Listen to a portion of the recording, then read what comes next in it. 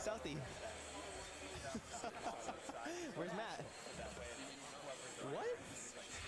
Bro, I'm doing much better, but I was sick all week. Yeah. Really? What's wrong with him? COVID?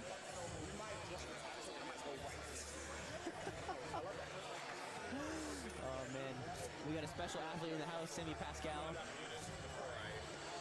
He's here. You're on the live stream right now. Want to say what's up to the people?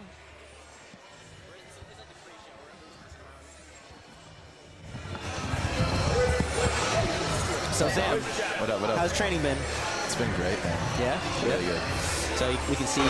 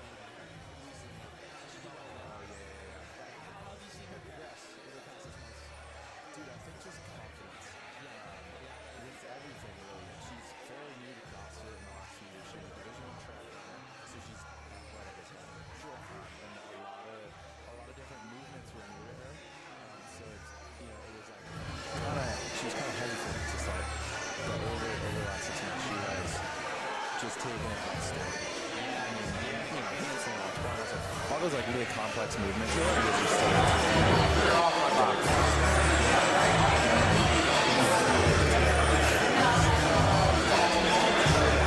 Yeah, I mean, I guess she's getting a little bit of a leg up because she is an athlete. She was a college athlete, runner, totally. cross-country runner, very fit. Not the typical, like, very, very skinny cross-country runner, but a very, like, fit cross-country runner. No, she's diced up. She's very diced up. And so, like, she definitely has a leg up on, like, entering the CrossFit world from that. Yeah. But, I mean, I was thinking back to myself. When I first started CrossFit, I thought I was, like, pretty fit. Not a college athlete, but I've been working out for a while. And to what you were saying about Jess, like, being able to do those complicated movements, like, that took me a while to figure out. Yeah. And, I mean, and yeah, sure, some people can just step on the gridiron, or step on the CrossFit field and just perform and just figure that out. Figure it out. But I wasn't one of those people, so big props to her for getting that stuff down. No, she's definitely done that. I mean, we had a workout a couple weeks ago. It was handstand walks and ring muscle ups, some complex movements. Sure. And she lit it up. And about a week later, we were talking about just her and CrossFit, and that's when I found out how new she was to the sport. Yeah. And I was just blown away. Really blown away. What, maybe a year or two in it? Something like that? Yeah, something like that, something new. Not much experience at all, and she's already making a big. How we sounding, Zach? Are we sounding fire? Are we sounding super hot fire? What's up, man? Sam. Yeah. This guy's a beast. Dude, I know. Providence Barbell Club. Yeah. Represent. I mean, I don't even know if these fit in my ears.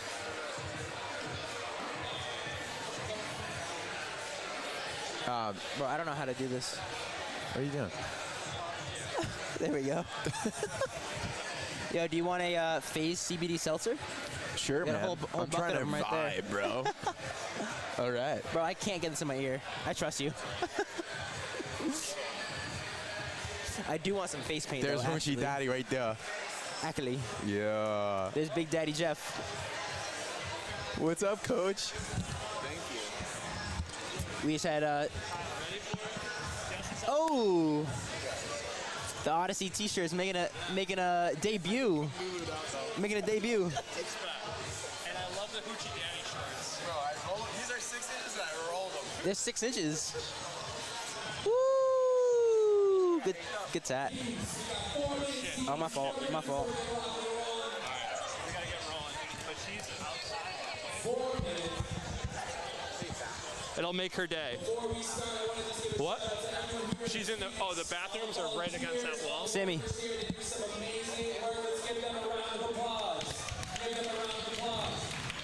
If you have any questions about awesome work that this place does, you can go right over to the desk. We'll answer all your questions and help you out. There's some phenomenal stuff here. Shout out to that. Let's give a shout out to Bern Prince. Bern Prince, look at this outfit. Look at this outfit he has on. Dude, Cam loves running the mic. Yes, sir. Just barely in there. Hey, one eyeball is all I The need. one eyeball.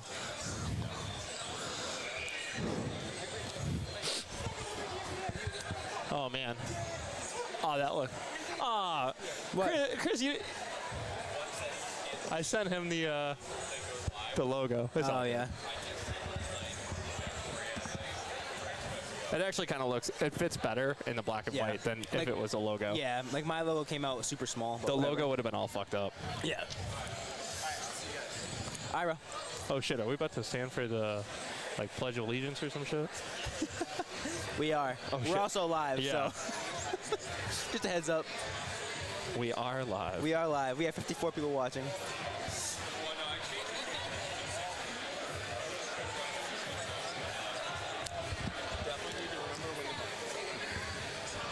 What's that? Definitely need to remember when the mic is on. Yeah. Hot mic. Hot mic. All right, things are getting rolling. Things are getting moving. It's 10:03. Our first event is slated to start at 10:05. Team competition.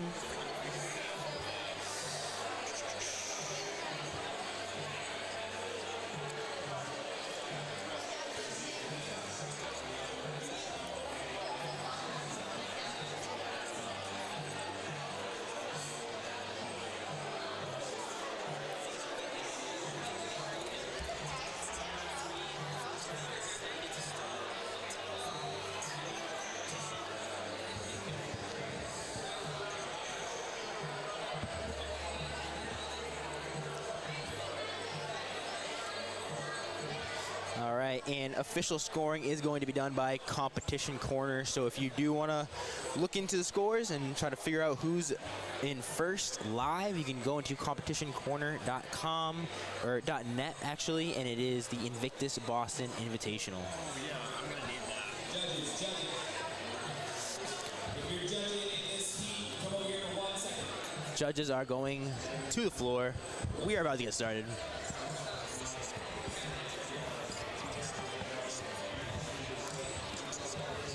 Our first event is team. It is from 10:05. The album Stankonia, which is the Outkast album. Fantastic album. Yeah. I'm sorry, Miss Jackson. Oh wow, that was a great album. How do you know that off the top of your head? That's I did a little bit of research yesterday. Okay. I knew Stankonia was Outkast. So I'm like, album Stankonia, that's a fire album. yeah. Andre 3000. It's about to kick off. Judges, when your team is ready, let me know. Let's make some noise for our All right, we are getting ready to go. Cam is on the mic. 10:05.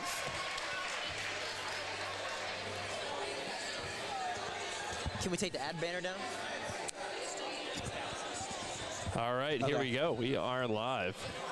Welcome to the Invictus Boston Invitational 2022. We have an exciting day ahead as we get ready to set off for the first workout, which will be the team workout today. And for those of you watching it at home, the first team workout today is as follows. Teams will be completing 20 chest to bar pull-ups, 20 alternating dumbbell snatches, 50 pounds for the men, 35 for the women, 20 toes to bar, 20 alternating dumbbell hang clean and jerks, 10 bar muscle ups, and 20 dumbbell And we overhead are squats. And here we go Here we go. Athletes are up. with the first sets of chest to bar going. And unsurprisingly, we see most athletes doing the butterfly pull-up technique. Although there are a few with the kipping technique, we do majority see butterfly. Absolutely. Yeah, and they're looking really smooth, looking like they're probably going to go unbroken here, which is pretty impressive, especially due to the sheer volume of pull-ups here. And we're on to the next.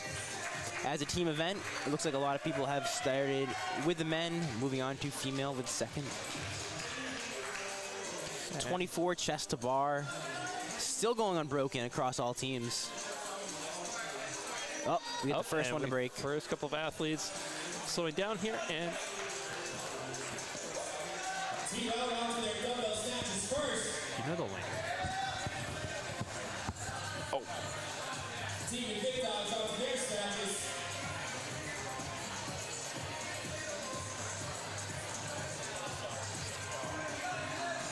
So as we're moving through this, the teams have now begun working into the dumbbell snatches here. And in lane 1 and the closest to us, you see the team Invictus as they move right through the dumbbell snatches with all the way down to the far end. You got the team Out Foundation, and next to them you have Team Phoenix. While in the meantime, Doc and Jock and Team TBO are still working through their pull-ups.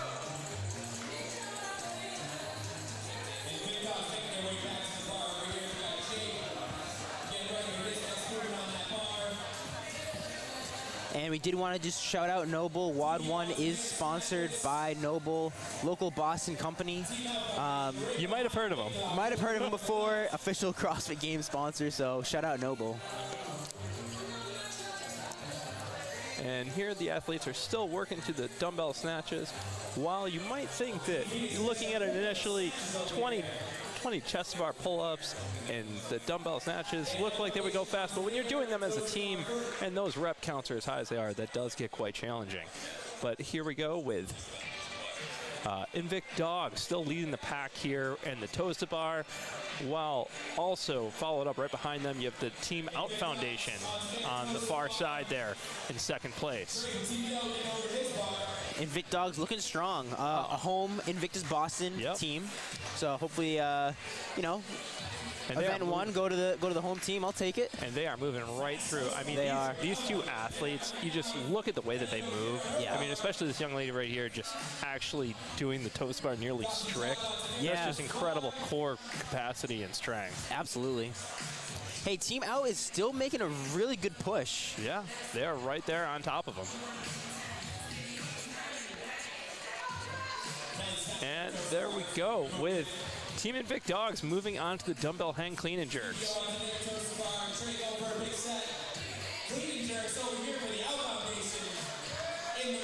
Oh, I stand corrected. We were actually flip-flopped. It's Out Foundation that is in first place, and Team Invictus on the far end that you see working through the clean and jerks as well. Lane 5 closest to us here. Yeah. Yep. Lane 1 closest to the door. Yep.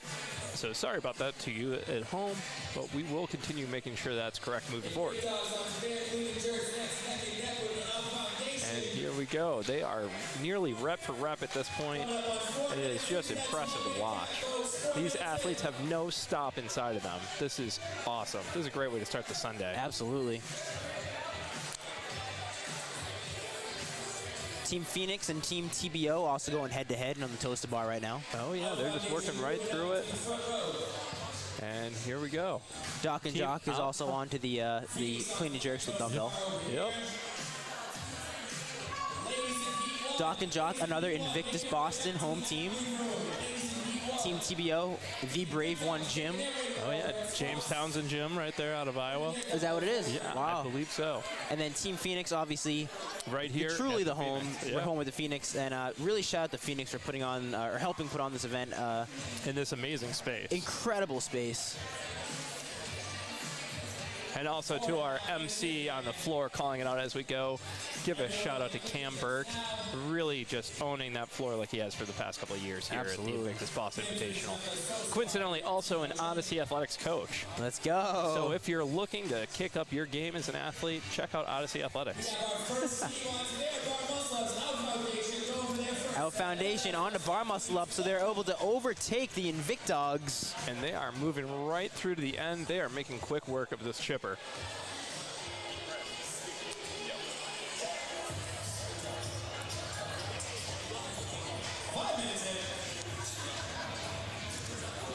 Looking good, looking good. Oh my gosh, they are just cruising. This doesn't even look like a challenging workout for them. It's actually impressive to watch. The Invicdogs are moving also very well on those muscle ups. Very gymnastic-like. And what I mean by that is, it looks like a gymnast would be doing those muscle ups.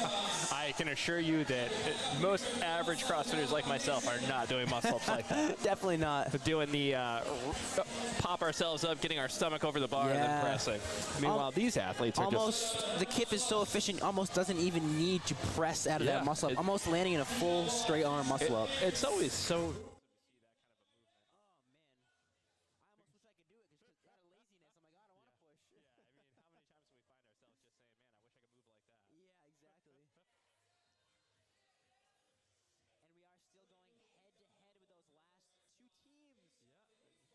Invicdogs and Out Foundation. Oh, and it's going to be down to the wire. And notice that both partners for Out Foundation went unbroken on the bar muscle ups. Absolutely. That is impeccable. Look at the mobility required for this dumbbell overhead squat. Not something you typically see in a class WOD or in a competition. No, it's quite a challenging movement. And the individuals, as they come up to it, are going to be doing actually at the semifinal weights of 50 and 70 pounds. So it's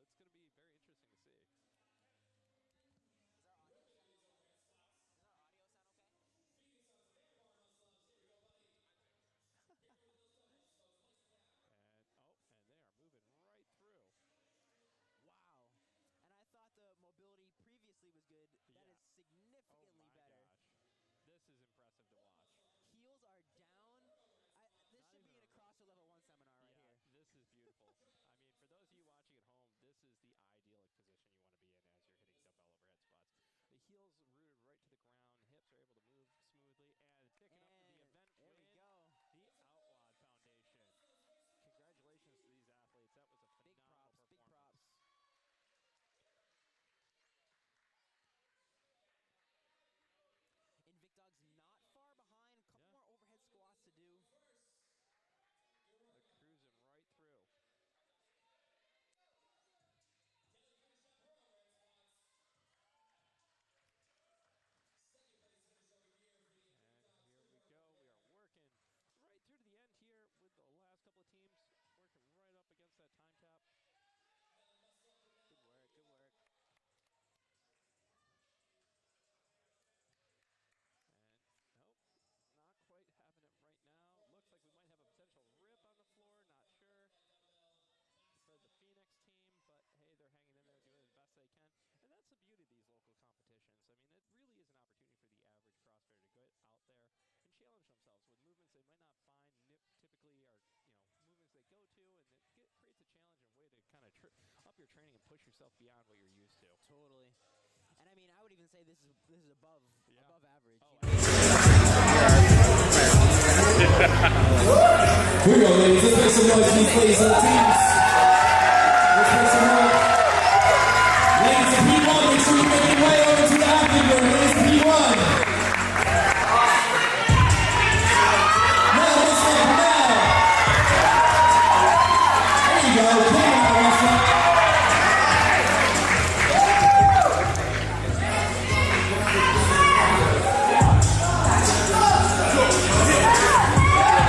12-minute time cap on this.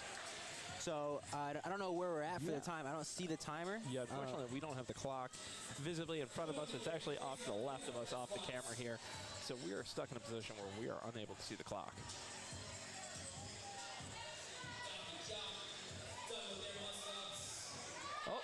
Oh, and see, fantastic.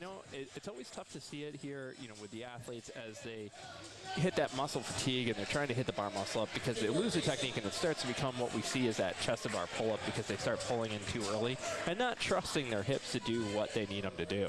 Absolutely. Yep. So close. And see, that's what we're talking about there. You're negating your hips because you're tired and you're not trusting your training. It's a tough thing to see, but, we keep putting in the effort and we don't give up, and that's the beauty of CrossFit. A couple deep breaths. Set yourself. Be in the moment. Big kip. We can get over it. Let's go. you know, there's a point where muscle fatigue, you just can't overcome that too. And it is what it is. It's competition day. Your heart rate's naturally higher than what it would normally be. But that's the fun of competition. You get presented with challenges and the opportunities to work through them. Absolutely. All right, and now we actually do have an update with 90 seconds remaining in 90 this workout. seconds. Let's cheer on these young ladies here as they try to hit these last couple of bar muscle-ups. Oh, there we go. Hey! And Team TBO continuing to move through these bar muscle-ups. Meanwhile, the Phoenix seems to have some minor struggles, but they're working on it. You got 60 seconds, folks. 60 seconds, And come on. Final minute. Down to See the if we wire. can get 8 reps. Get those boxes, hit different bars. Make this your workout. Oh, and there we go. We got another bar muscle up out of that one. Now let's see if the young lady here from the Phoenix can get it. And she's going. Oh, almost. She's so close. 40 seconds left, man. 40 seconds. Those last 30 seconds, I want to hear this place get loud. Come on, 30 seconds. Final 30 seconds 30 here. seconds. Team Event 1. And she's up and over. Gets that bar muscle up. And finishes on a high note. And here we go with Team Phoenix with one more attempt. Oh, she's fighting for it. She's fighting for it. Oh. Can't do it. That's all right. And TBO with one more bar muscle up. This is what we're talking about with that consistency and focus and trusting your training. Oh, last attempts from the ladies. Here we go. Oh, good stuff. Hey, that was a phenomenal effort from all of the teams and picking up the event win. Team Out Foundation. Team Out Foundation in first, Invictus in second. And we will follow up with the remainder of the teams after this.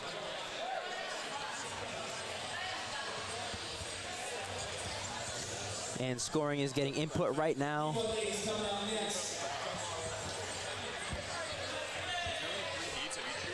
What? Is there only one piece per team?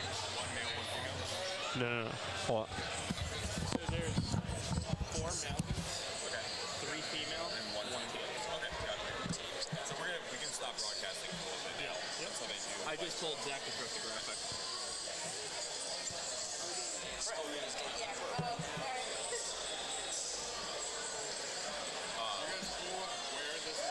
Yeah.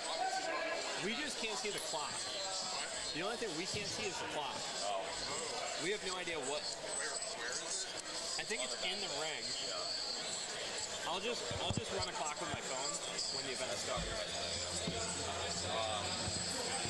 Okay, so you guys are off. Scores are being updated right now by the official scorekeeper working for Competition Corner. So just be patient with us and we'll plug them into the live stream as we get them.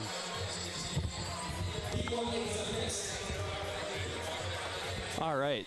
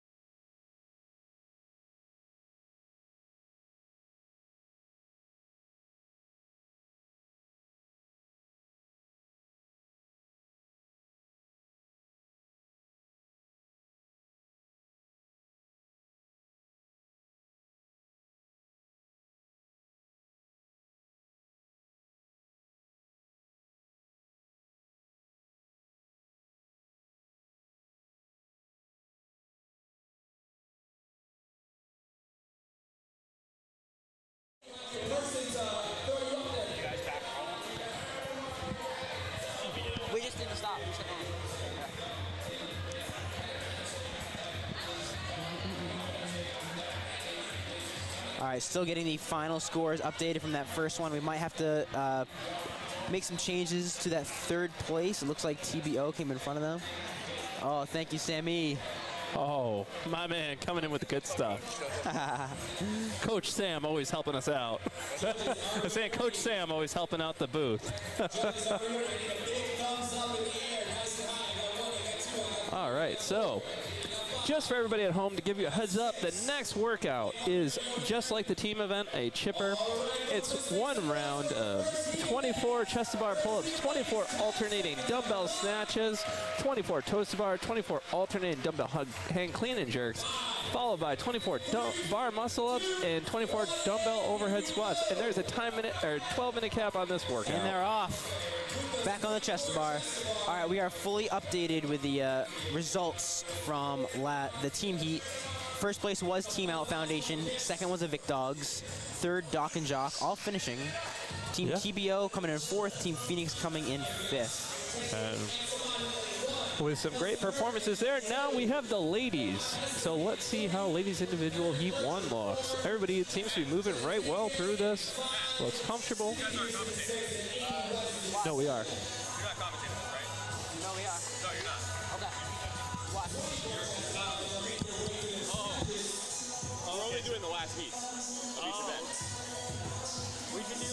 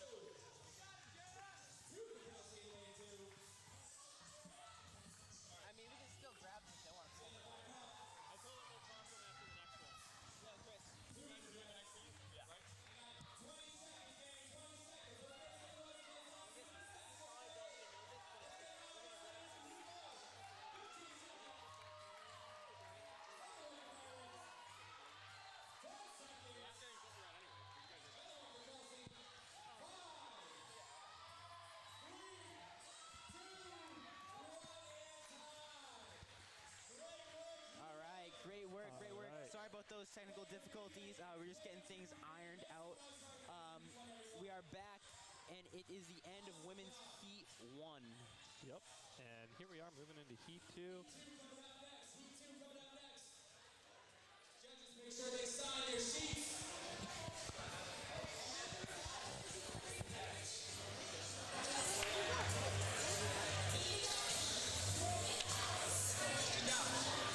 All right, so just as a heads up, as we go into heat 2, in lane 1, you'll have Caroline Wolfel, lane 2, Crystal Mayer, lane 3, Jessica Donahue, lane 4, Maddie Long, lane 5, Karina Archie McMillan, and lane 6, Emily Sackett.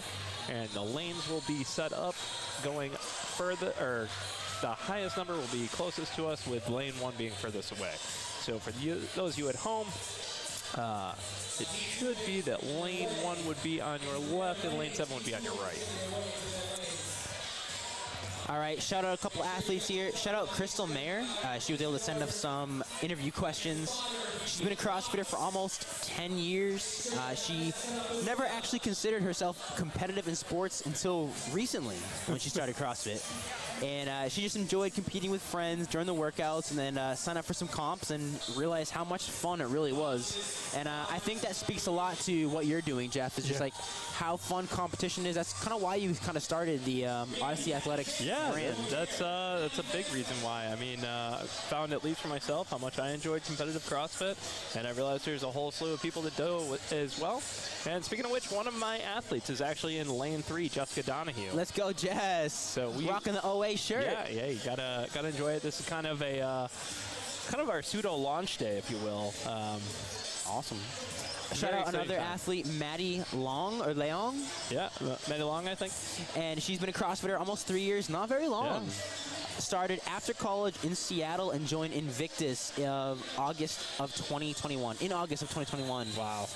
She realized she wanted to be a competitor when she was kind of on the best team in the class in sports growing up. Played D3 basketball at Vassar. Oh, wow. So she can ball. Okay. She's a baller. Let's see how that transitions over to all those gymnastics movements. All right. We are getting ready here.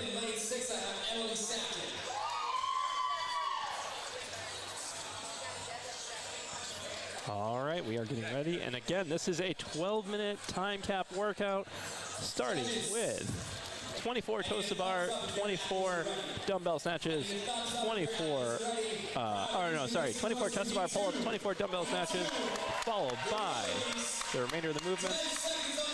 And there we go. 10-second countdown coming in hot.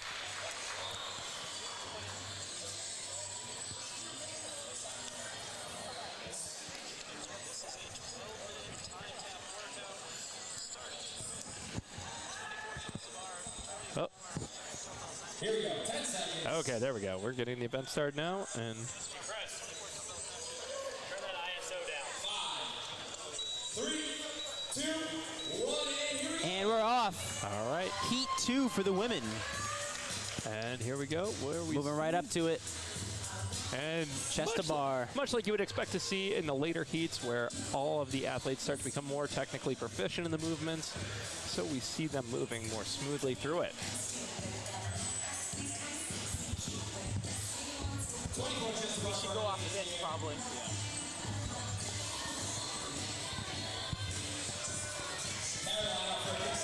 Form is looking good.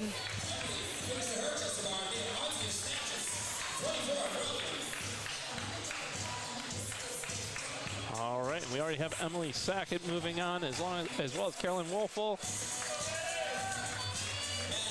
And Jess and Emily have now moved on. All right, we only have one lady left remaining on the bar, and the others are all working through their 50-pound dumbbell snatches. It's always so interesting to see with the adjusted weight of the dumbbells, because sometimes, you know, you get the athletes that are a little bit smaller, and that dumbbell can almost move them. Absolutely, yeah, it's a lot of weight to throw around, especially with the single arm movement. You're slightly off balance. You got to be really stable through the midline stability here. Absolutely, and I mean the challenge, you can see it, you know, as they try to hang on for those higher rep counts, you can just see the toll that it's taking on their shoulders as they're trying to transition that.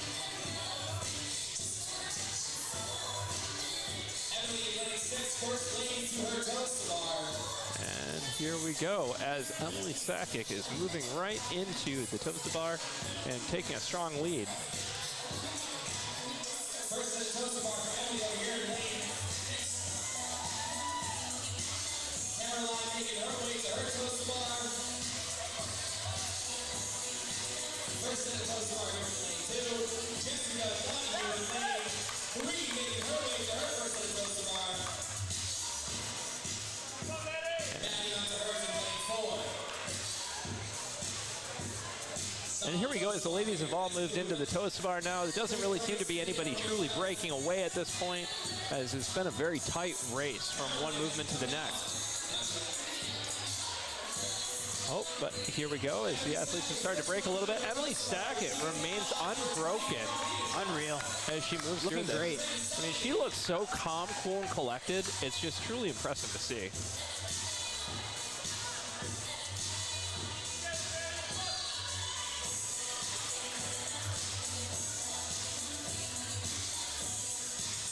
And Caroline Wolfel has finished her toes to bar and is now moving on to the dumbbell hang clean and jerks. And Jessica Donahue has now moved on to the dumbbell hang clean and jerks. And Maddie Long is still wrapping up her toes to bar, but will likely be there very shortly. Emily Sakic over at CrossFit Southie, another OG CrossFit gym. Been around for a while. Yeah, CrossFit Southie. I mean, they produce some very talented athletes. Original 100, maybe? So I dare say. It's been around for a while. It definitely has become a place of notoriety in Boston. Absolutely. Katrina is competing for CrossFit CLT. Okay. Maddie Long is over at Invictus Boston, another hometown girl. Yeah. Jess Donahue, Odyssey Athletics. Yeah. Hey, gotta represent the squad. Crystal Mayer, Tallinn CrossFit. Carolyn Wuffel over at Timeless CrossFit. And as these ladies continue to move through the movements, we're starting to notice that shoulder fatigue as it's actually setting in. I mean, this is where the workout starts and gets very challenging. And I can tell you that from having worked through this with Jess and practicing as we've built up to this, this is such a challenging piece because not only do you need to push yourself in the time domain, but you also have to deal with muscle fatigue as you're working through it. Notice how Emily Sakic just dropped her dumbbell because it's setting in, as she had been going unbroken the entire race. So now the test is becoming the real test. You see the fatigue hit as they work through it. Caroline Wolfel taking some breaths. Yep, we get to find the grit and who has that mental toughness to keep moving. Emily Sakic, dumbbell still in hand. Yep, pushing through. You the lead, but she is definitely struggling a little. Oh, here she goes. She's moving her dumbbell. She's onto the bar muscle ups, but so is Jess. Jess just working through it, right behind. Right on. Right on her tail. And Caroline Wolfel right on her tail as well. This is a very tight race for Heat 2. Very tight. As these ladies are working back to getting on the bar, none of them actually have jumped on the bar yet. And so that's kind of an interesting thing. We still have about 7 minutes left. Emily Sakic with the first muscle up. Right up. Oh, and she is making quick work of this as she moves smoothly through this.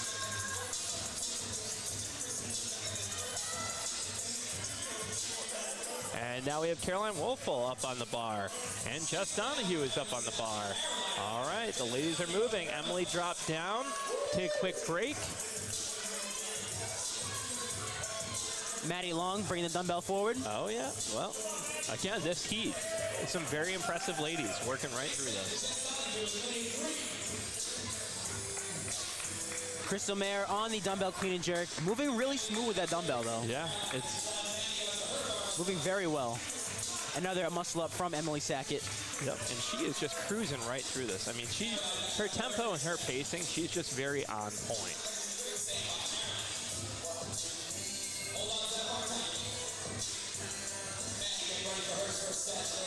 Caroline looking good with those muscle ups. Yep, she is very smooth, and Jess is right back on the bar and working right through it. A lot of volume here. Yeah, this is a challenging workout. Don't let this kid you with it only being one round.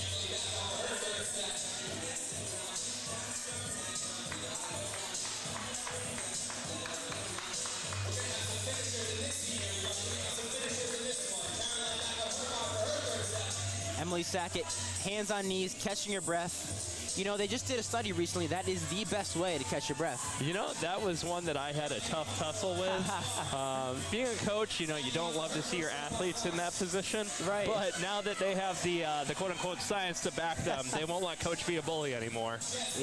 We're guys of science. Yeah. And here Emily we go. Sackett looking like she's getting some muscle fatigue going down to the end. It definitely is beginning to happen.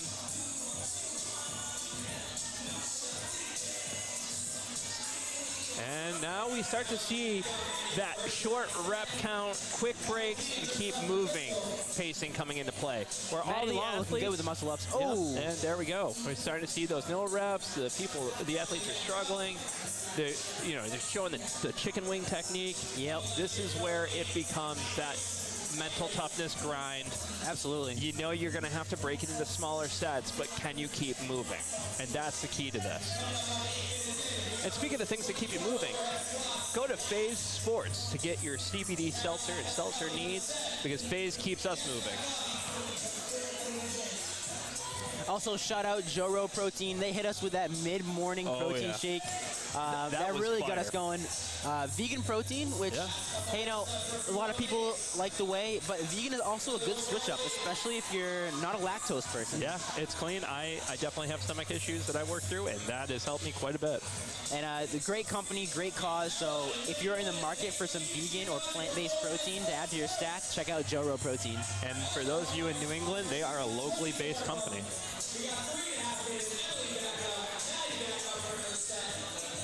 All right, so as we're working through this now, and the ladies are moving on, we have a little less than 3 minutes and 30 seconds remaining for those of you at home. So that is a little over 3 minutes and 20 seconds now. And Emily Sackett has moved on to the final dumbbell, but so has Overhead Caroline squats. Here we go. And they're moving. These ladies are moving. Not only are they moving well, they're moving efficiently too. It's CrossFit Southie versus Timeless CrossFit. Let's go. Let's see who's got it. Who can hang in there the longest?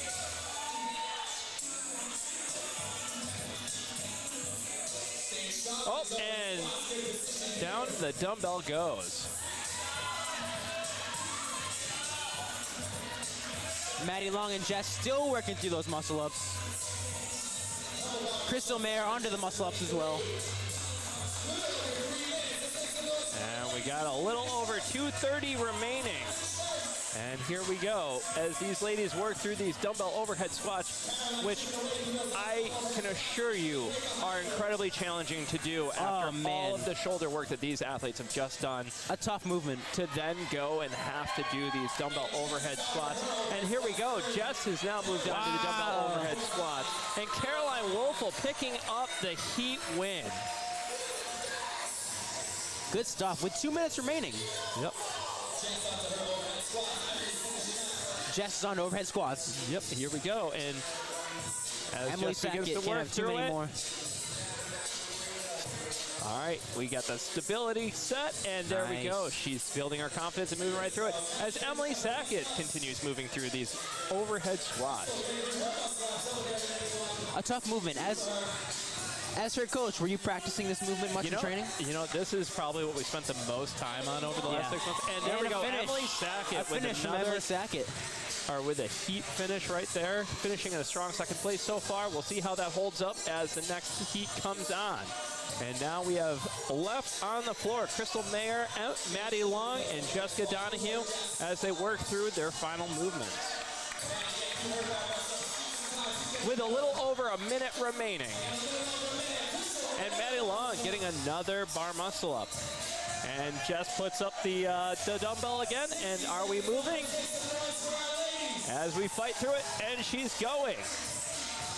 Hang in there, kid. Come on, Jess. Oh, Maddie Long getting over. Oh, Nice. she manages to get over the bar and finish the rep for the muscle up. So now she's on to the overhead squats.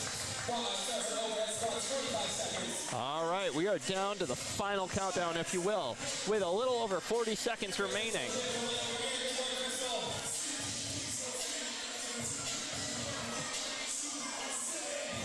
And these ladies are fighting, they're working. Last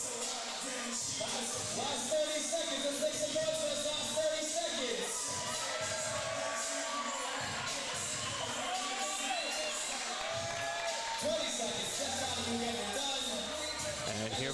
the final couple of reps with less than 15 seconds remaining as these ladies are working through. And can they get the last rep? And that is Nice. the end. And that's a wrap. Good stuff. What an event one. All right, so now the ladies of the next heat are getting ready, and this is the final heat for the ladies division coming up. And lay low with the finish. Good work, Caroline. Good work, ladies.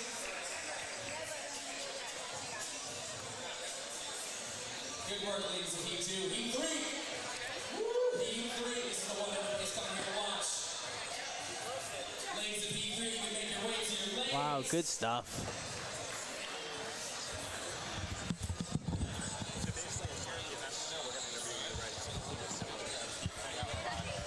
All right, we're flipped, so we're good to go. Yeah.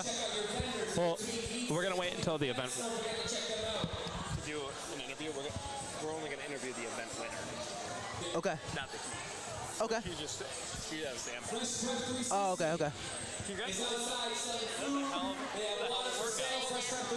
Yeah, so I don't know if you were done right after, assuming your score holds up, but that was really impressive. Thank you. So what do I do? Okay, I can go back to You can just hang out, or you can come back, whatever. Alright, I'll come back. Ladies of Heat 3, make sure you got all your things in order. You got all your boxes. You got your spotter.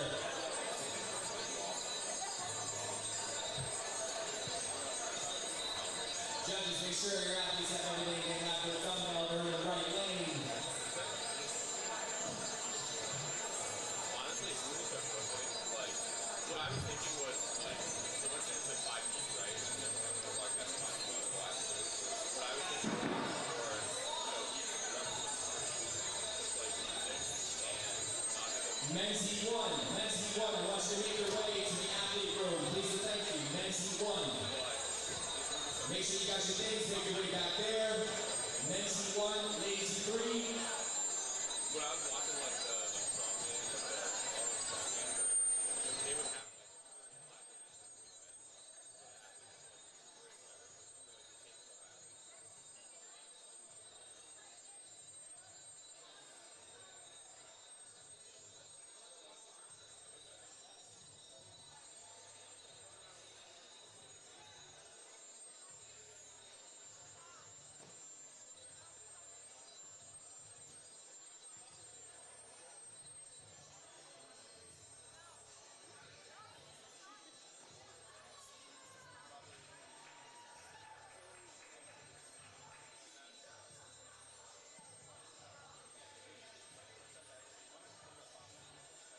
Ladies in Heat 3, judges in Heat 3, are we ready?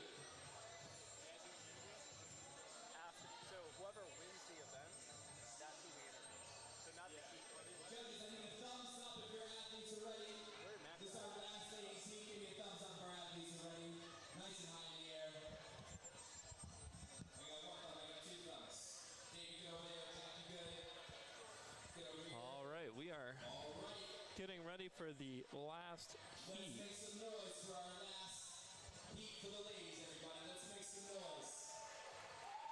I'm good. 10 seconds on the clock. 5. All right, here we go. And we're working. And we are in the last heat here of event 1 for the ladies.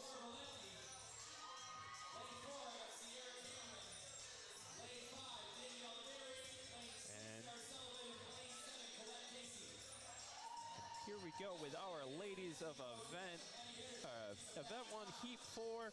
And here is your athletes in order. In lane 1, the furthest away from me, you will find Aurora Vallant, followed by Nicole Corrigiani, followed by Leilani Hartley and Sierra Cameron in lane 4, Danny Oliveri in lane 5, Sarah Sullivan in lane 6, and lane 7, Collete. So, as we're moving through this, again, this workout is a 12-minute time cap. It's 24 chest to bar pull-ups, 24 dumbbell snatches, 24 toes to bar, 24 dumbbell hang clean and jerk, followed by 24 bar muscle-ups, and finally, 24 dumbbell overhead squats. And now, as you can look and see the ladies moving through this, you see the difference of what heat 4 is versus all the other heats. And this just reigns the same at every level, it's always impressive to see these athletes. They are just absolute walls to try to, or just absolute houses. Absolutely. So we have just some shout-outs. Danielle Oliveri over at CrossFit and Skiag. Yeah, and she is also an OA athlete, Odyssey Athletics. Absolutely. And so is next to her in lane 6, Sarah Sullivan, Awesome. brand new Odyssey Athletics athlete. And she's over at CrossFit Prosperity. Yep. Where is that located? That is down in, I'm going to get this messed up, but I want to say it's somewhere in the Milford area, Dedham area, something like that. Okay, Massachusetts. Yeah. And here we go as the ladies are making quick work of this, and they are already into the toes to bar.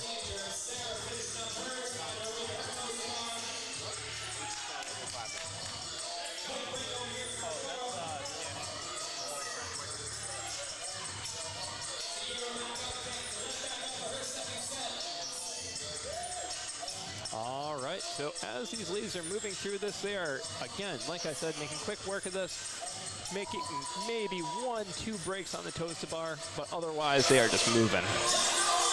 So some quick info on some of these athletes. We have Aurora. She started CrossFit in 2015 by mistake. She was an undergrad in exercise phys, and a professor asked her to participate in a CrossFit competition for extra credit. She started coaching in 2017 at her professor's gym. Kind of a cool intro story. Yeah, I got a chance to actually talk to her at length about that. It was really interesting, really bright on her, really smooth on her professor's part, owning a CrossFit gym and then just getting all their students to be interns there. Absolutely. And she's you had asked her what's her biggest win in the last 6 months. She's doing a bridge doctorate. Yeah. So do you know what she's doctoring in? It's some sort of physiology. Some phys? Okay, yeah. Cool. She's finishing her last final, or she finished the last final last week.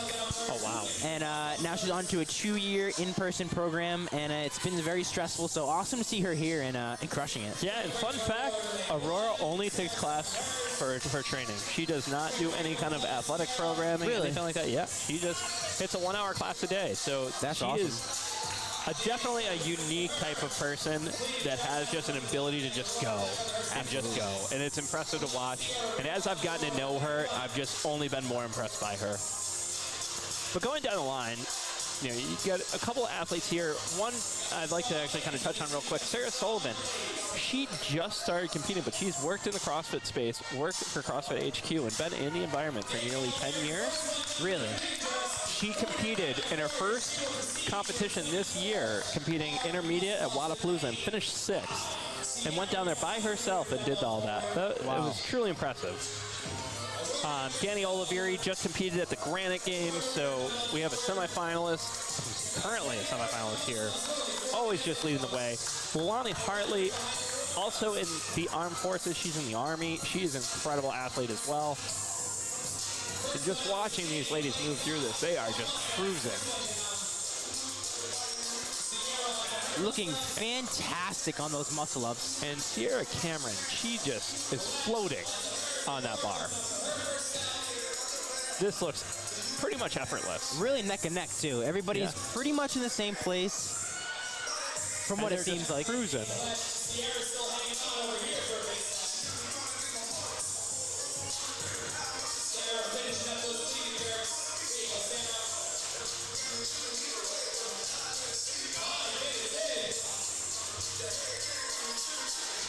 And as we have a tight race here between Danielle Oliveri and Sierra Cameron, they're just moving right along, but also these other ladies are not far behind them.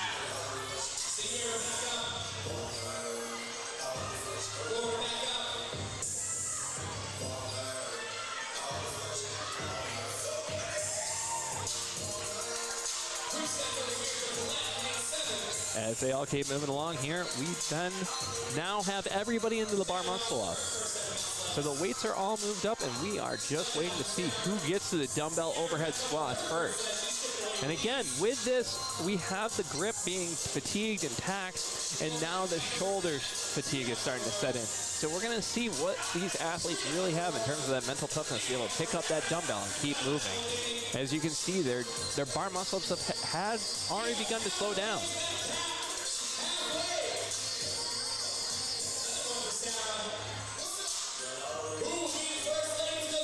And over over here on the far right in lane 7, you have Collete just moving right through these bar muscle still, maintaining a true snappy kip. It's really impressive to see, especially at that level. And there goes Danielle Oliveri right back up on the bar. And she is just moving very gracefully. This is, again, fun to watch. And these ladies are just truly impressive. I mean, to put it in perspective, this workout, again, you're talking about upwards of 70 straight reps of just shoulder to overhead with the dumbbell before you're even having to talk about the gymnastics. It's just challenging to do something like this with that kind of a progressive loading. Oh, I know. And they make it look so easy. Yeah, they really do. I mean, you know, again, just from somebody with poor mobility trying to overhead squat a 50-pound dumbbell at 215 pounds is not a easy. challenge for me. Now you look at these ladies doing it, and they're just moving the dumbbell like it's nothing when they get there. You'll see it in a second. What a great event. I think Bern's done a really, really good job, especially with the facility, especially with picking the workouts. This 24 bar muscle up, nobody is safe. Yeah. Nobody is doing these unbroken. People are failing. People are having to sit, strategize, catch their breath. Oh, and here we go. Sierra Cameron has moved on to the dumbbell overhead squat. She is the first lady to move on, but close behind her are Aurora Villan and Danny Oliveri. Oh, and Danny seems to have moved over to Sierra's bar to create some more space. And Sierra is moving on.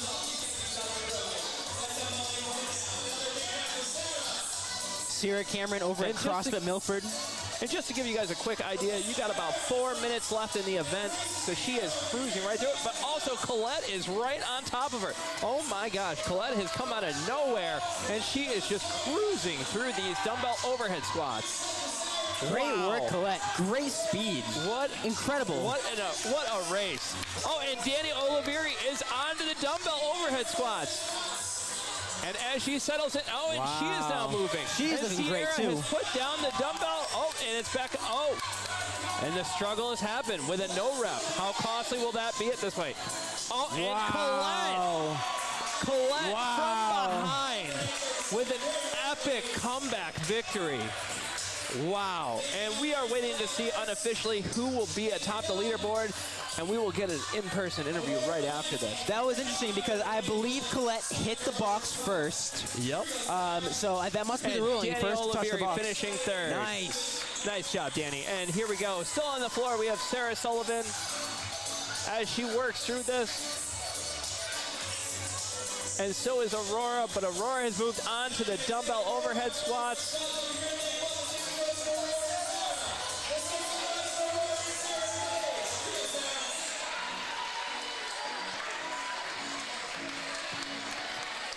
Aurora busting out the overhead squats.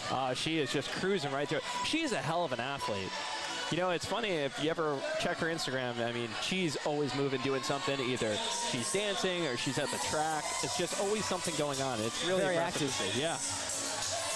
And there goes Sarah. And fun thing about Sarah, Sarah's actually about to start a trip across country. Just bought an RV and just going to be cruising around the country for the next year.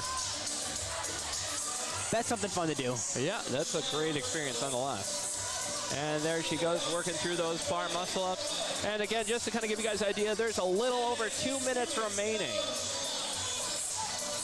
And there goes Aurora setting down the dumbbell and finishing strong. Good finish, Aurora. Just about 2 minutes to spare.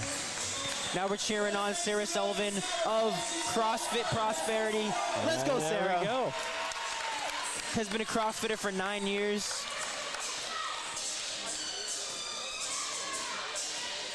She finished 6th place in the intermediate individuals at Wadapalooza. Yeah, it was pretty impressive. Based on what she told me, she just kind of did the qualifier and then just went down to Miami on her own. Had no idea what she was doing. Just kind of threw her head in there and just got after it.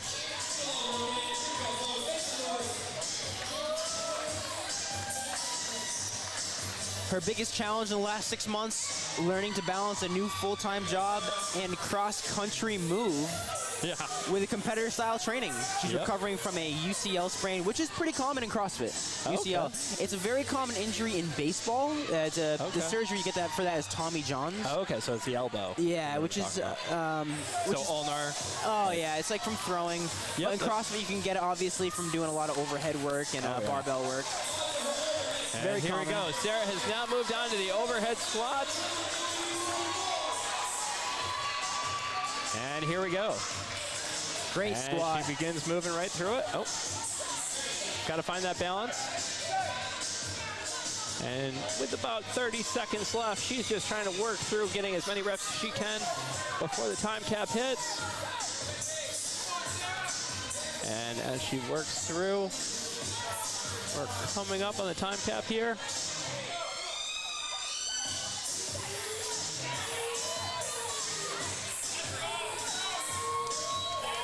And we are down to the time.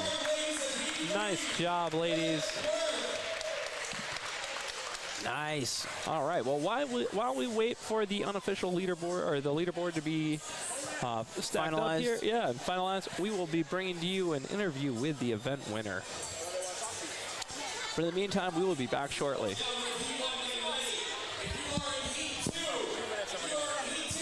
Let's stay right here. When the heat before you starts, you need to be in the athlete room when the heat before you starts. How are the batteries?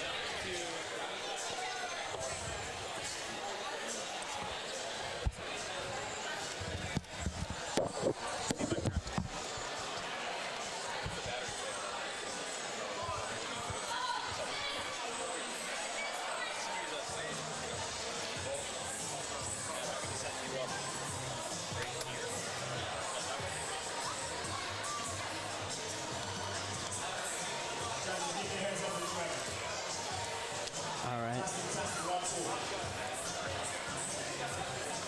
There you go. Slider on the road. Yep. Do we have one more person?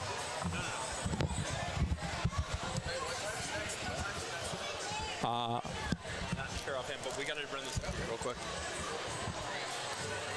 We have to do this thing real quick. Yeah.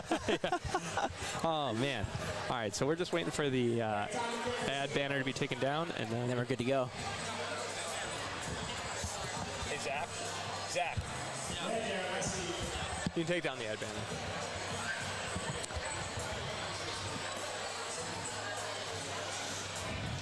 Big smile, Collete.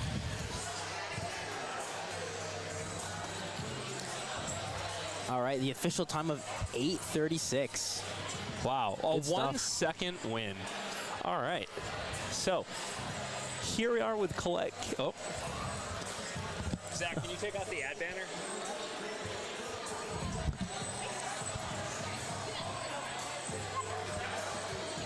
there we go. It's good, yeah.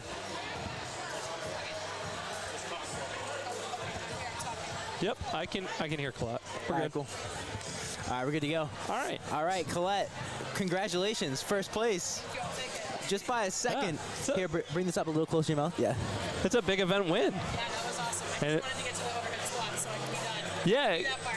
yeah. Kind of take us through what that was like for you. I mean, It was a fun event, but I knew getting into bar muscle ups, I other people would potentially crush it and have a good set. So if I could just finish slightly behind whoever, I knew that I could take it on overhead squats because I love overhead again. So that's it. I mean, that was really cool to see. Just the way that you just flew through the overhead squats. It didn't phase you at all.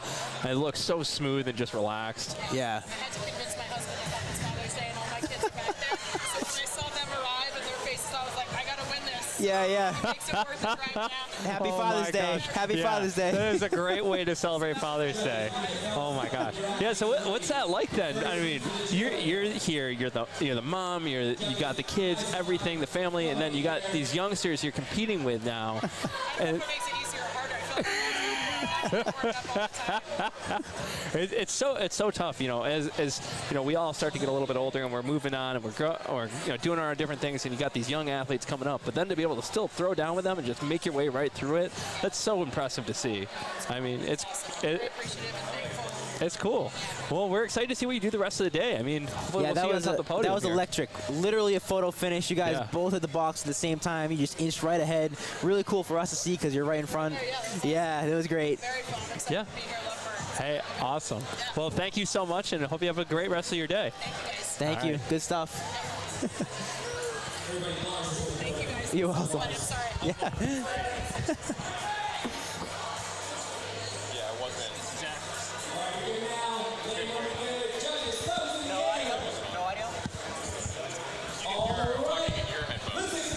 Hey, Chris, can you hear this one better?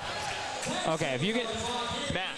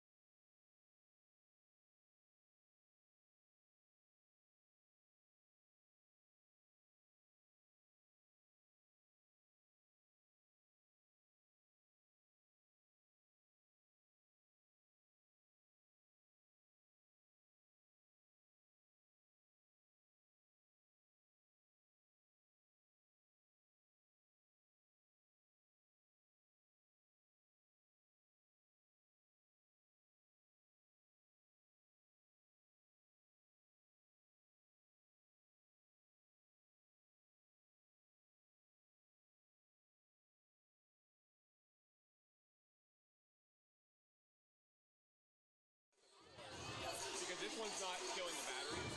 Our batteries are already half dead on the sling. And we've done one event, which means we're going to have one camera left by the end.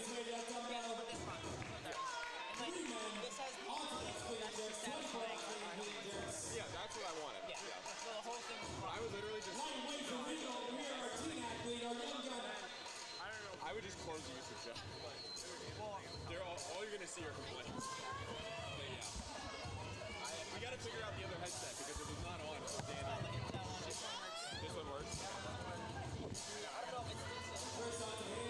You can try switching the sockets and see if it's a headset or if it's a socket. Realistically, it doesn't matter.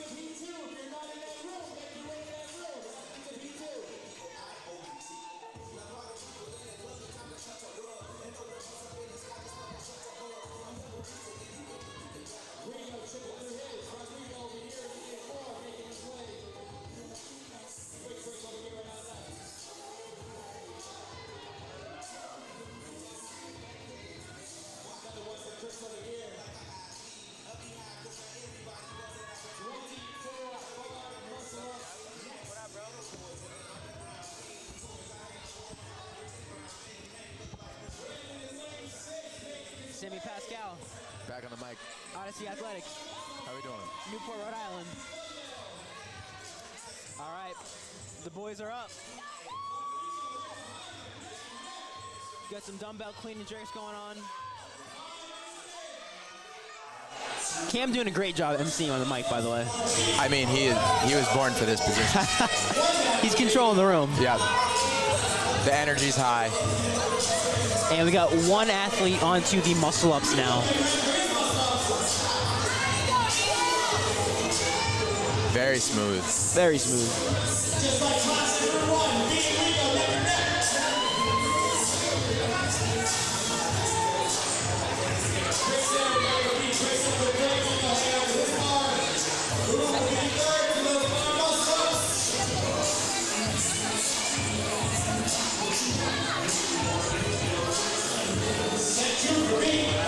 And back. I'm back. Yep.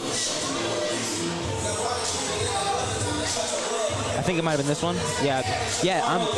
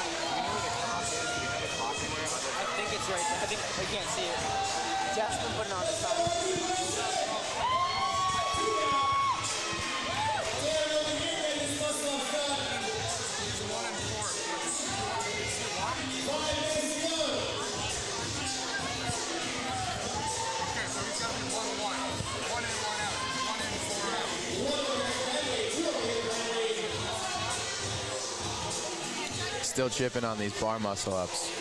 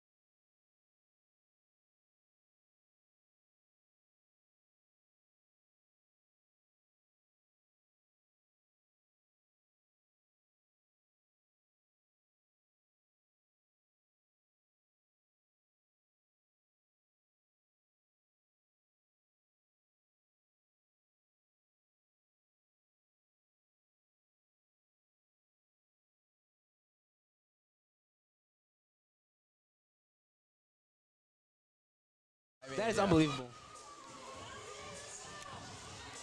Great stability required there. It's unbelievable. We actually tested this workout about a month ago. Really? And the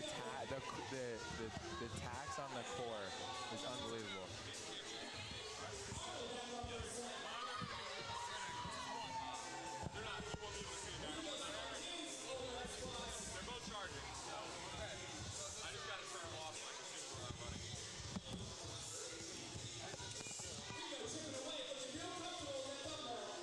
Wow.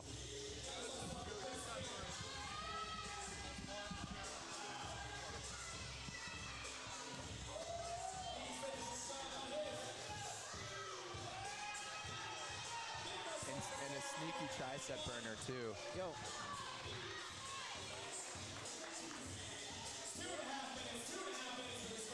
I think that was too bright, that's why we turned it down. Yeah.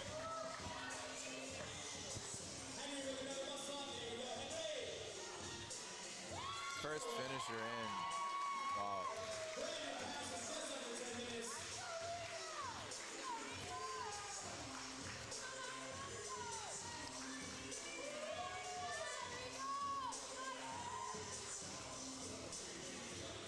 You got 2 minutes for these gentlemen. 2 minutes. 2 minutes remaining. The workout is the album Stankonia Whoa. from Outkast. Funky, funky. Funky fresh. So fresh, so clean. I'm sorry, Miss Jackson. I'm sorry, Miss Jackson. I'm sorry. We got a question in the chat. How many heats of event 1? There is 1 heat for the team, 3 heats for the women, 4 heats for the men. And I'll type that in the chat too. Oops.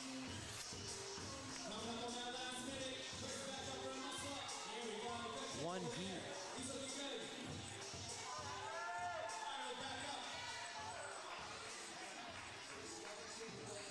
60 seconds. Come on, those last 60 seconds.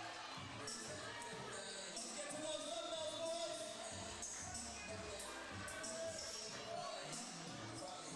Heavy back up.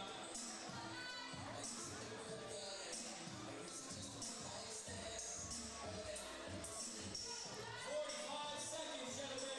45 seconds. 2 finishers so far.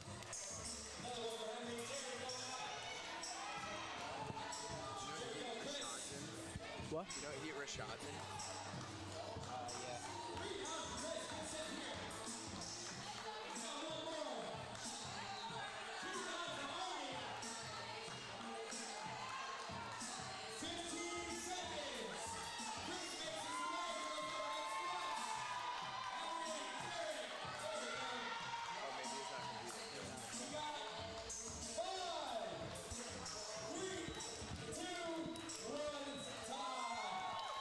Nice job from Heat 1. Good work from Heat 1. In Heat 1 men, we had Darren, Marcus, Henry, Rodrigo, Chris, Brandon, and Arnold. Representing CrossFit Invictus, Independent, CrossFit RPB, Route 1, Little Creek, Route 1, and Route Run. Route Run really taking over Heat 1. CrossFit Route 1A. Shout out Cam Burke. Shout out Cam. Ew. Moving on to men's heat number 2.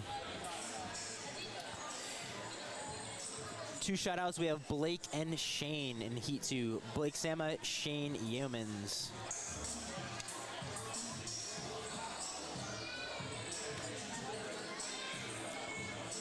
Lane 1, Blake Sama. Lane 2, Alex Hutchins. Lane 3, Shane Yeomans. Lane 4, Kenya Clark. Lane 5, Scott Tebert. Lane 6, Brian Cunningham. Those are from CrossFit Free, Independent, CrossFit Southie, CrossFit NCS, Invictus Boston, and CrossFit Selfie.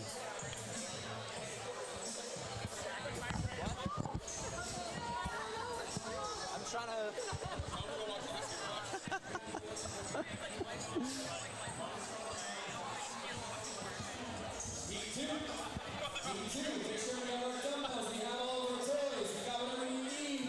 So we got a quick shout out.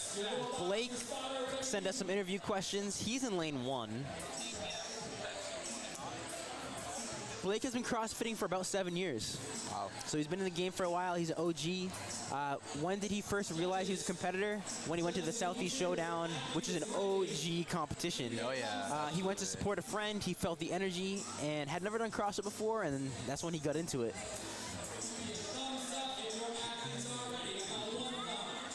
Jeff talked to Blake a little bit. He goes, "What do you prefer, barbell gymnastics?" What is the answer with? I'll take them both.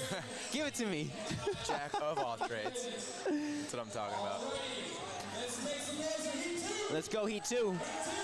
Heat 2 underway in 10. Also shout out Shane Yeomans.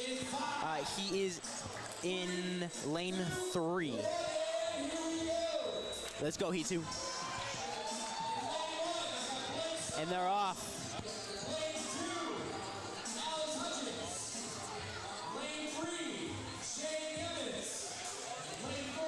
Shane is not a full-time CrossFitter like most of the athletes here. He's an OR nurse, a nurse in the operating room. Full-time, and he's going to grad school to become an acute care nurse practitioner. But hey, you gotta make time for CrossFit. Got to. You gotta fit it in. Got to. You're living that life right now, Sam. I am. Trying to fit it in where you can. Fit it in where I can a couple times a day. Are you doing 2 days right now? I am. I got Coach Jeff and my teammate Matt down my neck every day. Ooh. But it's great. We're enjoying it. Shout out Matt Early. Shout out Jeff Arnold. Yeah. Shout out Team Odyssey. Odyssey Athletics.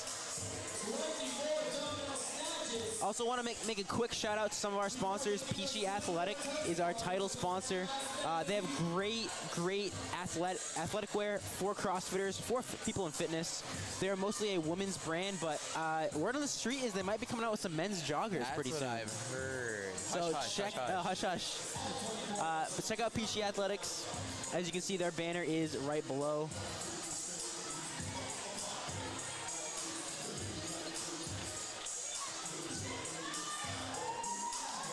Heat 2 coming out strong. You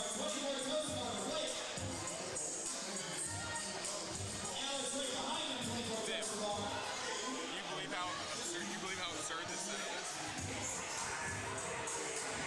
Prepare to take a picture at Spartan? I got it. It's awesome. It's sick.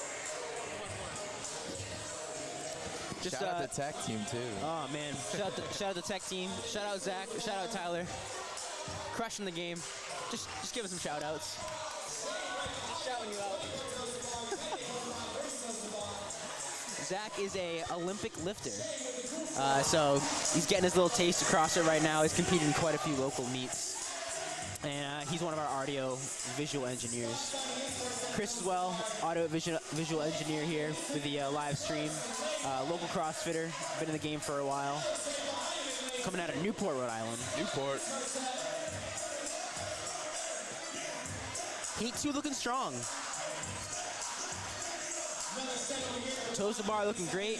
Look at that perfect pike position we have in lane 4. I mean, that looks like a gymnast. That is Kenya Clark over at CrossFit NCS. Okay. Where is NCS? Let's figure it out. Jamie, pull that up. I mean, wherever it is, they really teach the technique. Colorado Springs, Colorado. Wow, he came far. So he's getting some of that red blood cells up there, the elevation. Ooh. That's a performance enhancer. Ooh, he's doing it right then.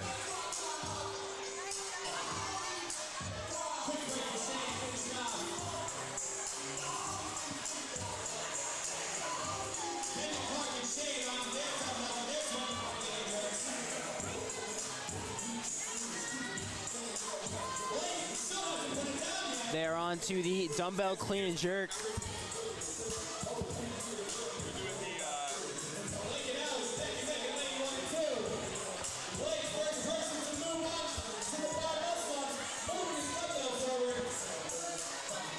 Is that Blake in lane 1?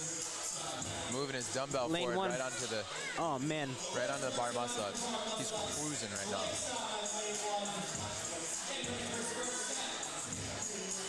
And again, this workout is extremely taxing on the midline. It is. Toes to Great bar, looking bar muscle ups. I mean, Almost full extension. technical. He's catching them very high. Great, yeah. Very efficient. Great kip. Great kip. It's all about the kip. It's going to keep his triceps nice and fresh. fueled up for his overhead squats right after this. He's over at CrossFit Free, which is a CrossFit gym in Salem, New Hampshire. Okay. So making the drive down today. And just want to talk a little bit about this event in general. This is season 3 that Bern has been on, and Bern is doing some dancing right now. He's looking fly.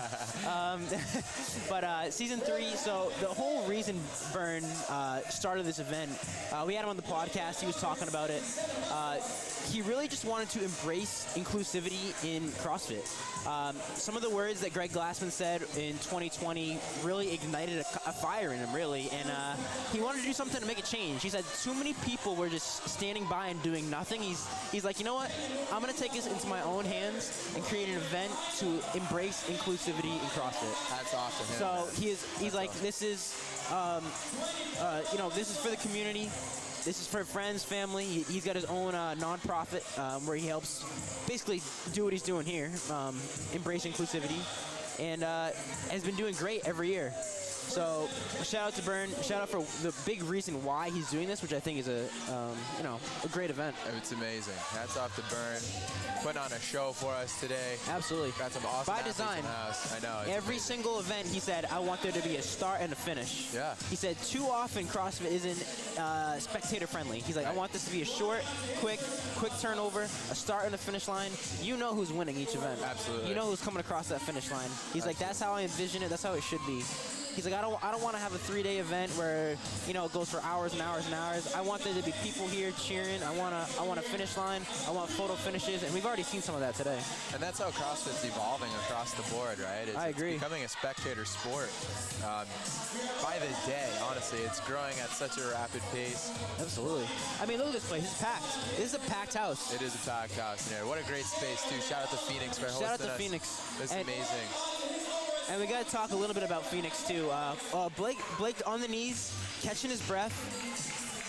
Those overhead squats must be a killer. It's tough, man. It is tough. Let's back up. Collete, I'm gonna go back to the women's third heat. Collete, who is the winner, smashed those overhead squats. My jaw dropped. My jaw dropped. She was coming in. She was in second place and then just blew by the first place person who was previously in first, just through pure efficiency. Made it look like an air squat. Yeah. Unbelievable. Blake moving through him. He's taking his time, it looks like. He wants to stay stable, keep that dumbbell overhead, stay safe for the movement. But I mean, people might catch up to him. He's taking quite a few rest breaks here. Yeah. I think that's a great option for him, because the no rep overhead is tough, right? Having the dumbbell overhead, you're exerting so much energy. You want to keep it overhead. You're better off going nice and steady, making those reps count, as opposed to trying to fly through them and maybe getting a no rep. He's doing a great job. Elbow completely locked out. Yeah, great form. He's doing awesome. And he's got a safe lead right now. Only one on the dumbbell. Slow and steady. And he's done. And he's done. Oh my gosh. That's awesome. Crushed it. Oh, that's a new play. He did it in the lifters. Really? He did it in the lifters. What was he wearing? Those look like Adidas lifters. That's actually a great idea. The overhead squats, that's a little step up. Kind of funky on the toes of the bar probably, but that's all right. True. Hey, if this was me in this competition, I'd probably wear lifters too. I wouldn't even think to do it, but I think I would now. Absolutely. We have lane 6. I think we have lifters as well. Yep. Those are the Nike Romellos. Romello 2s. Good call. Good Romello 2s. You know your Nikes. I do. I'm a big shoe guy. Nikes on my feet. Keep my cipher complete. Oh, Dr. Matt with the bars. I got the Nyjah Free Skate 2s on right now. Shout out to Nike. I'm wearing my Converse. With jeans, it's kind of my go-to. Yeah, it's Chris is one of our video guys. Chris's favorite piece of clothing is jeans. He loves jeans. Yeah. That's interesting. I'm not a big jean guy, especially competing in CrossFit. My legs have grown substantially, and it's like shorts or joggers for me, and that's about it. What do you think about the Born Primitive jorts? The Born Primitive? Yeah. I think they're amazing. So Born Primitive, shout out to them. We had some conversations with them before the event. They dropped off $20 gift cards to each one of the athletes. So athletes back in the athlete warm-up area, you will have $20 gift cards from Born Primitive. Shout out Born Primitive. And we have 2 more athletes moving on to the overhead squats.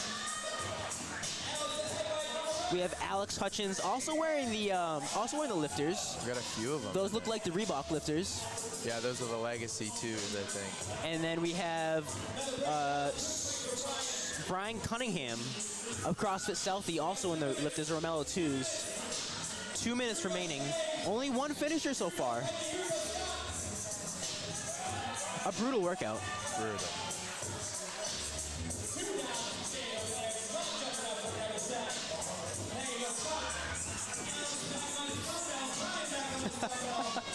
Is he here?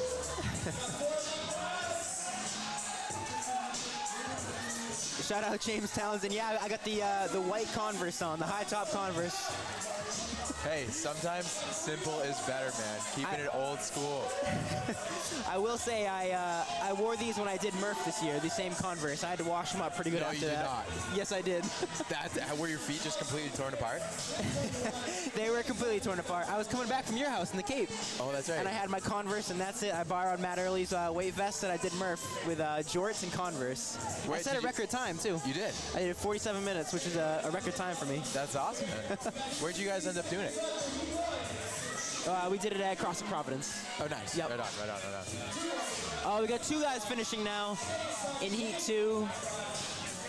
Lane 2, Alex Hutchins of CrossFit, or he's independent. He's independent. No affiliate.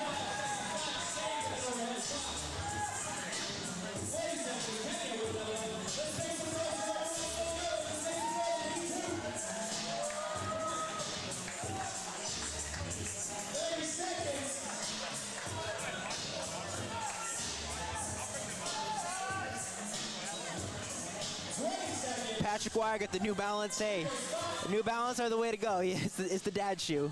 You can definitely rock those. I do not squat in the Converse. I'll deadlift in them. I can't squat. I gotta go for my lifters with squatting. I've been training a lot of Olympic lifting recently, so I'm kind of stuck on my my Adidas lifters.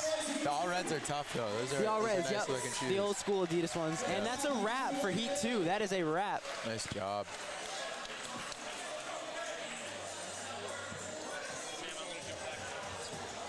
All right, passing the mic back off from Sammy Pascal, coming out of Newport, Rhode Island. Odyssey athlete.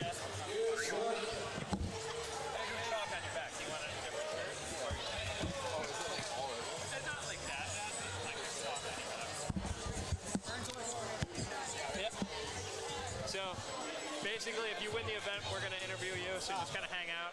You don't even have to. You don't have to stay here right now if you don't want to. Yeah.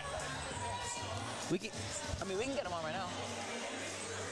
We want to do the event winners, not heat winners. Okay. Because that's more like similar to CrossFit. Okay. All right.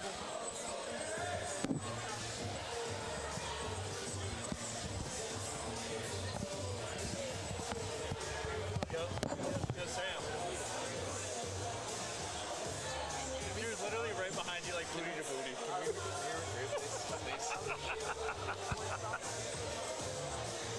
She was like booty to booty with you. Thanks for filling in for me. I completely forgot about the fucking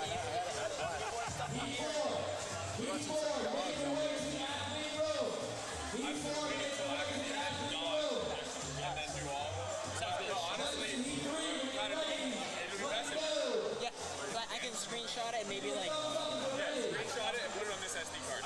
Rip this out. I'll introduce you. Yeah. You guys can talk about it after. So then too, there's going to be the team first heat, which you're going to be doing live. After one female heat, during that female heat, we're done. We should run the ad, and then you should talk about it later. Yeah.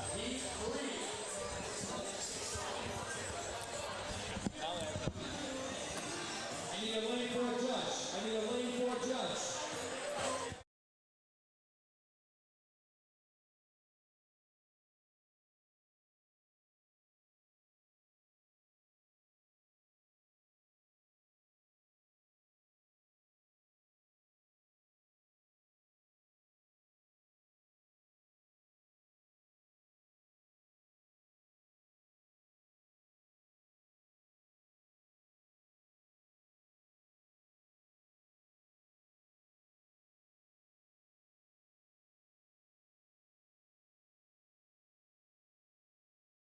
Lane 2, Samuel Carmela over at Invictus Back Bay. Lane 3, George Luzek over at CrossFit One Nation.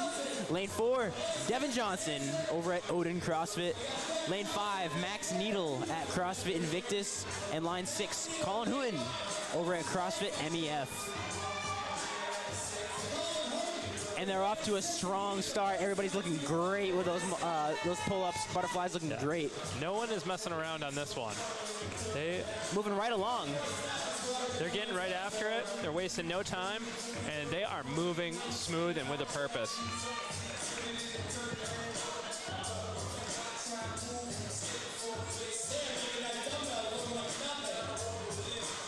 And so far, we have everything pretty much neck and neck, which, you know, for the most part is pretty unsurprising.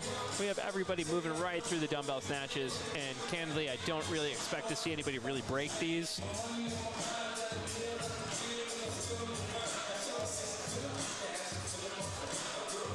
I think we'll see something much of, like, similar to the women, where we won't see breaking up movements until we get to the bar muscle-ups and the overhead squats.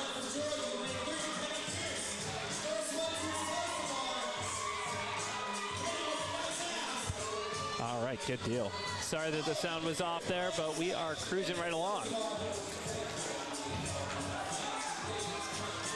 All right, so we have two gentlemen already onto the toes to bar. We have a third George and also Devin O'Neill moving on to the toes to bar. And it looks like everybody is just moving right through this like we were talking about. To no surprise.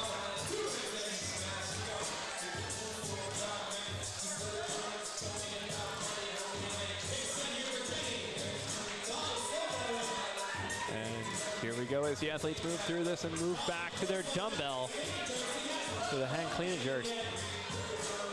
And Colin Holland in lane 6 seems to just be moving right through this. Already back to the dumbbell hang clean and jerk as he just moves through this. A little bit about Colin, too. He's been doing CrossFit since 2008. He got into CrossFit because he noticed it made him a better wrestler and boxer. He's a fighter. Yeah, he's a fighter. You can definitely see it. This guy, for anybody that can't see him in the stream, he is probably pure muscle. He looks like he's built like a pit bull. His biggest win, he says, was getting his CrossFit L3 about over 6 months ago. Wow, that is a big win. And okay, trying to become CrossFit HQ seminar staff, working on it. Hey, that's been a goal of his since he started, yeah. And as all of the gentlemen have now moved back to the dumbbell hang clean and jerks, we are getting ready for what will likely be a final sprint between the bar muscle-ups and the dumbbell overhead squats. And one of the things here is, you know, I actually got a chance to catch up with George and his coach, Mickey, as Mickey is part of the Odyssey Athletics organization. And George is one of those athletes that has an incredible capacity to perform in an event like this. But some of his challenges in the past have been coming out too hot. So we're going to see, as he's just kind of hanging out there now and got his hands on his knees, what that change has been like. As these other athletes continue to move through all of the dumbbell hang clean and jerks, just a reminder that as a way to stay nice and fueled throughout any workout, you can go to phasesports.com for Phase CBD, and in this case, we got the seltzers keeping us fueled today. And here we go. Colin Nunn has moved on to the bar muscle-ups. Shout out Patrick Y in the chat. He's saying Colin Hooten is good at working out. He is graceful like a swan that could murder you. What a way to describe it. I love it. I've never heard that before. I actually thank you from the comment section. We appreciate you, Patrick Rye. I want to also shout out Max Needle, who is in this heat. He's been a CrossFitter for 5+ years. Competitor all his life, played college basketball. Oh, wow. And has been searching for a competitive outlet since after graduation. Okay. Graduated at 21, found CrossFit at 25. Wow. His biggest win in the last 6 months, a 450-pound back squat and 15 unbroken ring muscle-ups. Let's see how that converts for the bar. Yeah, that's pretty interesting. That's a hell of a back squat. That's also a good dichotomy of strength. Yeah, gymnastics, barbell, 2 PRs, in totally separate things. Yeah. It's hard to do well at both times, at both things, you know? It's impressive to see that. I mean, that's kind of like what I like to call the Clydesdale test, if you will. Why do you call it that? Can you put it in the work and be a workhorse, but also put in the conditioning work? Right. Can you move heavy things and still be conditioned? Yes. And that is what I consider the Clydesdale test. But moving back into the event here, all of our men are on the bar muscle-ups, and they are breezing right through this. But there is some fatigue noticing to set in. You're seeing the chicken wing technique starting to come out and starting to be more and more breaks in between the reps. So it's definitely taking a toll, kind of like what we expected. It's that, again, that shoulder muscular fatigue. It's just hitting hard for these athletes. And one thing to note here today, it is really exciting. Despite the fact that it is Father's Day, we do have a packed house as I'm looking around. We do. We have people all over the place just fitting in any crevice they can to be able to watch these athletes put up the show that they are. And here they go. And they're still having that moment where they're hitting that muscular fatigue and their lungs are on fire. This is tough because with that 12-minute time cap, you just don't get to mess around with it, and you really just have to keep pushing the entire time. Oh, totally. And to just give you guys an update at home, you got about 5 minutes and 20 seconds left in this heat. Colin Hoon moving on to the dumbbell. Oh, and here we go. Once again over at CrossFit MEF, which is in Shrewsbury, Massachusetts. And here he goes. The dumbbell is up. Oh, and he's figuring it out. And he's moving. Oh, and he is moving smooth. This does not look even remotely challenging for him right now. He is just moving right through these smoking it. squats. Great mobility. Yeah. I mean, just to be able to get into that position and just stay as comfortable as he is, it requires a lot. I mean, even looking at his heels, they're relatively still on the floor pretty well. I mean, absolutely. It's just, you see that mobility, and it's just cool to see.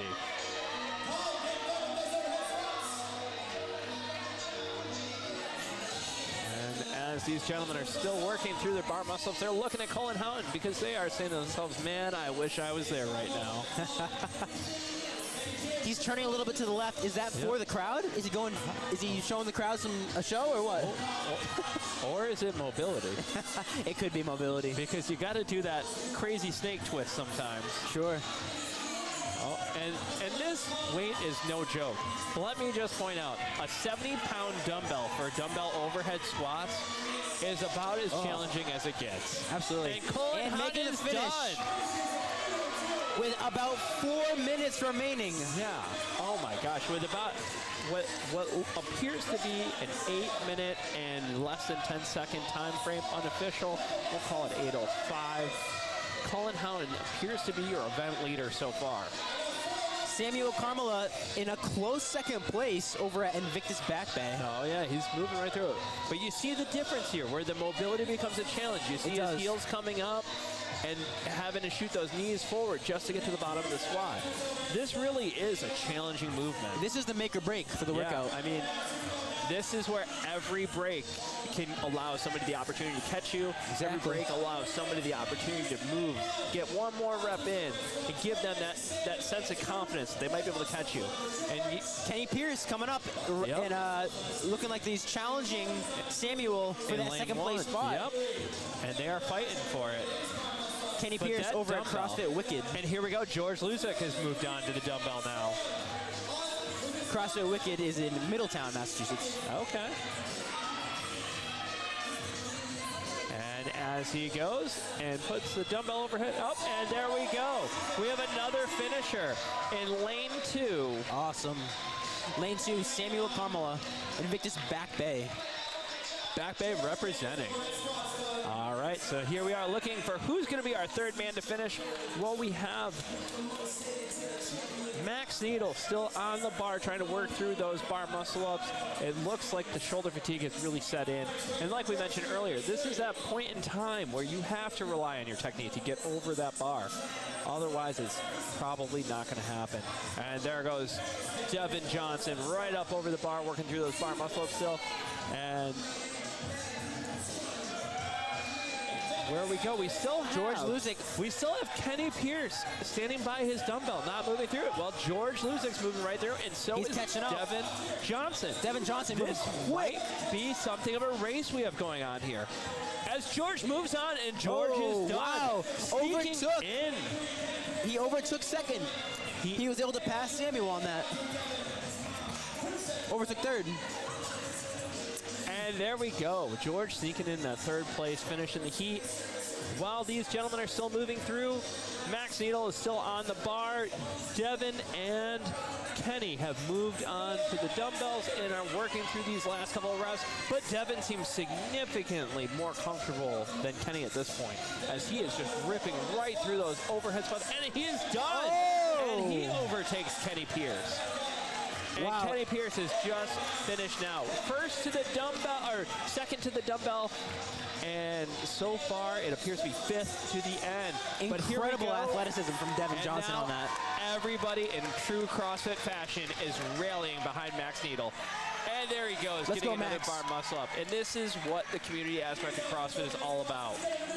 And there he goes, moving on to the little dumbbell. Can he beat the time cap? He's got about 40 seconds left to work through 24 reps. And, and Let's he go. is Oh, making he's quick busting work him of out. this. Let's go. He's got 30 seconds. He's got 30 seconds. Can he do it? Can he finish? This is the fight right here.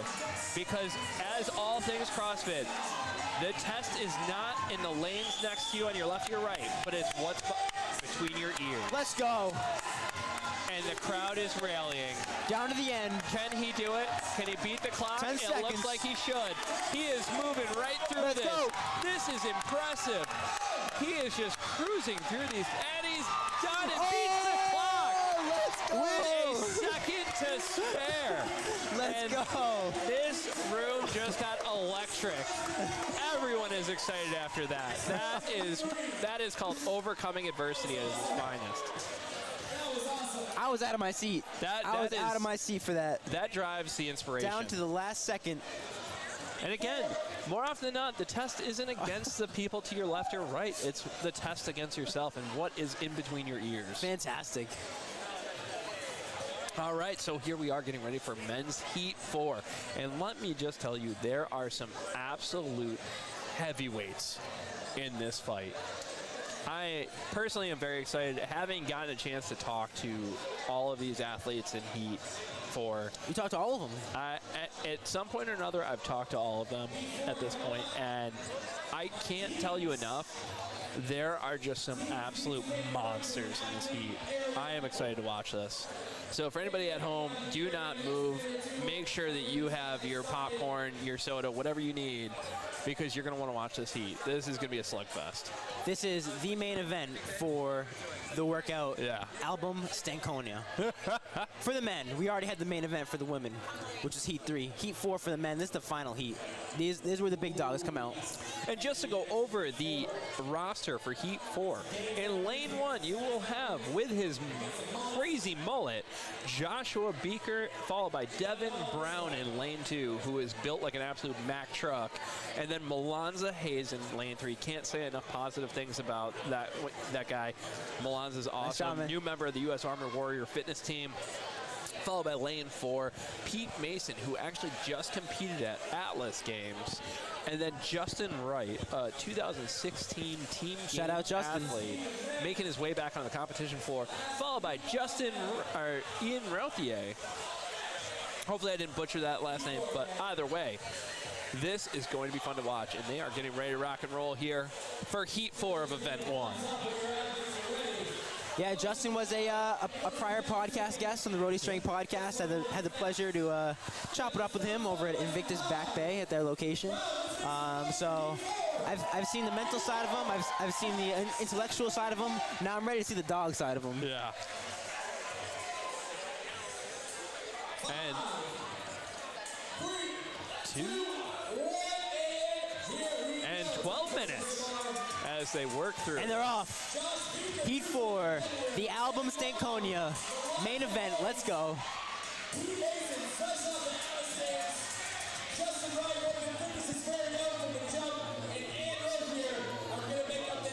Man, have you ever seen a rig shake as much as this one is shaking right now?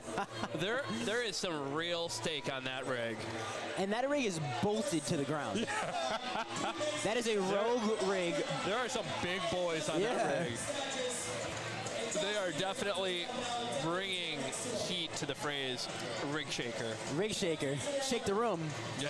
R.I.P. Pop Smoke.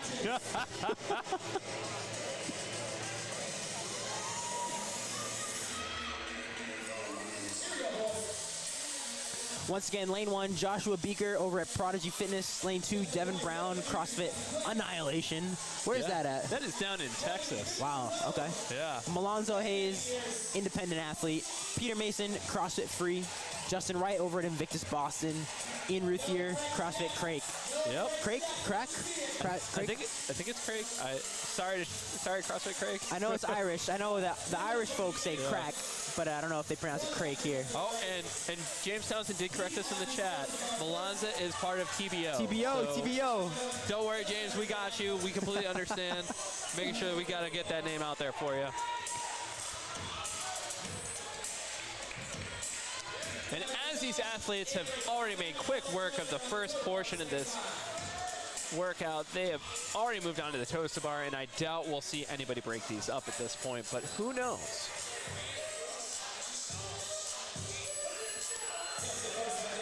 As they move in, they just look so very relaxed and comfortable. These athletes are just really at the top of their game. It's always fun to see the different, or what Heat 4 brings to the table. You know, one of the things I find really interesting, and you might be able to speak a little more onto this, is Justin Wright. I mean, going from being a games-level competitor to kind of stepping away from the competition floor entirely to now coming back and throwing down, and not only that, matching his lifetime PR clean this year during quarterfinals. You know, at the risk of being corny, we're at the Phoenix. The Phoenix is arise from the ashes. I think this is Justin's like big second showing of like, all right, I'm in this fitness game. Yeah. I'm here. I'm fit. I'm gonna show, you know, I'm gonna show him what's up. Absolutely, and he's a hell of an athlete. He's just really fun to watch. He's a humble dude, great to talk to. I mean, through this whole process, he's really made it a point to kind of help us out along the way with anything that we need. Absolutely. So, you know, great guy all around. Stand up athlete, stand up individual. And now, as the athletes all move through their clean and jerks, this is just, again, more of just something to kind of tax their grip a little bit. But beyond that, this is really something simple. Even at that 70-pound dumbbell for these athletes. Everyone's right around the same place right now with the with dumbbell clean jerks. And one thing to note here is look at the athletes as they move. You can see the proficiency in the way that they move. They're not all over the place. The dumbbell's not tracking in front of them or behind them. And here we go with one of the athletes. Peter Mason. Pete Mason. Peter Mason of CrossFit Free. Who just competed at the Atlas Games. No doubt he has moved right on in the lead to the bar muscle-ups.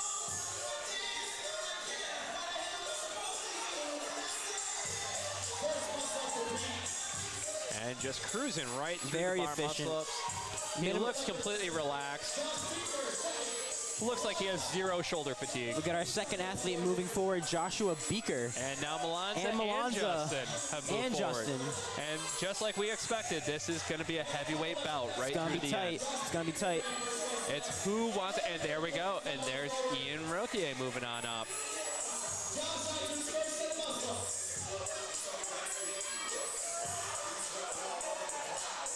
And the last athlete yet to move on is Devin Brown, but I assume we'll see that here very shortly. Milan's looking very proficient with the muscle-ups as well. You know, that just appears to be his jam. Every time I've seen him posting with the bar muscle-ups, he just floats. And it's impressive to see. Devin Brown moving forward. Yep, and everybody is onto the bar muscle-ups. Now it's just a matter of how can they get down and get moving quickly enough.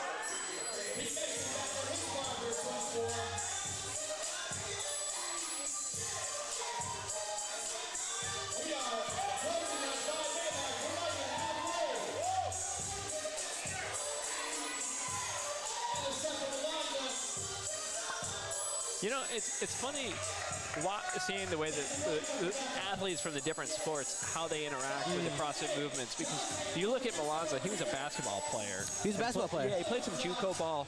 And, you know, he just floats around the bar. You just see the proficiency of his movement. Athleticism. Whereas, you know, you see Devin Brown, he was a running back.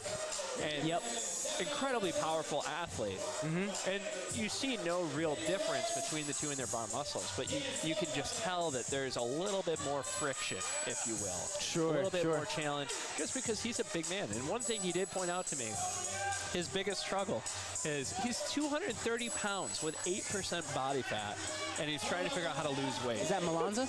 No, that's Devin Brown. Devin Brown, wow. Yeah. Talk about a hell of an athlete. Yeah, both of them. And you had the chance to talk to Melanza previously. Some interview questions. Yeah, we've caught up quite a few times since then. He is a ball of fire. He started CrossFit in 2019, not too long ago. Yeah. And just started working with James Townsend in the last 6 months. That's awesome. And he got selected for the Army Warrior Fitness Team. Yep. And it's so interesting how much. Before we get back into Melanza, Pete Mason has moved on to the dumbbell overhead squats. And he squat snatched it. But so is Joshua Beaker. Wow. So it looks like that final race is about to begin. But Pete is just moving. And Joshua Beaker looks very relaxed moving right through this as well. They both look very proficient with this movement. You can just see the high-level athleticism that exists with these guys.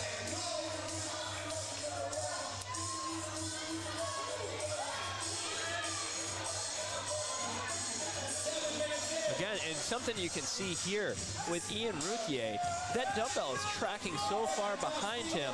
You know, from a mobility standpoint, does that start to create a challenge for your body? Oh, 100%. If you're working against your mobility here, it's going to be exponentially harder each rep. Yep. If your mobility just allows you to sink into that position with ease, then this is just going to be more of a, okay, can I do the movement or not? And if you have to work against it, it's going to get more and more hard. Pete Mason picking up the heat win and possibly the event win by what we're looking at right here. Wow, and a close second. Unofficially, we got Pete Mason just over 730, as well as Joshua Beaker closer to that 740 mark. And Melanza wrapping up his dumbbell overhead squats, hoping to edge out Ian Routhier, but we will soon find out. It's a battle. They are coming down to the final reps here as they move. And he's done. And Melanza taking third. And it doesn't appear as though the Heat 1 scores will take effect just yet. And Ian Routhier just in there for the finish. And now Devin Brown and Justin Wright are the two remaining athletes on the floor. Justin has 3 bar muscle-ups remaining. And we aren't sure about Devin at this point, as his judge does not have any hands up.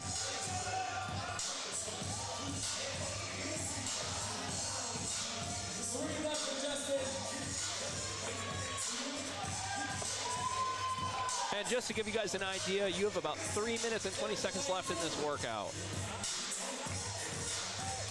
Peter Mason, the event winner, also at CrossFit Free, which is over in Salem, New Hampshire. Yeah. You know, CrossFit Free has some talented athletes there. I could be wrong, but that may be the original home of Tasia Persevich. Really? Yeah. Here we go, Justin. Moving on from the muscle ups. There we go. And Justin moves on. Nice. Overhead squat. And just moving right through it. It's amazing Great form. how smooth he looks. Very smooth. You know, he's moving well. He's hitting that hip crease and going right back up. Yep, and the dumbbell isn't tracking too far behind him, throwing off his body weight, body awareness. Great position here. And you know, this is kind of what I was talking about before. As we're watching Devin Brown work through it, when you're a big dude, it's just tough to work through some of these gymnastics pieces. Absolutely. It's just very taxing. And I mean, if Devin Brown was going to pick a workout for him to win, I don't think this would be the one. He's like, I just got to get through this workout probably, and then the other ones coming up, the cleans, the row, I think you probably clean up with those. Oh, yeah. Let's go, guys. All right, we are down to the final 2 minutes of this workout. Summer. And Justin Wright finishing strong. And Devin Brown working through the dumbbell overhead squats. But here's where we do get to see his athleticism come back into play, as he just cruises right through these. The 70-pound dumbbell almost isn't even a factor. It looks like he's doing air squats.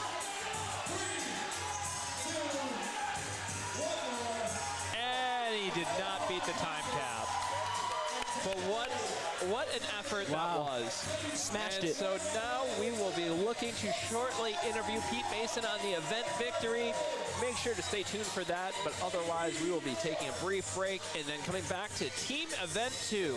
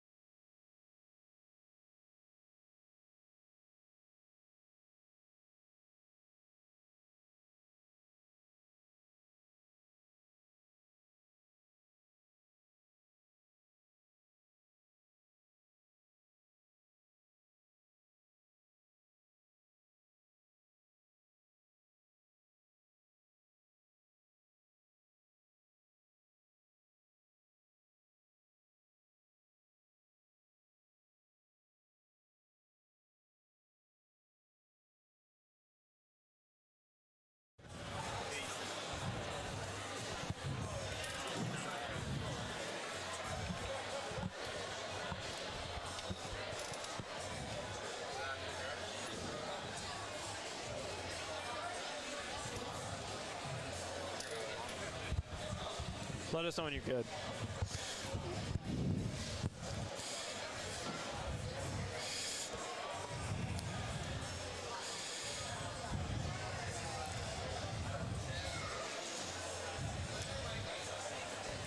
All right, so here we are for our post-event interview, post-event 1 with our men's event winner, Pete Mason. Pete, tell us how you're doing today.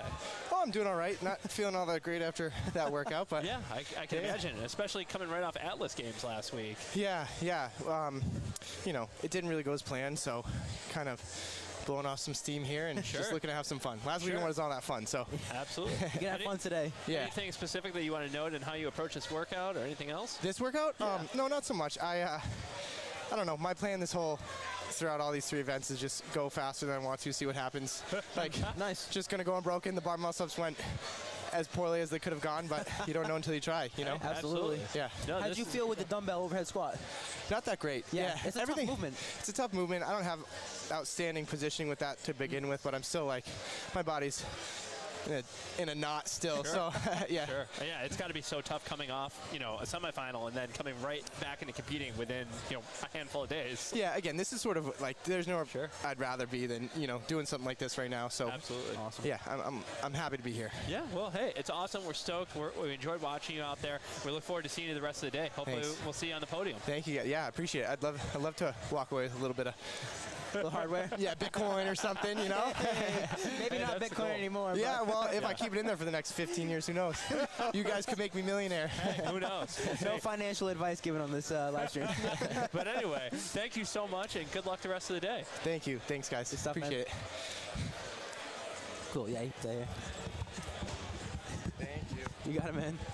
Good to go? Good to go. Yeah. Thanks, guys.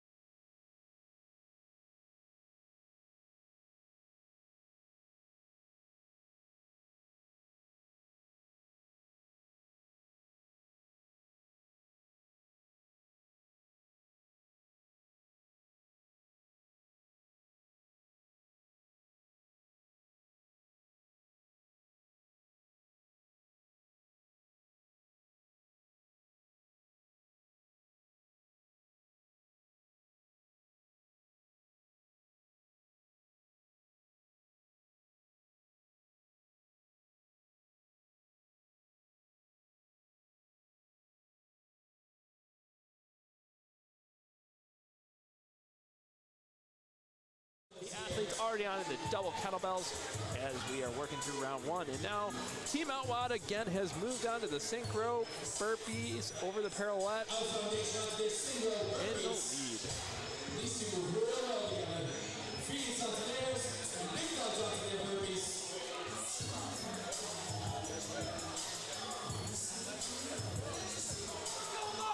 And now we have all the teams moved on to the burpees over the pirouettes, but here in round 1.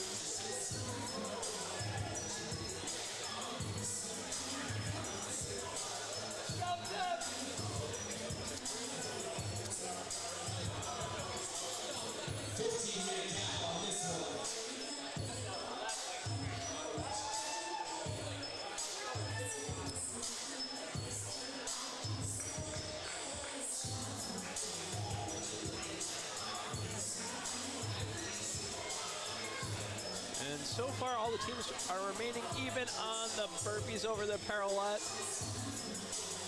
And Outwad has moved on to the handstand walk. And boom. As he finishes his first length, now he will go. And clearly right through it, nice and easy. And boom. They are done, and that concludes round 1 for the Team Outwad, who is clearly in the lead.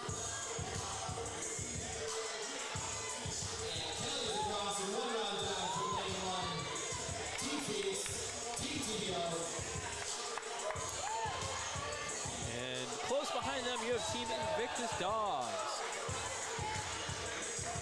The Phoenix is onto the handstand walks, and TBO is onto the handstand walks, as well as Doc and Jock.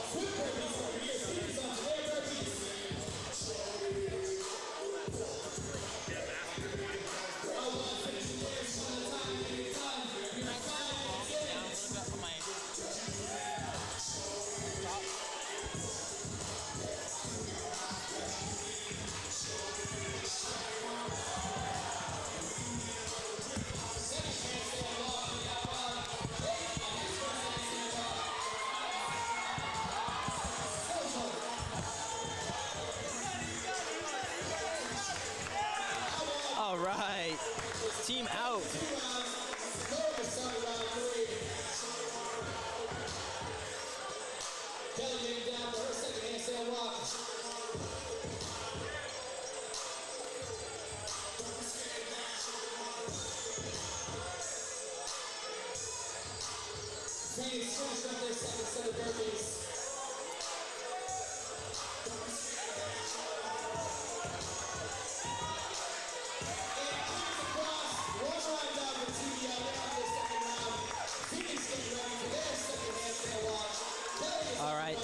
are back on the team division for workouts. And you got one down. One down, please.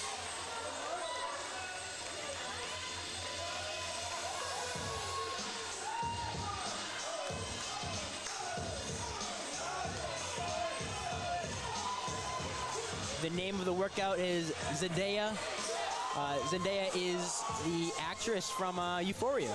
I had to look that up last night. Great show, by the way.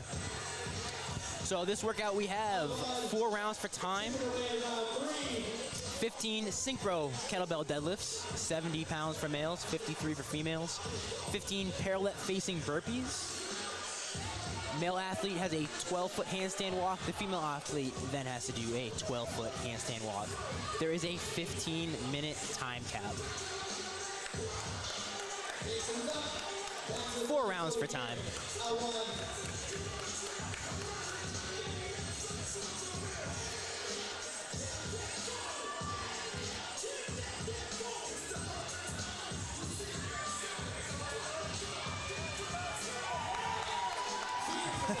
A great finish across the line right there.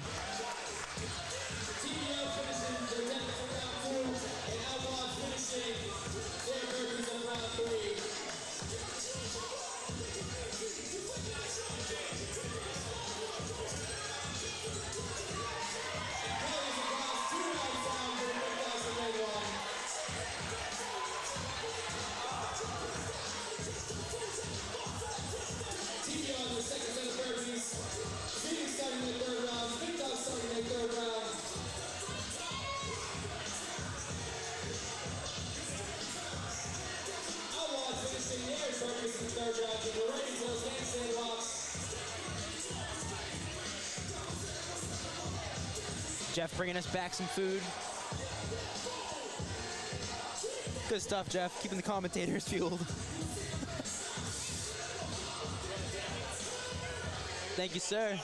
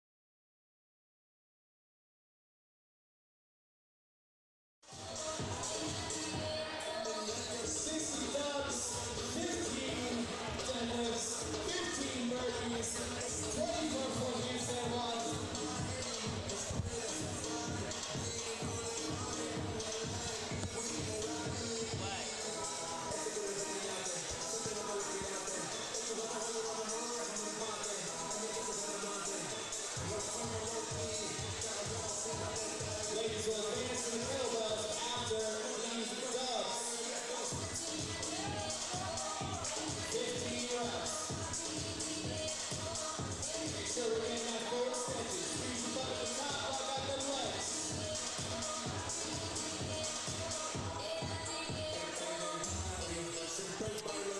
All right, and the Heat 1 women are off. Once again, the workout is Zendaya. Lane 1, Taisha Examen. Lane 2, Kelsey Murphy. Lane 3, Joanna Estime. Lane 4, Meredith Kircher. Lane 5, Jenna Tangway. Lane 7, Amy West.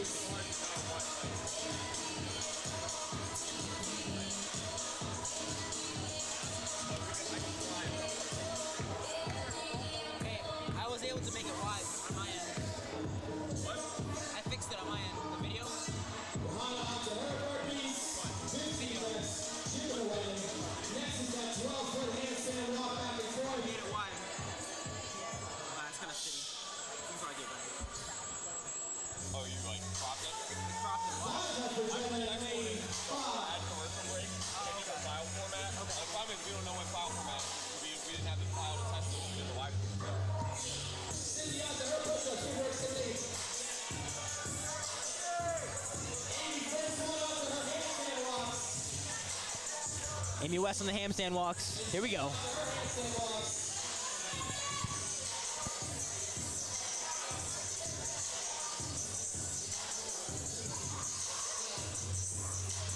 Meredith onto her handstand walks, followed by Johanna. Meredith Jen on her way back for her second walk. Ladies and Heat 2, make your way in the room. Ladies and Heat 2, make your way in the room. Meredith on her second step. Taisha Examen is over at Kendall Square CrossFit. Kelsey Murphy is at CrossFit Teote. Johanna Estime is at CrossFit Boston Iron and Grit. Meredith Kircher over at Trade Winds Fitness. Jenna Tangway over at CrossFit Amaskeg, and Emmy West at CrossFit Unleashed. And we got Sammy P back on the mic.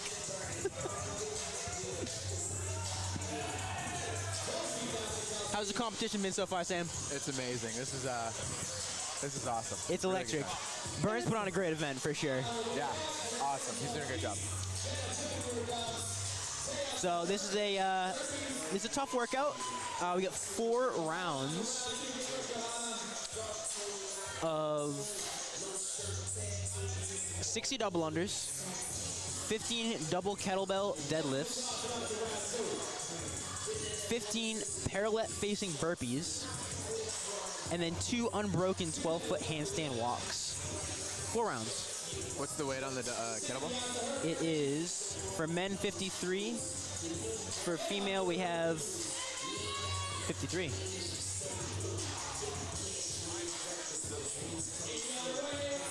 Looks to be the same. Okay. I guess that would make sense from a team standpoint. Yeah, Keep yeah. everything the same. We're on to the women's heat now, but just keep equipment down. And that's a very doable weight. Very doable weight. So, Zendaya, does that name mean anything to you? Zendaya? Zendaya?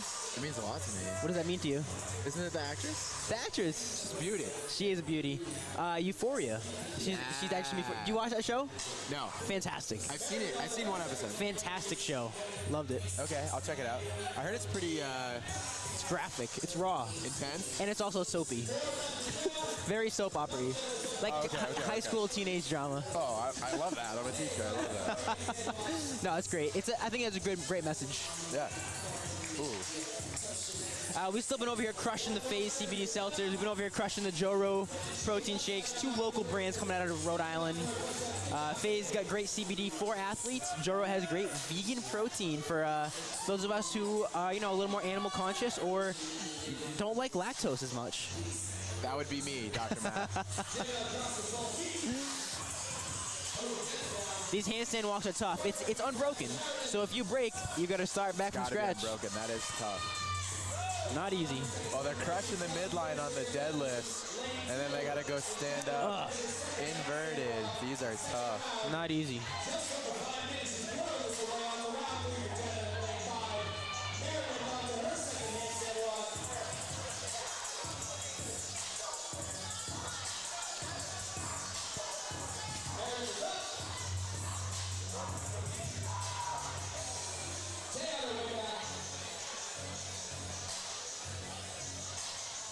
Lil Wayne, that's my guy. I got it.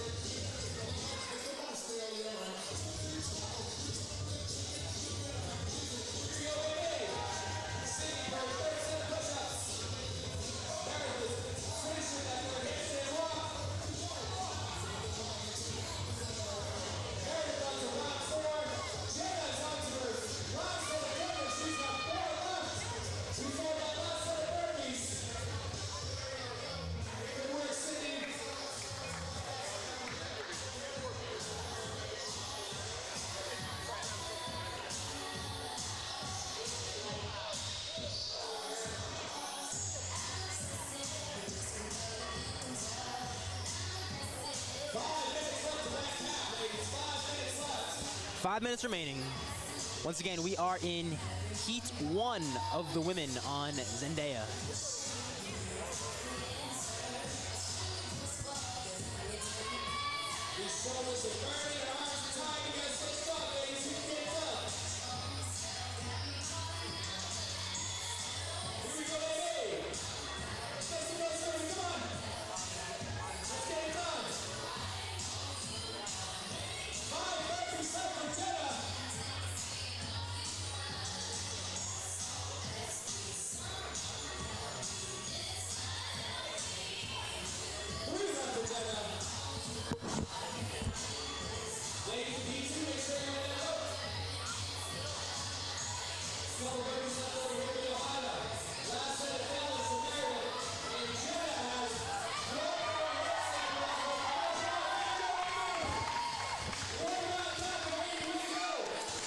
And Amy West with the finish.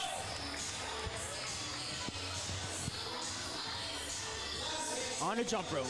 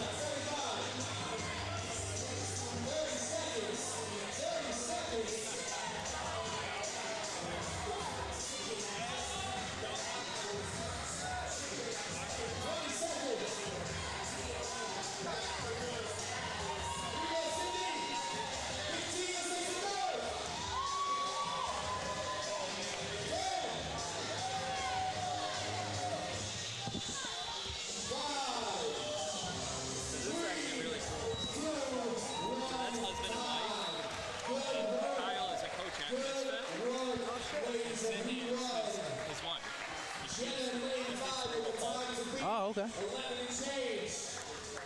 Good work, ladies of Heat 1. Heat 2, make your way out here. If you're a lady in Heat 3, make your way to the athlete room to get briefed to get ready for this workout. Ladies of Heat 3. What's up, dude? I saw you from across the room. How you doing, man? Dude, today's killing it. People on the entrance, I need you to move in. Get away from the entrance and find some space over here. Let's fill this crowd. Maybe just like commentating? Trying not to stress out too much. Yeah. Trying not to screw it up. Thank you, Jesse and Maddie. Thank you.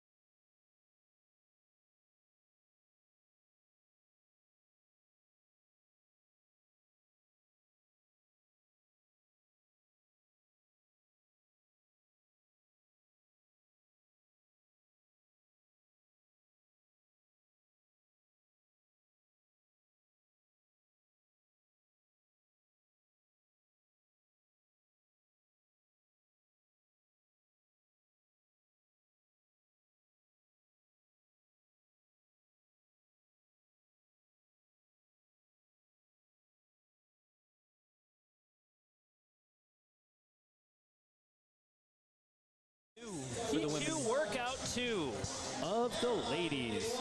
And in this workout, this is a 4-round for time of 60 double unders, followed by 15 double kettlebell deadlifts at 53 pounds, 15 parallel facing burpees, and then 2 unbroken 12-foot handstand walks.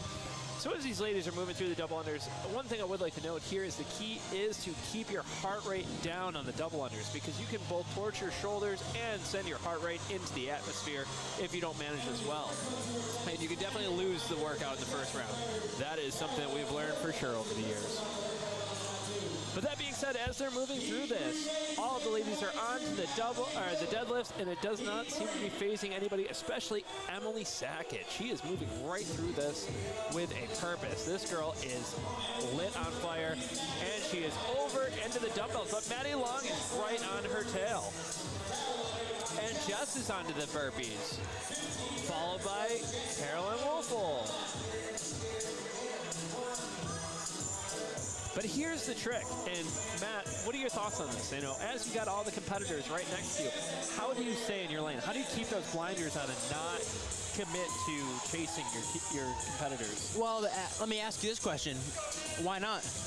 Why not use your competitor, to either use as a rabbit or try to gain more distance away from them? You know, I like that. That's a really interesting take on it, because it is a way to kind of gauge where you're going and how fast you need to go.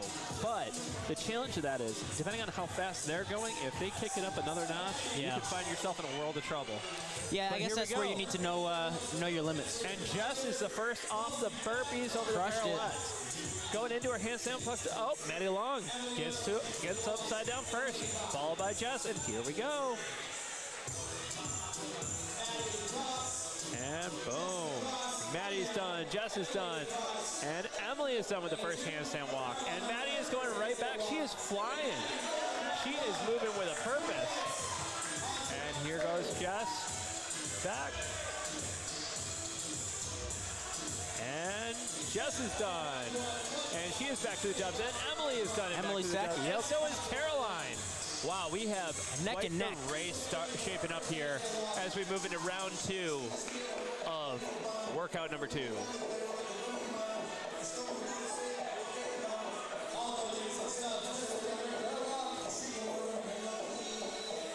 Again, as you watch these competitors going through their double unders, you can note all of the ones that keep their elbows tight to their body, our chances are going to be the most relaxed, as that's the most technically proficient way to hit our double unders. Save the energy for the next movement, too. Exactly. And actually, as we were testing this the other day, that was one thing we noted, is just the pure duress that your shoulders fall into with the double unders, especially if you try to go right into the handstand walk.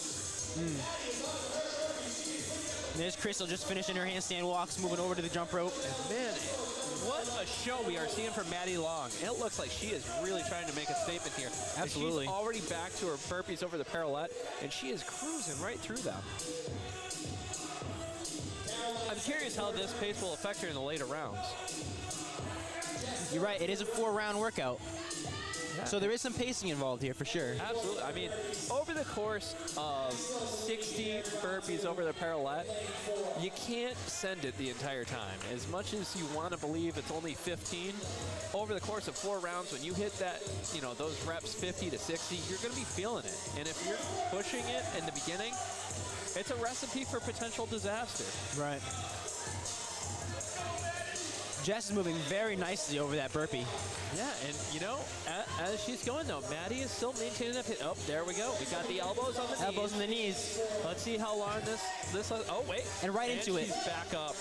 All right, maybe this is the real deal. Maybe this pace is sustainable for her. Notice her handstand walk too. It's not the typical, move as fast as possible, banana style, hinged backward walk. It's a straight up gymnastic. Well, I would be surprised if she didn't do some level of gymnastics as an athlete. She's very proficient. Very proficient. And she is back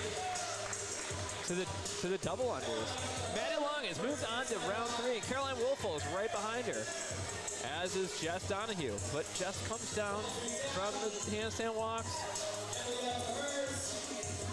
And Caroline Wolfel is done with the handstand walks, and Emily Sakic is now down here.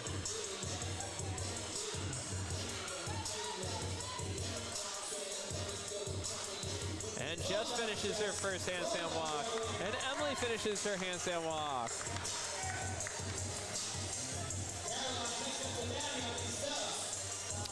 And Crystal moving on to the burpees. Yep.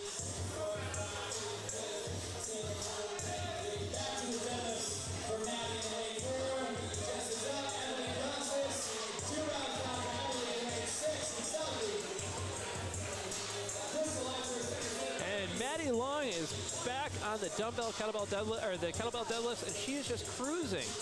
This is truly impressive. It'll be interesting to see how her time stacks up against the next heat. Absolutely. And Jess, after getting stuck on the handstand walks, is done. And she is moving back to the running back to double unders, trying to make it for lost time here. 3. But Maddie Long is on the burpees over the parallel, and she is cruising. She's on fire. She looks so comfortable right now. This is actually really impressive to see. Yes. Emily Sack is not far behind. No, she. Neither is Caroline. Yeah, Caroline is on those burpees as well, and she is moving. One thing to note is how consistent Caroline has been throughout this. She has been. She was right up neck and neck round with event 1. Same thing with event 2. But Maddie Long seems to be the story of event 2. That consistent movement pattern, just staying right with it. And there's Crystal Mayer on her handstand walk.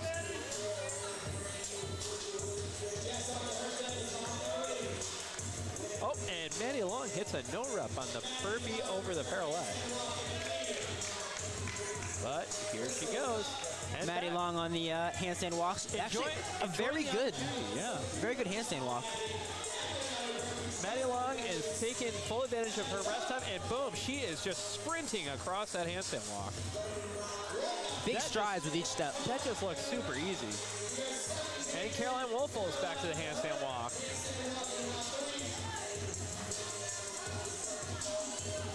Jess is moving through her burpees. And we'll see how she hangs in there. And Caroline Wolfel is done with her handstand walk. And on to her last round. So it looks like we may have a race between Caroline and Maddie.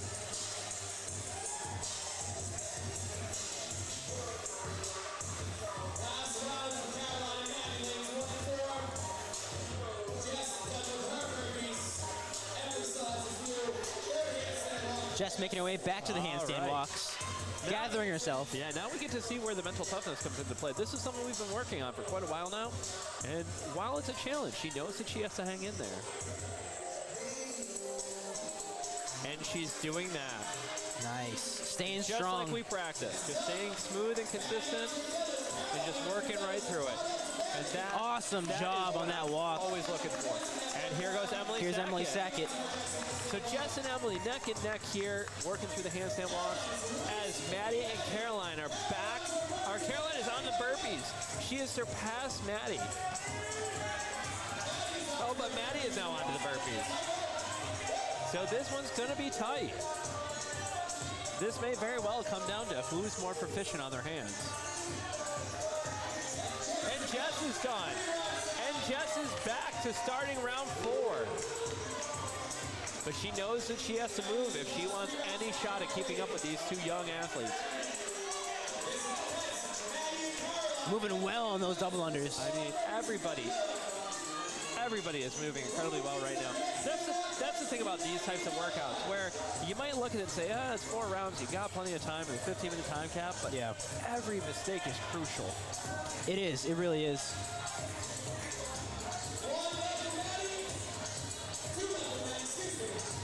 And so here we go. As Maddie and Caroline are coming up towards the end of their burpees over the parallel, this is where the race begins. Oh, here we go. Gosh. And they finished at exactly the same down time. to the wire. And Caroline Caroline off. Oh, and Maddie's on her knees. On her knees. Oh, she's right back up. Could this prove to be a challenge for Matt? Oh, and Caroline finishes the workout. A great first place finish. Wow. Great first place finish. That was fantastic. An impeccable effort. And here goes Maddie to work on the handstand walk. She kind of got pushed into an uncomfortable zone, so she no rep, but then she got herself composed, and she's right back to it. And 1 length is all that stands between her and finishing second in this heat right now. And here she goes. And nice and smooth like we expected. Maddie Long of Invictus Strong Boston finish. coming in second. Second place finish in the heat. Making So Bern now proud. Now we are left to the race of Crystal, Jess, and Emily. And Emily's got the is lead here. Working through those Oh, deadlifts. actually, And now no. onto the burpees, and Jess is still working through the burpees over the parallel. So now we'll see. Jess has edged the lead here. Yep. We'll see who can lock up the third place finish in this heat. As Crystal works her way back on the handstand walks, moving on to this next round. Crystal coming from Tolan CrossFit, which is in Tolan, Connecticut. Oh, wow. Quite the drive. Quite the drive.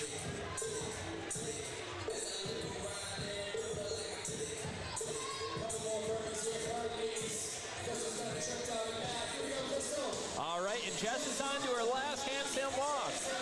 This is Here we her go. time where Emily Sackett Her is round still three, behind her. her on round the three burpee. handstands look tough. So this will be huge for Jess. The key here is really giving yourself that moment before you kick up, because the shoulder fatigue is already set in and you're in no real rush at this point.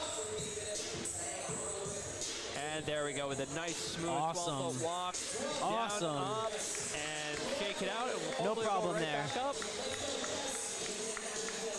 And for everybody at home, we've got about 3 minutes and 15 seconds left in the workout before the time cap will hit.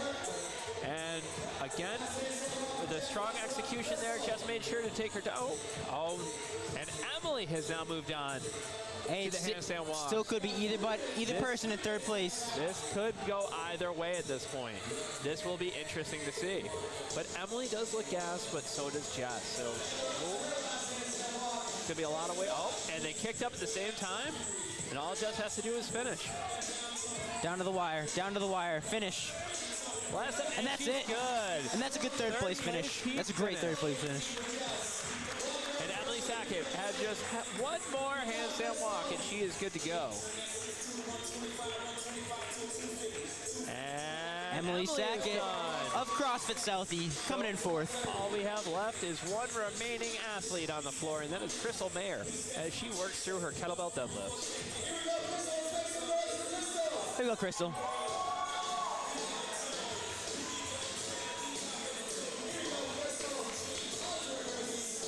I was talking with Sammy when he came over here. Oh, yeah. Zendaya. Yeah. The name. Is it actress? Oh, Have you heard of the show Euphoria? yeah. She's in quite a few shows, but she's the star of that show. Okay, right on. Right Great actress. I like the name that Bern picked for these workouts so far. Again, first one was the album Stankonia. The Outcast album. This one we got on. Zendaya. Certainly creative. Certainly creative.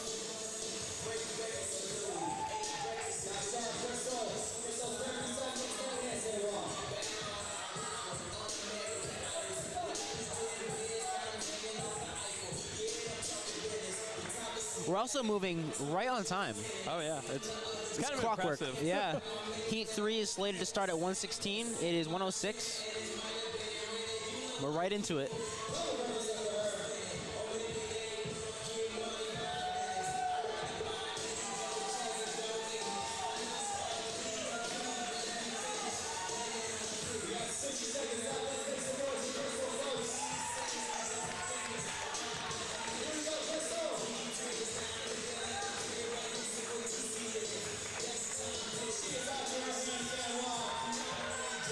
All right.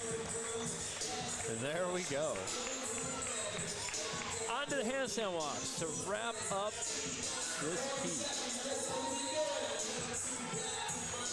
And just to give you guys a heads up, she's got 35 seconds left.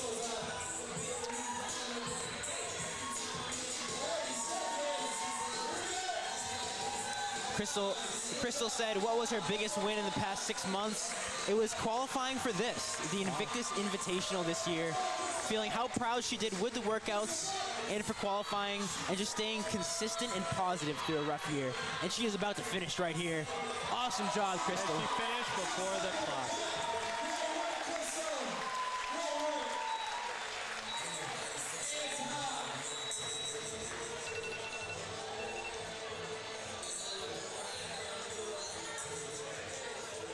And stay tuned for Heat 3 for the women coming up next. Heat 3, get ready. I believe this is our last heat of ladies.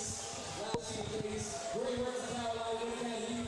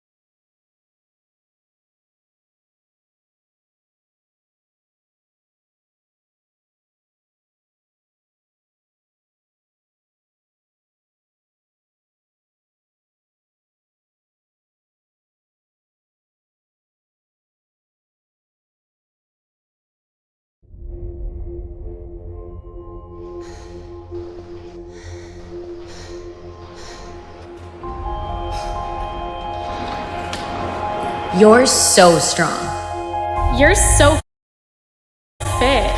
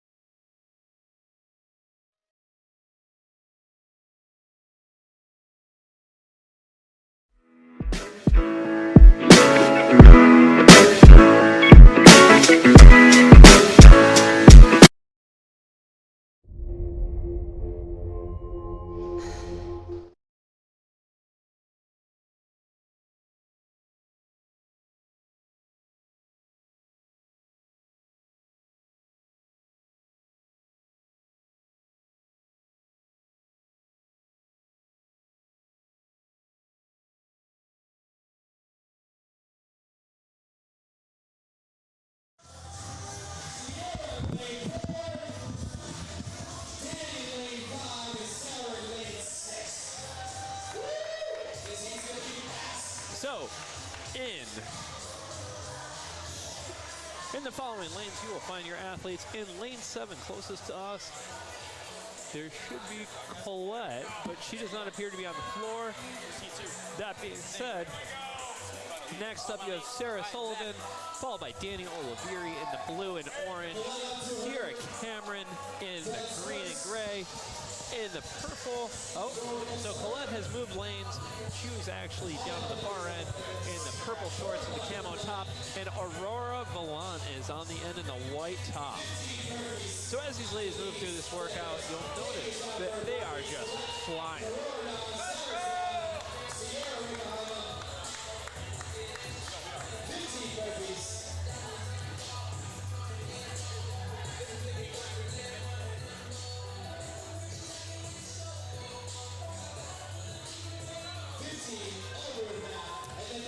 All right, and this is the third heat, the final heat for the women of this workout.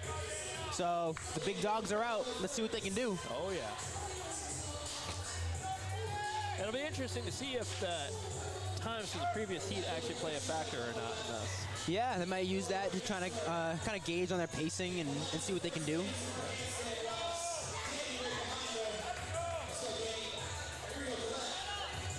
And Collete is up. And similar to the last workout, she is maintaining, staying right in the front. And Danny is down and out.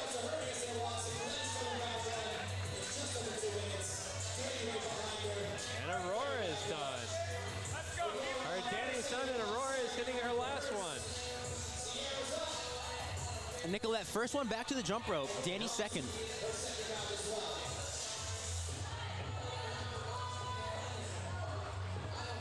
Aurora's back to the jump rope. And Sarah is working right through her handstand walk. And Sarah heading back too. Neck and neck. And again, this is where we start to see it. Among the athletes in the last heat, there's very little room of difference here. Very little margin for error. Every mistake can be very costly. But here we go. Danny and Collete staying neck and neck onto the kettlebell deadlift. And again, for any of those of you at home curious, with that OA shirt that Danny is wearing, that is part of Odyssey Athletics. If you're looking to kick up your game and get more into the competitive side of CrossFit, reach out to us. We are here to help you.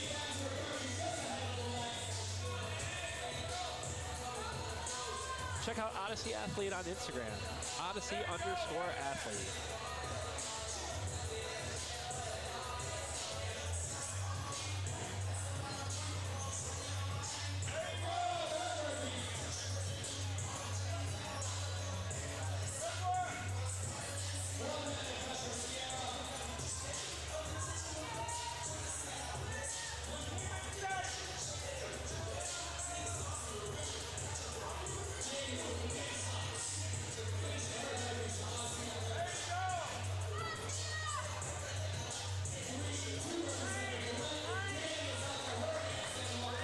Here we go. Danny has now taken the lead. And she's up. But Collete is right on top of her. So Danny goes through the first handstand walk. Smooth. And as she comes back, it's nice and smooth. And there goes Collete. And Danny was just at semifinals. Yeah, she was just at Granite Games. Granite Games, nice. She finished 23rd. And as always, this is just a ridiculously close race.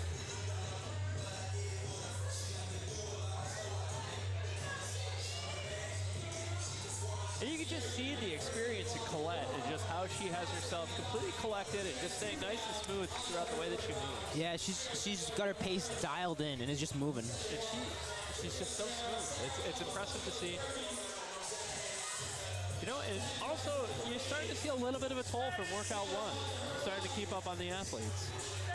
Say it one more time? You're starting to see a little bit of a toll from the first workout on the athletes. Yeah, you know, second workout in, they had some time to rest, but they're not at 100% fuel right now. Yeah, and it's a competition day, so your heart rate's up. Yep. And there goes Sarah with her handstand off, but Sierra is all the way back to her double unders. So now we start to see a little bit of a separation in the field where you have Danny working through her burpees over the parallel, but Collete still on her. But now you start to see a little bit of a difference between Aurora and Sierra, kind of behind them just a touch, and Sarah carrying up the rear.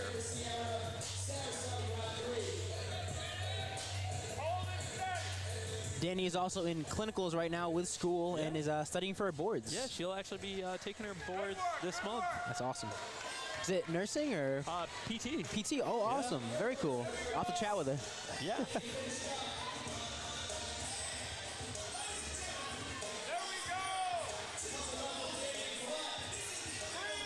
And here goes Danny back into the handstand walks. And we're cruising. Looks so comfortable upside down.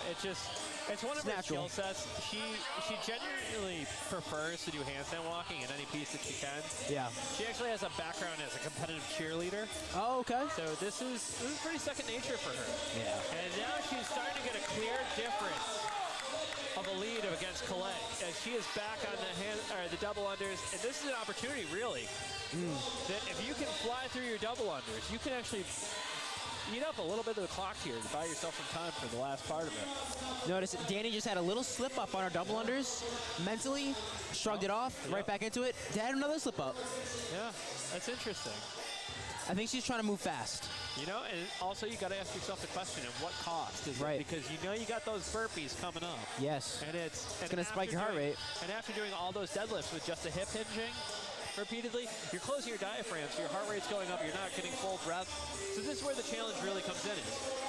If you pick that hard pushing pace, can you hang in there in the end? Because I'll tell you what, right now, these other ladies are not going to let you have that. No. They are going to be right on your tail.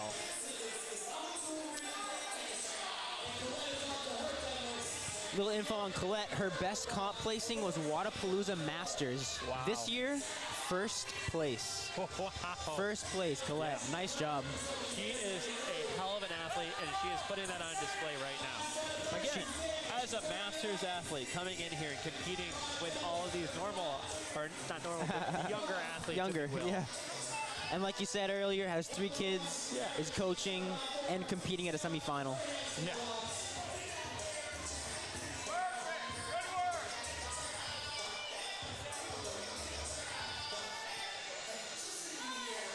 Let's go, Sarah.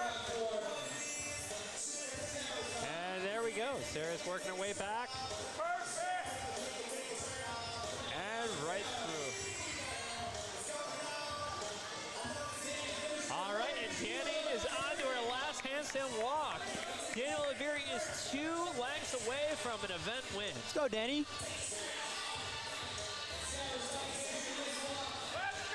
Up and 12 feet separates Danny and her first event win of the day. And here we go. And there you go, Danny. Win. Great work. So here we go with Collete working, still right behind her, hanging in there. Collete is looking to hang in there with a second place finish after event 2. Really made a statement with that win. Yeah, I mean, this was such a difference. Danny came ready to play in this event. Oh, yeah. And here comes Nicolette with the handstands.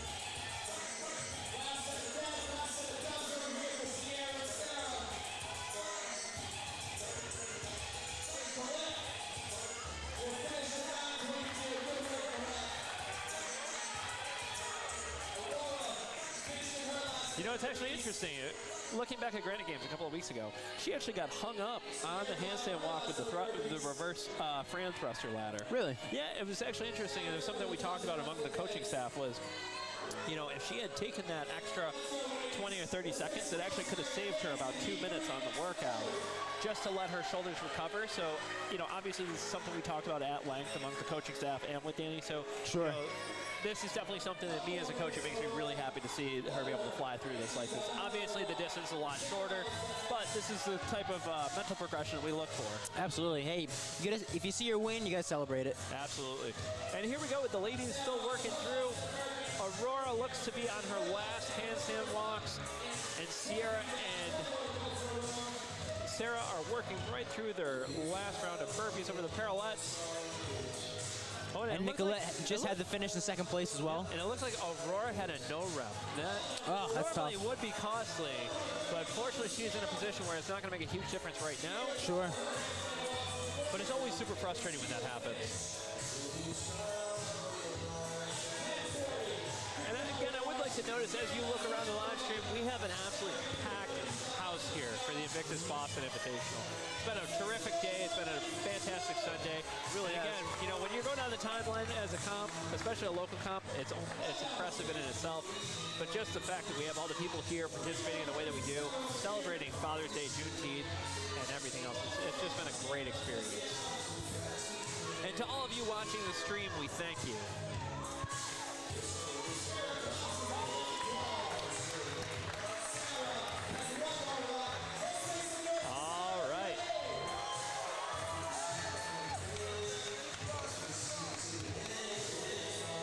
Here we go for the last handstand walk for Sarah Sullivan. with still quite a bit of time left as we are at just over the 3:30 mark. And boom. And one handstand walk remaining. Let's go, Sarah. And Sarah's up. And as she cruises right through, and she's done. Nice. We'll see how that impacts Great way her to finish. based on the previous heat. She finished with over 3 minutes to spare. And with that, we will now be taking a brief break. Please stand by, though, for the event winner interview, and then we will be moving on to men's.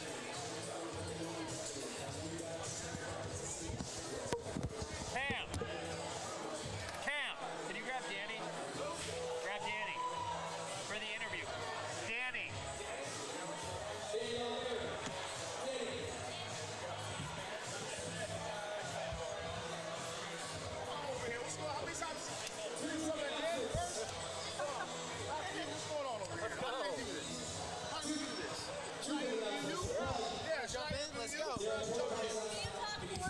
Take a seat. No, you gotta take a seat. Good. What do I do? Tell me what to do. Okay, we're taking over the podcast. Oh my God. Tell me when to start talking. Come on. Too sweaty for this. No, it's all right. It's all right. This is all. Put the mic close. Can you hear me? Can you hear me? America? They can hear you. We took over. We took it over. Congratulations. Hold on. I don't see my face on the live stream. I did this, Danny, just to put my face on. You've been killing it. This is awesome. How did you feel after that WOD? I feel great. I'm dead, though. What was the best part of that workout for you? The handstand walk, for sure. It's awesome. It was so visual to watch everybody handstand walk and pop up, and we are very excited to have you here. I think you're, 2 weeks off of a semifinal? Yeah. Yeah. How'd that feel? How was that experience? That was the best time of my entire life. If I could relive that over and over, I totally would. From all the highs and all the freaking lows, I would relive it all. That's awesome. That's awesome. So what's the deal with the hairstyle? So you have a workout hairstyle? So I feel like if I at least, if the chance comes that I don't get top 3, at least I always know I'll have top 3 hair. Hey, you gotta look good, play good. Hey, that's why I rocked the romper today. I'm gonna give it back to the professionals. Great job on that first place finish. Of course. Take it out of the way. What's up, man? I take it off. Oh, my head's on? Okay. Congratulations. Thank you. First place win. Thank you. Like he was just saying, coming off of Granite Games, how'd it feel? So I'm not gonna lie. When I woke up, I was kind of like, I definitely do not feel recovered at all. And I was actually debating staying home, but I got forced to get up and just give it whatever I had.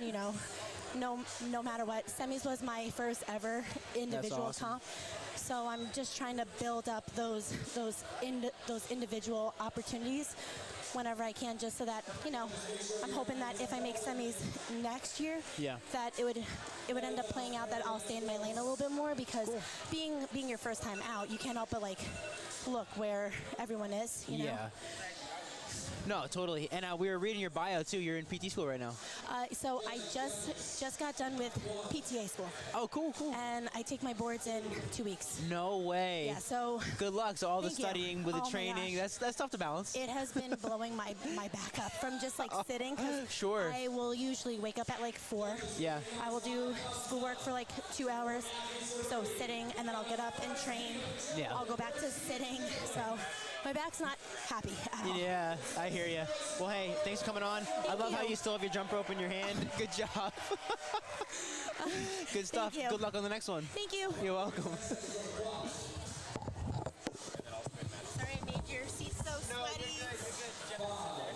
Sorry, thanks, friend.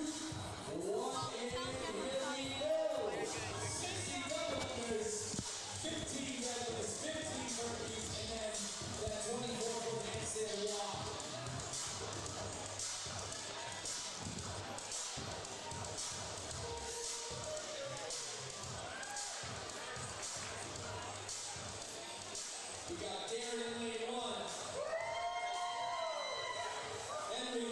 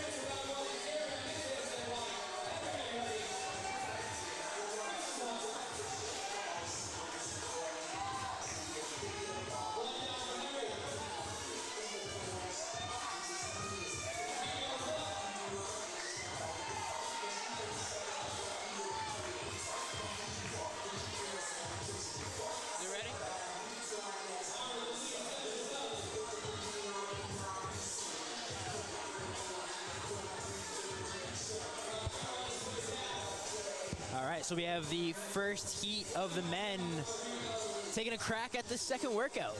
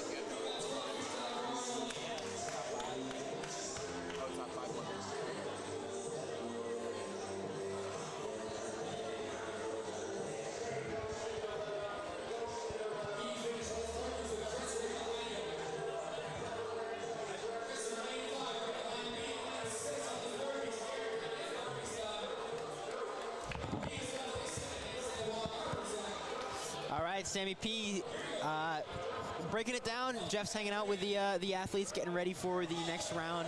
You know, he's running an OA.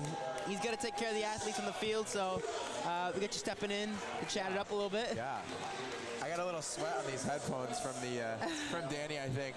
Oh yeah. I feel honored. A little sweat on the chair, maybe too. Yeah, I feel honored. Yeah, it was cool chatting up with Danny. I didn't realize she was in PTA school. Yeah. Yeah. Yep. So she's saying how the studying and the training has been catching up to her a little bit. Yeah. Feeling it a little bit in the back. That's blowing up the back a little bit. Yeah, she said she was a little bit sore coming off Granite Games.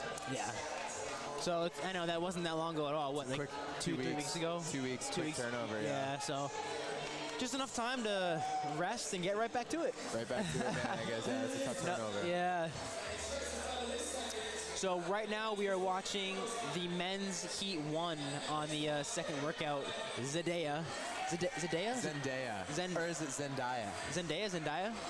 I don't know. I haven't heard it. I've just seen it spelled. So. Hey, tomato, doc. Hey, potato, potato. Hey, how you doing?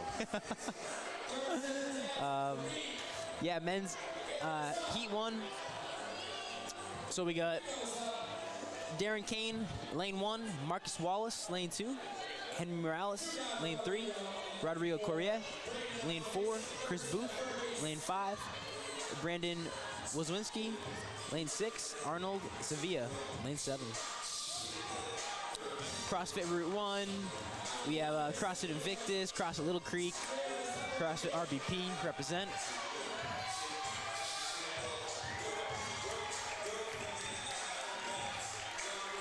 Playlist is fire today. Playlist is fire. We do have to shout out to the DJ.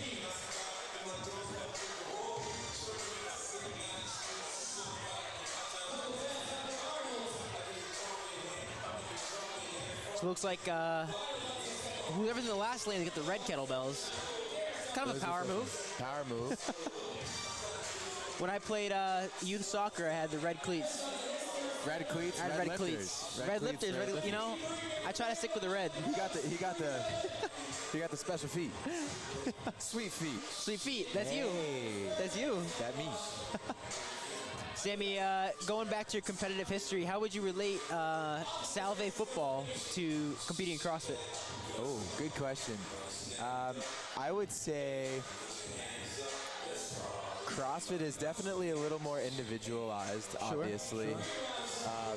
The team aspect of football, college football specifically, is it's pretty special. You build a really close bond with about 105 different guys from all over the country. And you go to war together every day, and that's kind of like what we're building over here with Odyssey Athletics. It is. Putting this big team together. It is.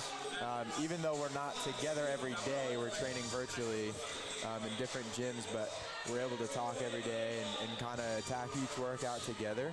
Yep. It's very similar in that way, but you know, at the end of the day, you step out on the competition floor as an individual, and it's really on you. You know, you got your coaches and your teammates in the stands, but once it says 3, 2, 1, go, it's all on you, and that's the difference there, right? It's really just a challenge between you and yourself. Everybody has some elite form of fitness here, so everybody's capable. Everybody's more than capable. Yes. I think it really comes down to the mental mindset of who can find that dark place, get in a hole, and send it. I love that. I totally agree. And there was something I was talking with Dave from Providence Barbell Club on the podcast recently, and he was mentioning that too. How he's always been drawn towards the individual sports, the wrestling. He plays ultimate frisbee too, and obviously he's a very, very high level Olympic weightlifter. He's won gold in Worlds Masters a couple times, and there's something about being a part of a team, but also it's an individual sport. Right. So it's all on you. At the end of the day, it's all on you to perform, but you have that support system. Absolutely. You know, which helps with training. But when it comes to competition day, it's all on you. Yeah, 100%.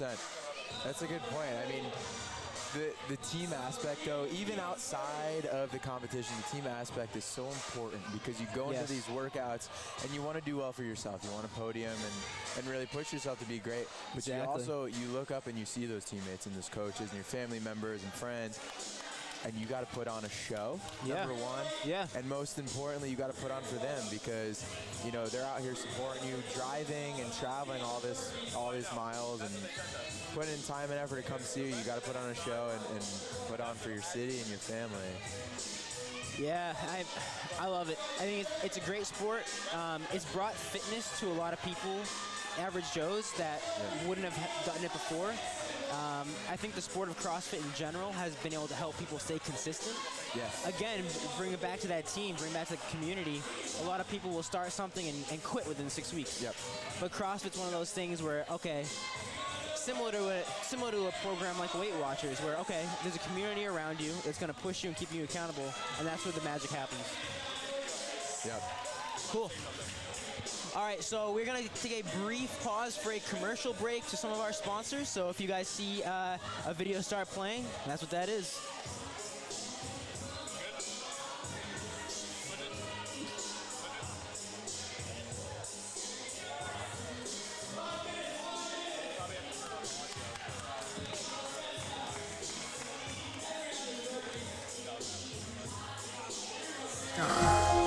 You're so fit.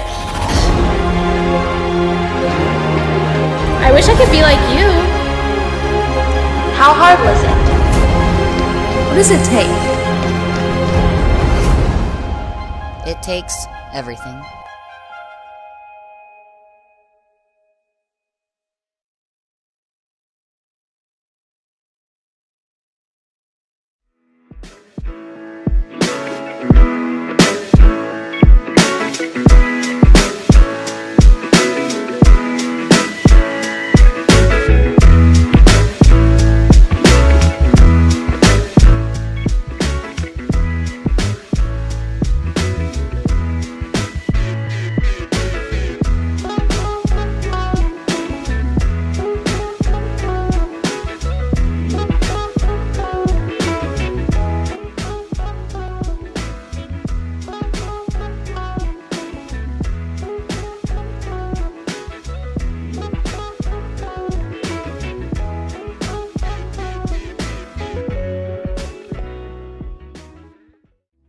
What's up guys, Dr. Matt here. I want to introduce to you our location at Bullfrog Fit in Portsmouth, Rhode Island. This is a great brand new facility with a combination of free weights, Olympic platforms, a studio, and a full-scale PT room downstairs, all of which we can use to help you get back to health and get you back to the activities that you love.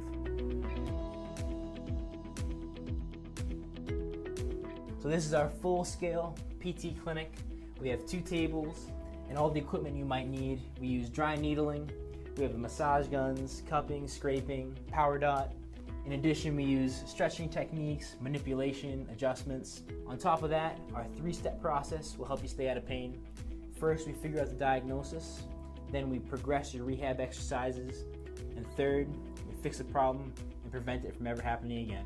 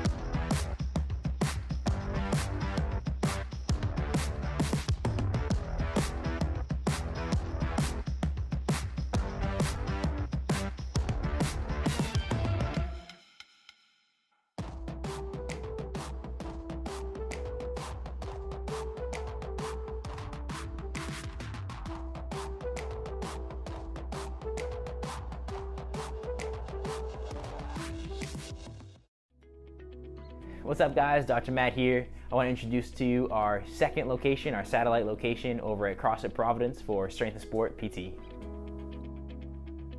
We have a full service location here with a private treatment room with all the tools you might need to get you on the rehab path as quickly and as efficiently as possible to get you back to the activity that you love.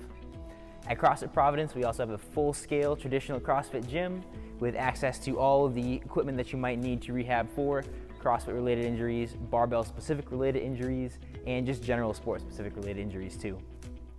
At Strength and Sport PT, we have a 3-step process to diagnose your injury, figure out what's going on, progress your rehab towards your activity of choice, and then step 3, prevent it from happening again, really get down to the roots of the issue. Give us a look at CrossFit Providence.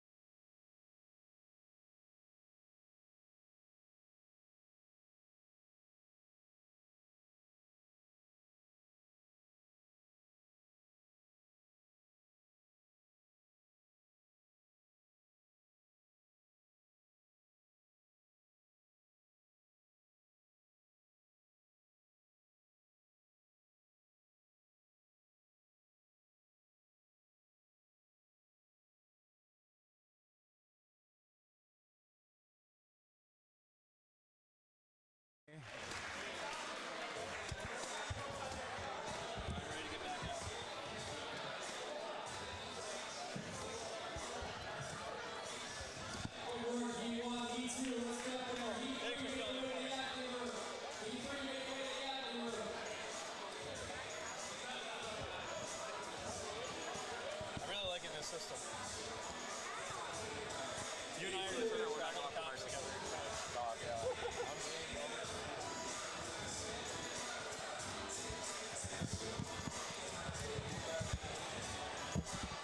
Is it? We're going to start doing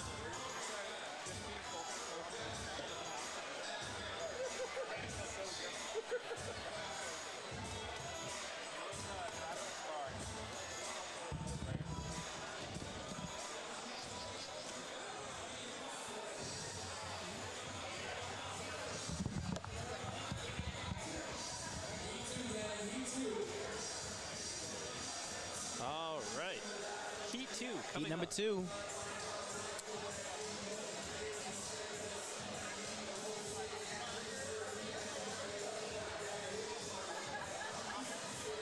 Right now, if we're going over the standings for the female side, Danielle Oliveri in first place, taking a 3rd place rank in album Stankonia and a 1st place in Zendaya, the 1st and 2nd workout, is putting her with 190 points, tied for 1st with Collete Casey over at Andover CrossFit. Talk about a tight race. And again, Collete Casey, can't say enough great things about her. She really, really is a talented athlete.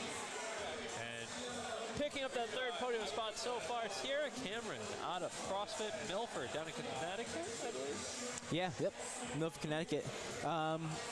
Who's the coach there? Jason Layden. Jason Layden, yeah. Conquer Academy. Yep. And then 4th, we have Caroline Wolfel over at Timeless CrossFit. And in the 5 spot, Aurora Volan. All right, men's heat 2 appears to be ready to go. We are going to put 15 minutes on the clock to work through this 4-round workout. For everybody that's just joining us, these 4 rounds consist of 60 double unders, 15 double kettlebell deadlifts, 15 burpees over the parallel, and 2 12-foot unbroken handstand walks. All right, here we go. And we're off. And in lane 1, the furthest lane away from us, you have Blake Sama, followed by Alex Hutchins, Shane Yeomans, Kenya Clark in lane 4, Scott Tibber in lane 5, and Brian Cunningham in lane 6. And to no surprise, these are very smooth, laid-back double unders getting us started.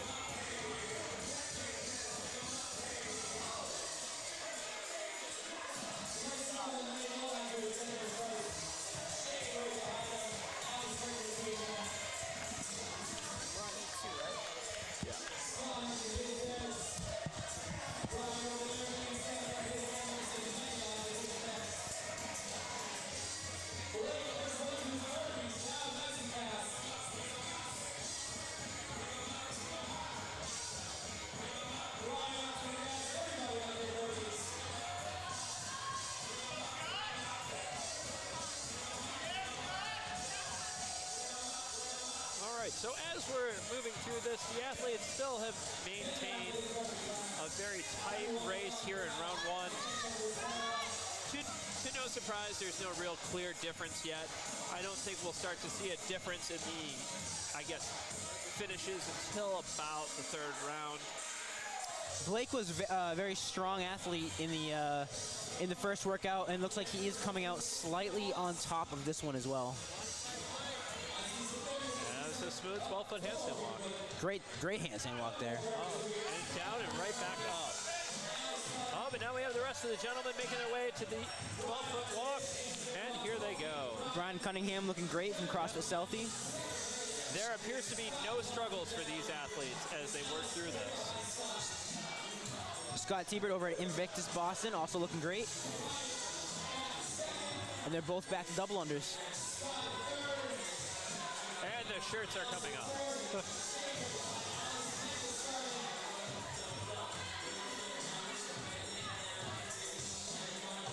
Good judging. Good judging there. There was a line infraction. The judge waved them off and said, no, you got to restart. I'm sorry. You know, I believe Andrew Hiller would be proud.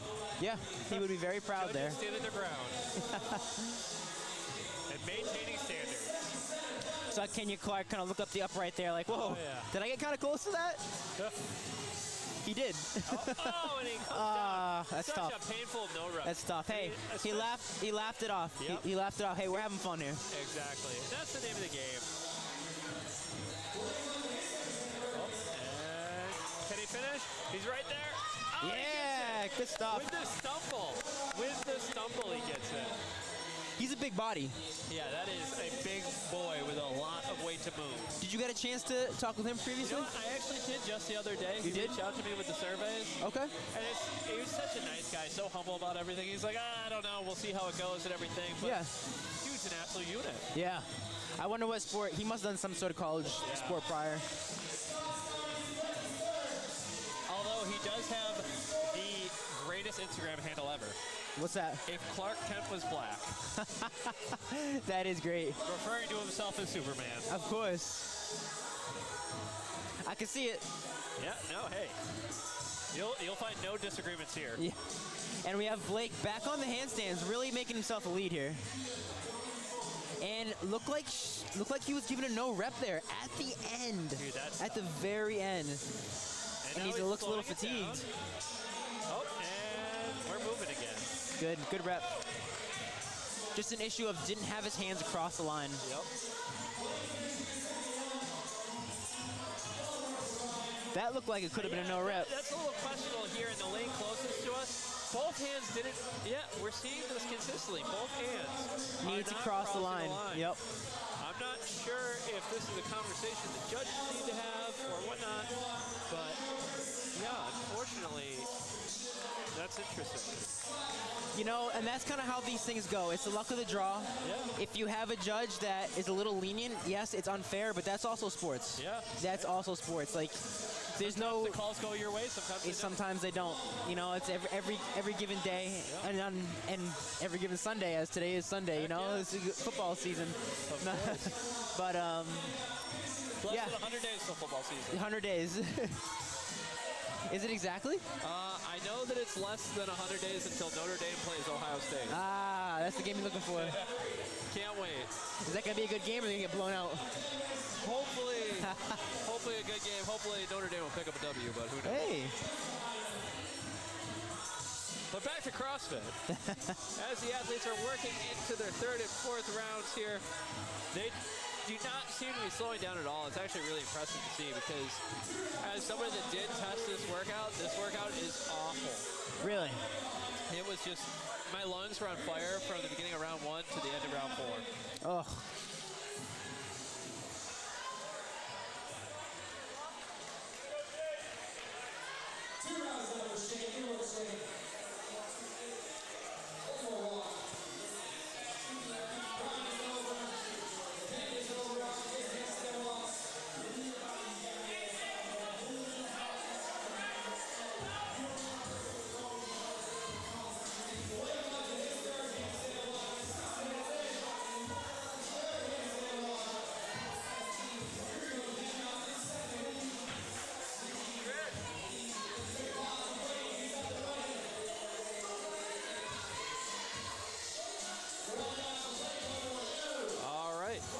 like Blake Sama might be close to the end here as he's working through this handstand walk.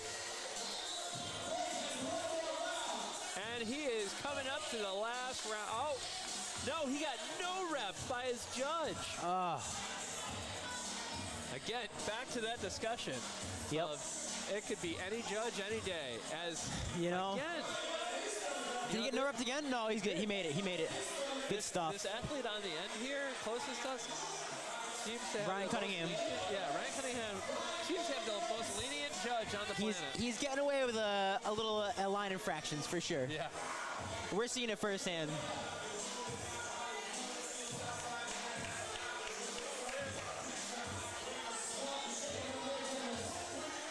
And you know, like we said, it all depends on the judge. And these judges are volunteers. Yeah. They're here to come, hang out, have a good time, and do their best. And you know, you can't yell at a judge. Not at a competition like this. You know. If you did, you're a special kind of person. Yeah.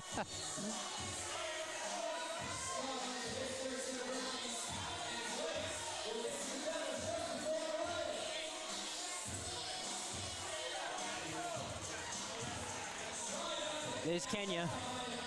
Moving right through those handstand walks. Great awareness with his judge. Oh, did you see that? Yep. That was like a wide receiver move, trying to catch the ball with two hands on the line and then sliding out of bounds. He almost was able to do that with the handstand walk. It's amazing. That was athleticism. Yes.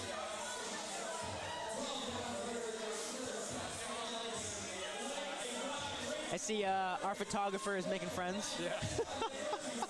Yeah, gotta love the #1 producer, Chris Ambrosini.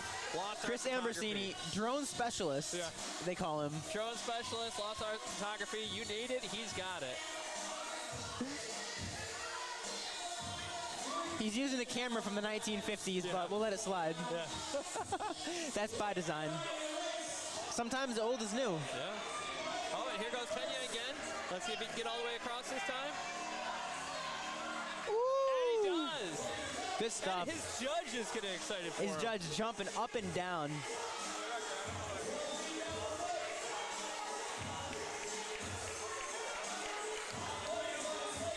Here comes Blake. Moving. Blake Sama is done. Bang. That is an event finish right there. Great finish by Blake. At about the 8-minute mark. Great. Or, no, I stand corrected. It was the 9-minute mark. There's Brian Cunningham. Not far off. Yeah. Not right far off at all. Right on his tail. Ah, Kenya.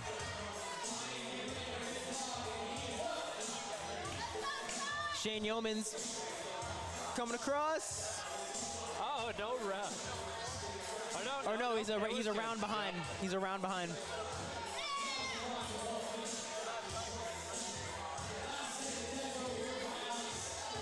All right, so as these athletes are working into the end of the workout here, you can just see the actual just pain and suffering that they're enduring as they go through this. Because between the deadlifts, here comes Scott Tippert, double unders, and the burpees over the parallel, your lungs are just on fire.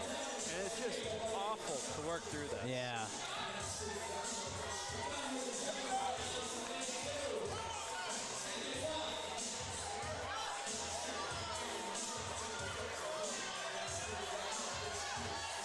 Awesome. Good stuff from Kenya.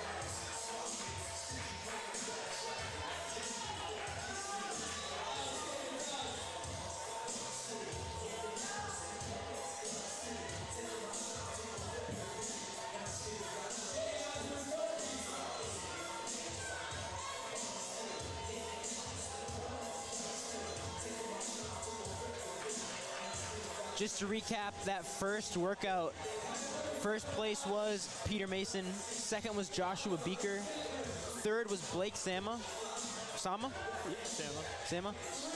fourth was Malonzo, fifth was Colin Hooten, sixth Ian Routhier. All neck and neck. First place finishing in 7 minutes and 24 seconds. That fifth and sixth finishing in 8:02 and 8:06 respectively. Talk about a tight race. Very tight race.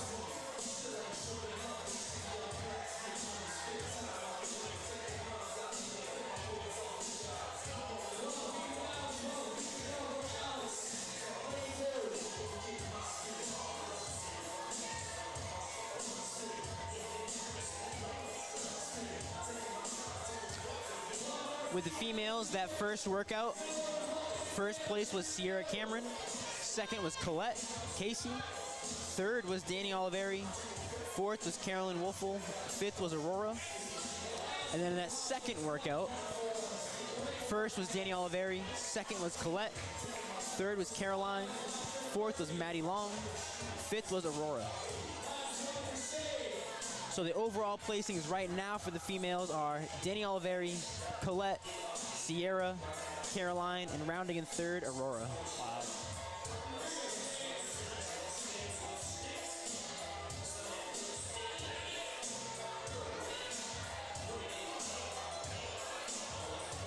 In the team division, we have Team Out in first place, Invictus Dogs in second, Doc and Jock in third, Team Phoenix in fourth, and Team TBO in fifth.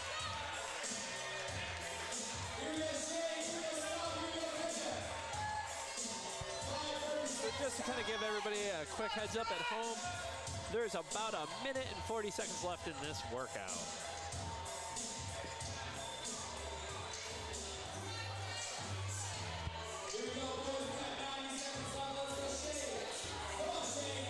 And with that, keep in mind, Heat 3 is getting ready in the athlete area.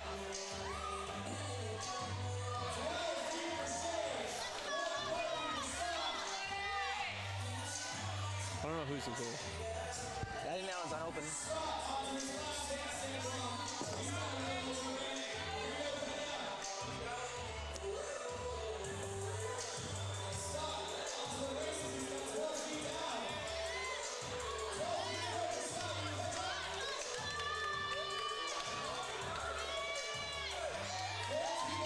Nice. And a strong finish from Scott Tibbert.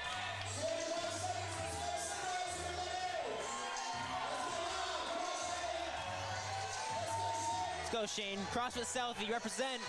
Nice, Oh, great finish, great finish.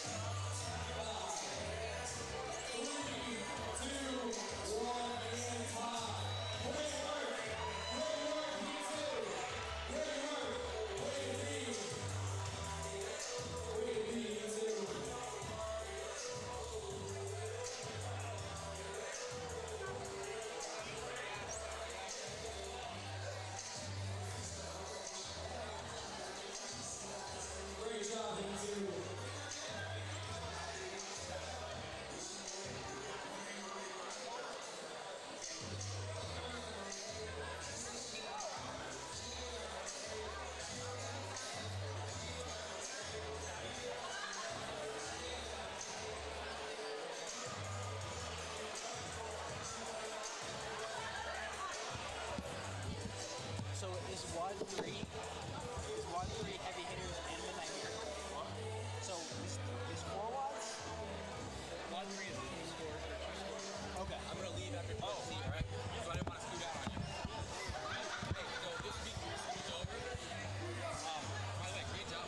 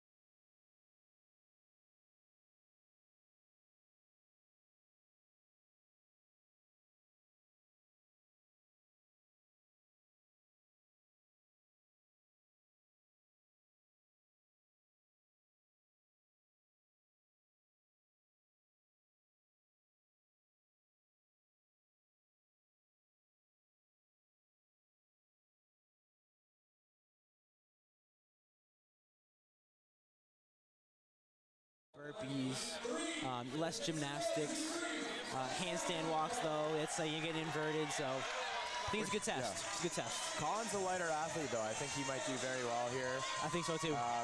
The kettlebell deadlifts might slow him down a little bit, but that's kind of just grip it and rip it. I'd say so far the taller athletes, I mean, this is probably a blanket statement for CrossFit. I think the workouts haven't been great for them so far. Yeah. Something I didn't realize is handstand is probably a lot harder if you're tall. 100%. I never made the connection, but I'm like, there's a lot of leverage going on if you have long arms. That's because we're short. Speaking on behalf of the short people. Short kings and queens. Of course. And we're off. Here we go. Heat 3. Grabbing the jump rope. Who are you saying? Who are you going to pick for this one? I don't know. Colin's confidence is definitely through the roof right now, especially after Event 1 win. True. He looks composed. He looks extremely composed. Very composed. You can tell a lot about an athlete when they're doing double unders. Are they staying in place? Is their body relaxed? And what does their face look like? Yeah. Right? Is their face down? Is it relaxed? Or are they tensed up? That's tough for Devin. My shoe always comes untied. The double unders every single time. Oh, the shoe came untied. It's tied real quick. Yeah, double knot. Yeah. Come on. Sometimes it's not enough. Hey, so I've been wearing the Metcon 7s recently for my training. Okay. And they have a lace lock. Oh. So you double knot, and then you strap on the lace lock, and those things do not move. Incredible. I would highly recommend. I'm gonna have to invest in some of those. Also, the Reebok. Yes. Nano 11 Rich Froning. Okay. With the Notre Dame colors. Those are also a lock, and they have the zipper laces. Don't tell Jeff about those. He has them. Oh, of course. He has of course. Them. He's a huge fan. I'm looking into investing into a pair myself because if I'm wearing Rich Froning shoes, I will surely be as fit as Rich Froning. Is that correct? That would be accurate. That would be an accurate statement to make. Very cool. I met Rich Froning once. You did? Yeah, that's my claim to fame. Yeah. Shook his hand, got a picture with him. Really cool dude. Great guy. What did he sign? Oh, he signed a sticker. Okay. And he washed my, he shook he shook my right hand. I haven't washed it since. I haven't washed my hand since. Look, you're starstruck. He's not even here. He's not even here.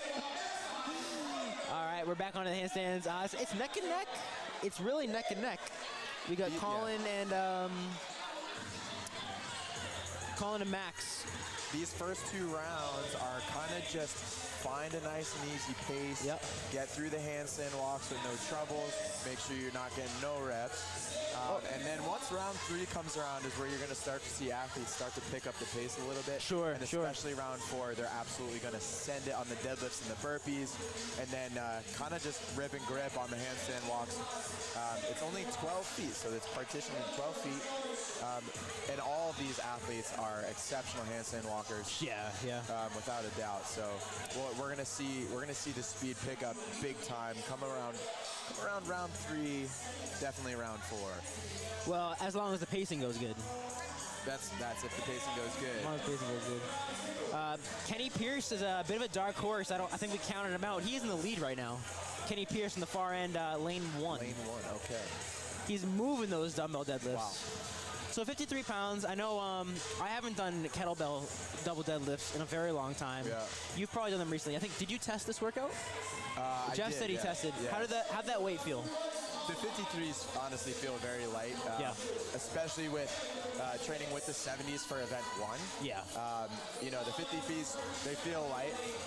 With the rep scheme though, they're going to add up over 4 rounds. They will add up, and it's just enough to kind of make those handstand walks feel a little bit uncomfortable. Yeah. And that's exactly what we're trying to do here, right?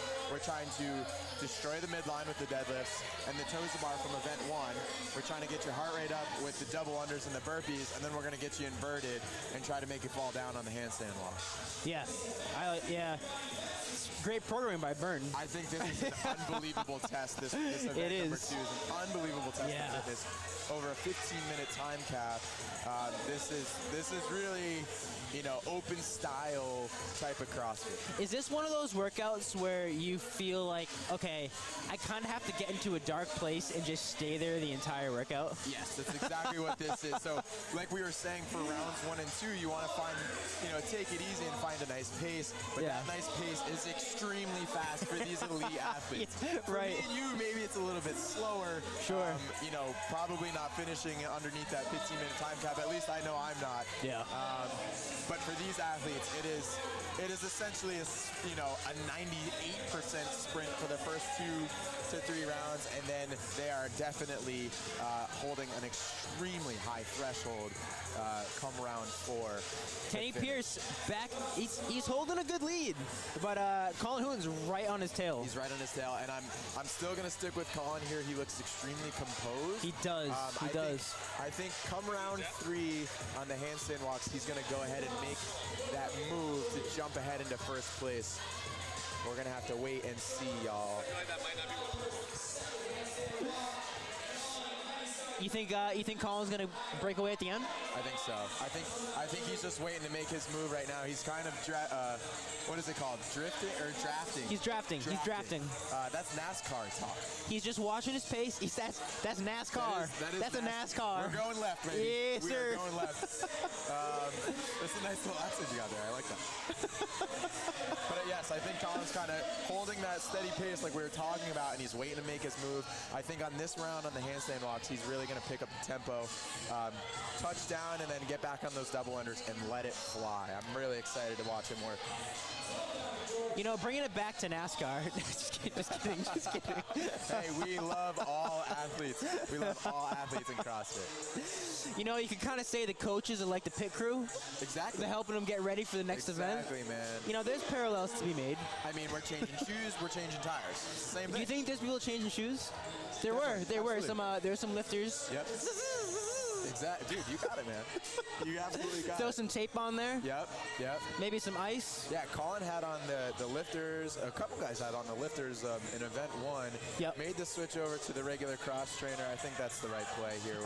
With the deadlifts and especially the double unders. You don't want to be wearing lifters shoes. Yeah, this would be a Noble shoe workout for me. Sponsored by Noble. Give them a check out. They're in Boston. Nice. I'd be wearing my Nobles for this workout. Right. What's the go-to colorway on the Noble cross trainer for you? My favorite shoe colorway for the past like 5 years. 5 years. 5 years. Completely black with a gum bottom. That's a very clean look. That's just my go-to. That's just my go-to. Very clean look. I do love the color of an all-white sneaker, but which I'm wearing now, my white Converse. There you go. Shout out James Townsend. Hey, James. James was giving me a little. He was giving me a little something for wearing the Converse earlier. It's not just him, man. It's me too. It's me too. But you know, I wanted to pair the Bern's nice shirt with something good, so I put the jeans on, and I'm like, you know what, jeans and Converse. And what awesome shirts they are. Great man. shirts. Really, you know, really every cool. year Bern has come out with a different shirt, and again, the whole purpose of this event is inclusivity. So that's awesome. He's really promoting that with the T-shirts, with the branding, and we're just trying to push that with the kind of the message too. So absolutely. Yeah, I love the shirt. Very nice. And we're seeing Kenny Pierce is onto the dumbbell deadlifts, but it looks like your prediction correct. Colin is inching away from him a little bit. And look at him. He's got his chin tucked. He got his head down. He's not looking at anybody else. He is moving right now. He's moving. You know, Kenny Pierce is actually looking away from the competition floor.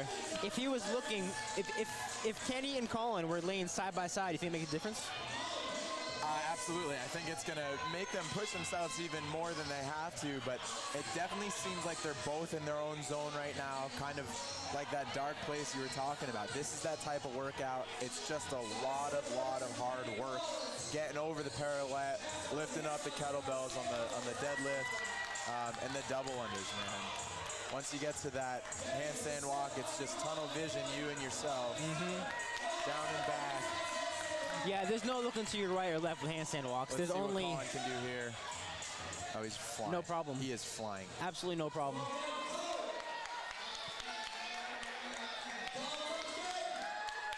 So efficient.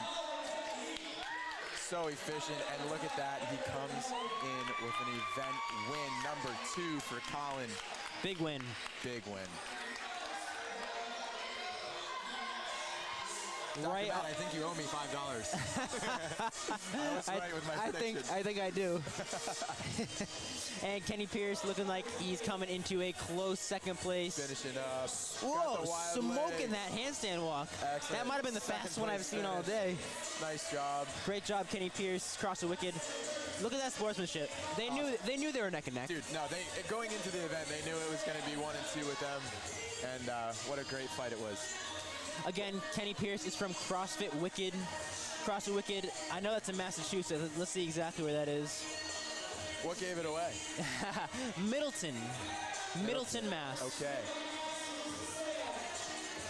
And Colin Hooten, again, is from CrossFit MEF. Got a few athletes finishing up here on the parallel facing burpees.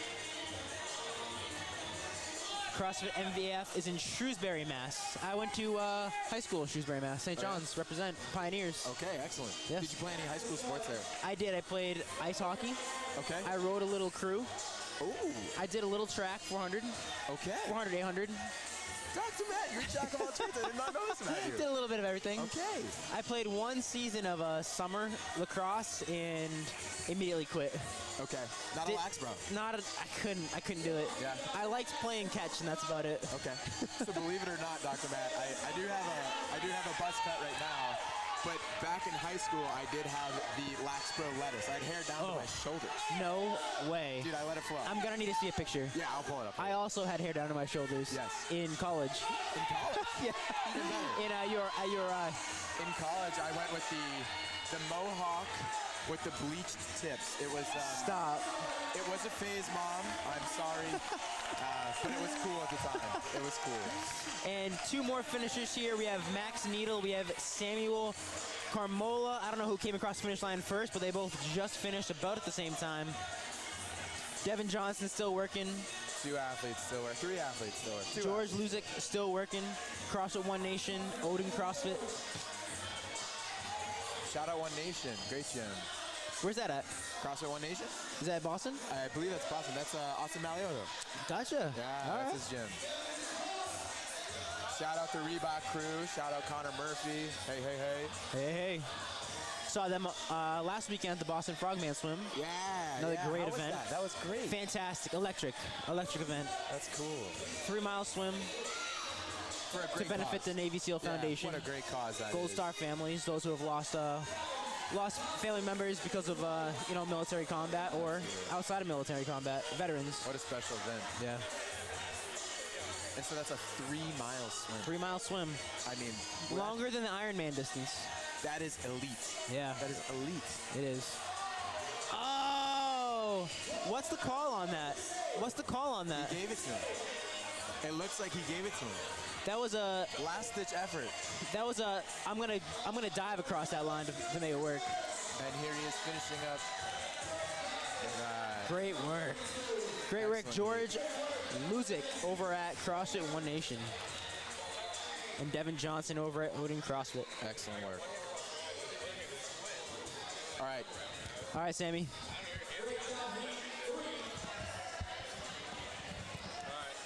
Mike's hot. Hot Mike.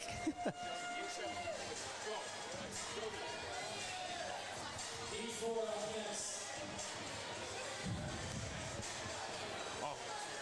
Hey.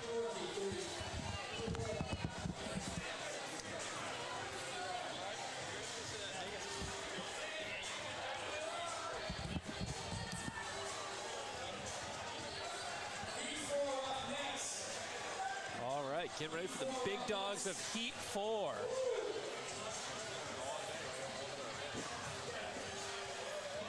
Heat 4, main event.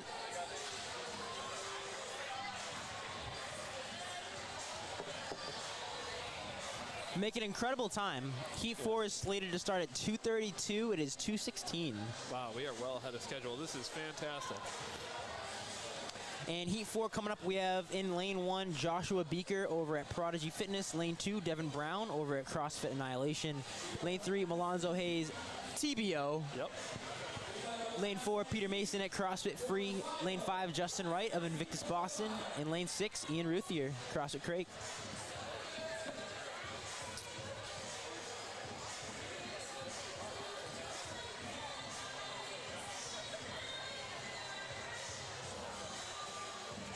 Can you keep up? Yeah. Baby boy. This is going to be a moving one.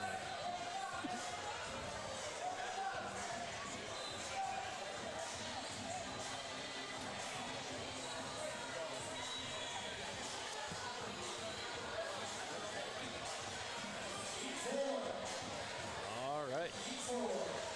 Thank you, James. It says great turnout and great job on the commentary. Thank you very much, Mr. Townsend. We appreciate it.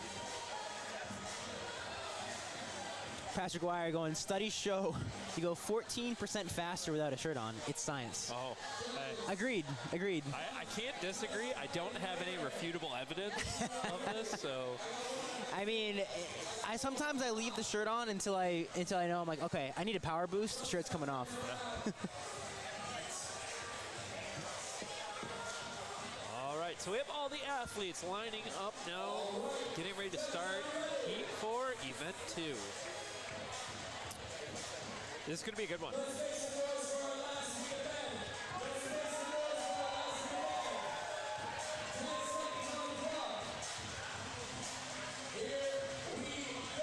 All right. 5, 4, 3, 2, 1. And we're off. 60 double unders, 15 double kettlebell deadlifts, 15 burpees over the parallel, and 2 12-foot unbroken handstand walks. And just to give a quick recap on the standings, based on the first workout, the album Stankonia, Peter Mason was in first, Joshua Beaker was in second, Blake Samuel was in third, Malonzo Hayes fourth, Colin Hooten fifth.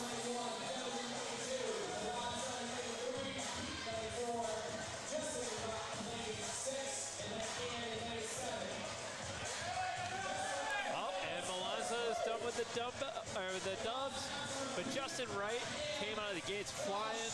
All of these gentlemen are moving right now. Those are some very quick deadlifts. Yeah, those might be the fastest kettlebell deadlifts I've ever seen.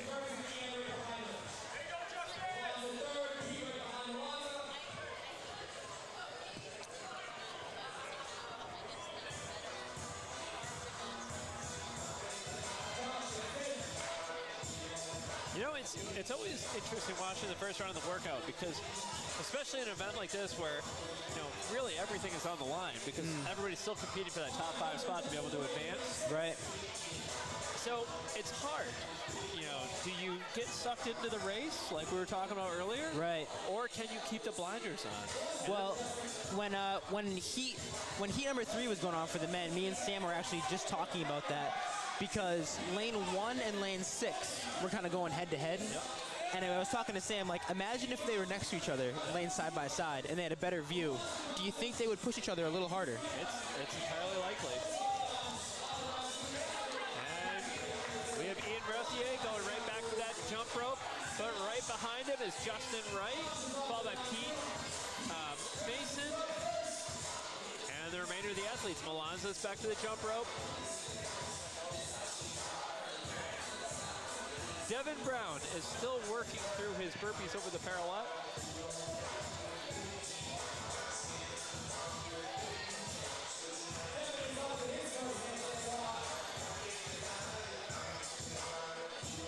Justin Wright looking very composed.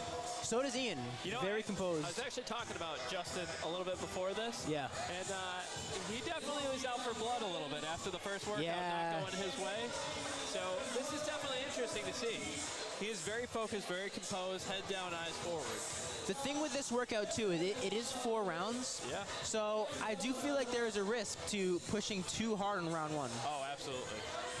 You can definitely lose the workout in round 1. That is for sure. Yeah. I know talking to Sam and talking to you, you guys tested this workout out. Yep. And Sam was kind of saying this is one of those workouts where you're in a dark place most of the time. Oh, yeah. It's a very open rounds. style workout. Yeah. It's just 4 rounds of hurt. Yeah. Malonzo looking very efficient on those burpee jump overs. You know, and that's something that he told me about. Working with James has really helped him. Yeah. It's just getting down the timing of everything and not just coming out like a bat out of hell. So shout out to James Townsend and his coaching style for Malonzo and how much it's helped him.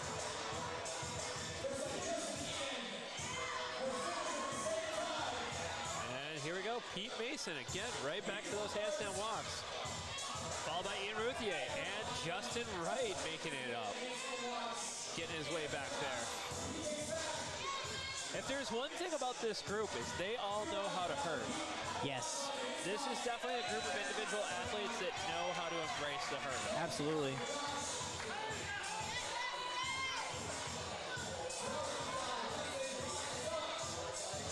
Joshua Beaker with an interesting handstand walk. Extremely stable through the midline and shoulders, but the legs almost kick like he's in the water. Interesting. It works. It works for him.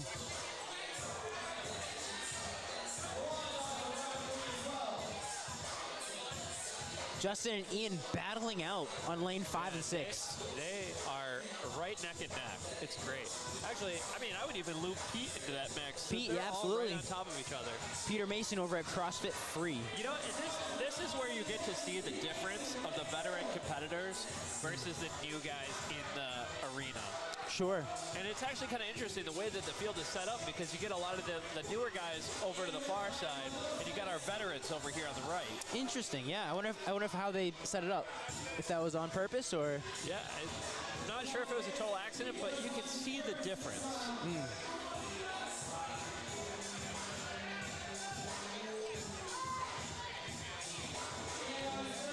You know, when you look and you see Justin with his head down like that, just staring at the ground, working through those deadlifts. He's in the zone. You know it's the dark place. It is.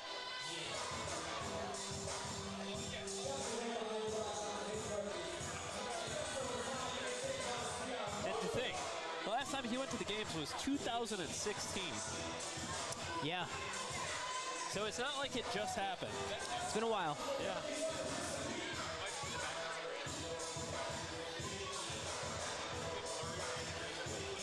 Devin Brown returning for the handstand walks.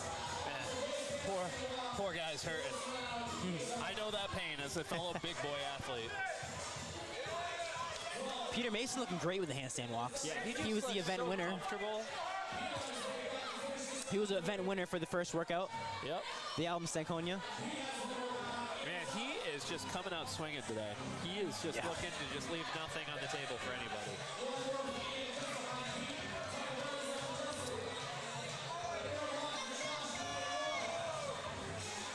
Ian Routhier with a great handstand walk. Very clean.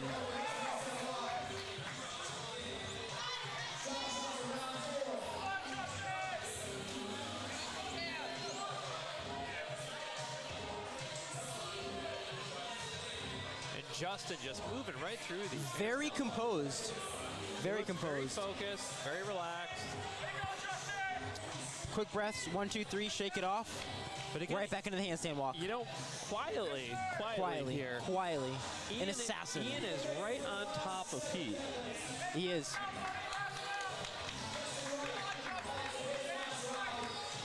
You know, where Justin is falling off Pete's pace a little bit. And even Ian has a touch as Pete moves through those kettlebell deadlifts by himself. But he's right there. See, there he goes, picking him right up. So it's possible to push him and create a race. But we'll see if anybody can really hang with Pete. He's just moving so efficiently. You can see it in his burpees over the parallel. It's just smooth. It's down, it's up as a unit, it's down as a unit. Just the way that this individual moves. He's a great athlete. So smooth. He just came from Atlas Games, you said? Yep. So yeah, literally coming off 1 week from competition. Coming out and just absolutely lighting it up the way that he has today.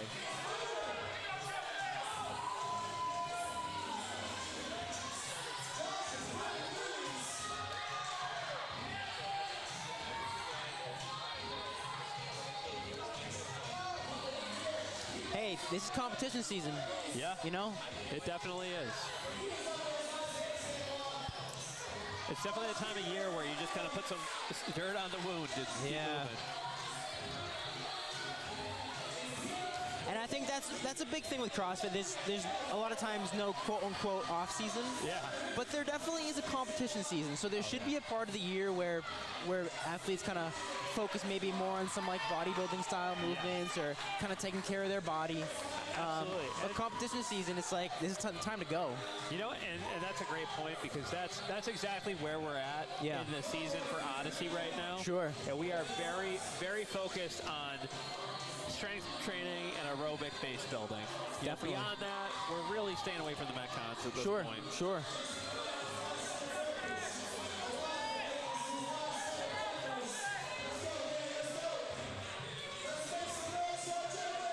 And so with that, Pete Mason has picked up another event win, followed by Ian Routhier with the dramatic fall right over the behind finish him. line. But now fighting for third, we have Justin Wright, Malonza Hayes, Devin Johnson, Joshua Beaker. Oh, wait, no, actually, I think Joshua has already finished. I apologize for that.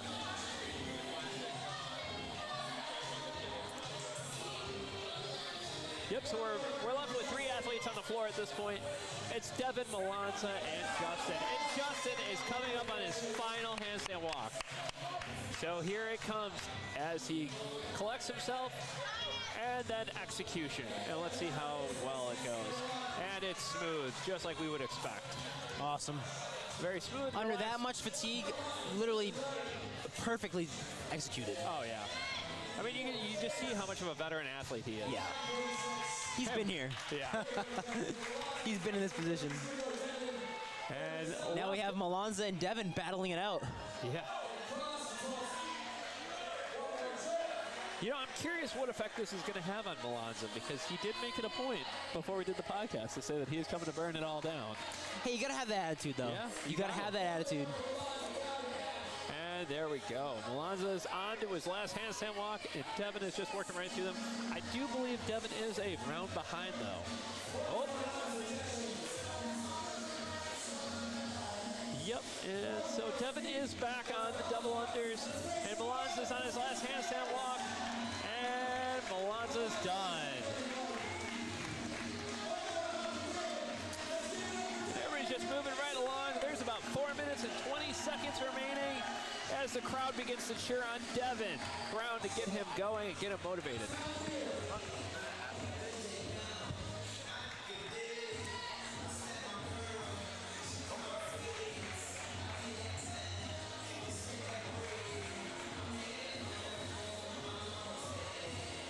And Devin just finishing up here. Looking great on double unders. Looking very composed.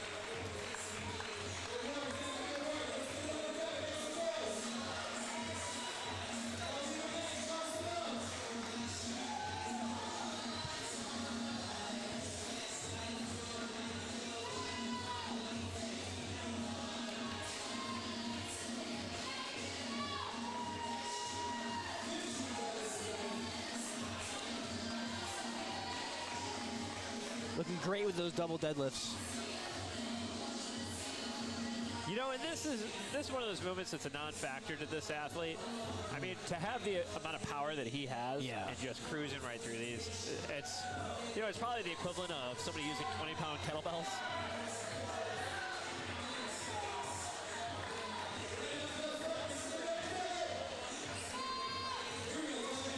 Like you said earlier, 230 pounds, 6% body fat.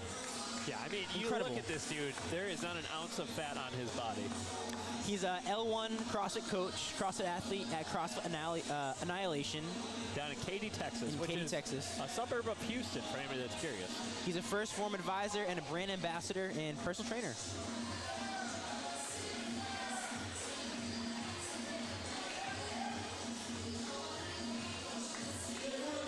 He lives and dies by the engine work. Any machine I love, bring it on.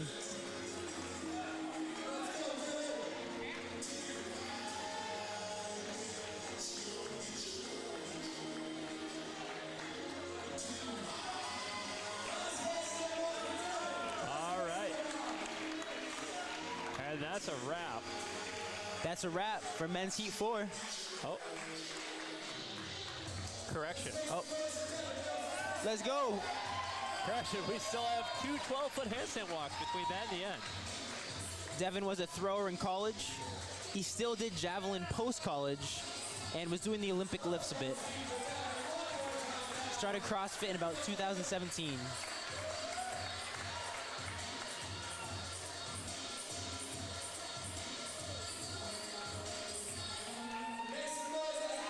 And he just nice, right great through finish. That.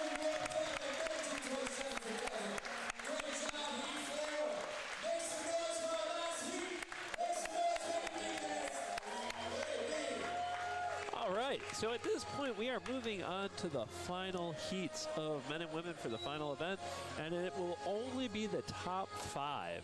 So this will require a little bit of time for setup and explanation, so we'll get back to you shortly. Please hang in there. Thank you for staying with us.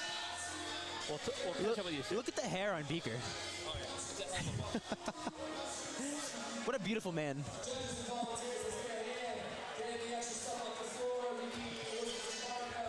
All right, so we're getting set up for the last event. Barbells are coming out, rowers are coming out, and we'll be with you guys shortly.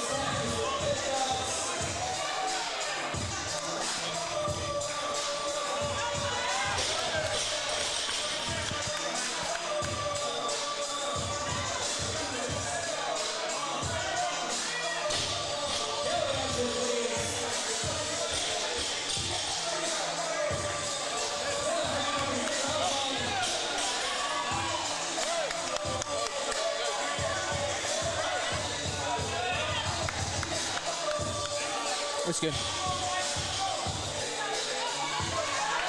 All right, sorry about that. So we're back.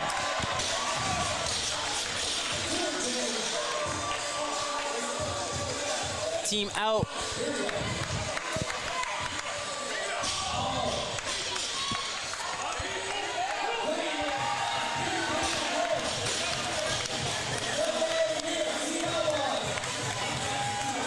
From a team standing prior to this event, Team Out was in first, Invictus was in second, Doc and Jock was in third, Team Phoenix fourth, and Team TBO fifth.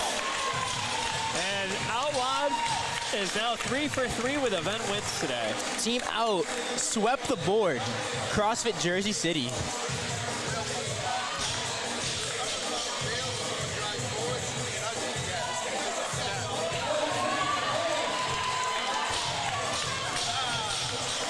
Tough miss there. Yeah.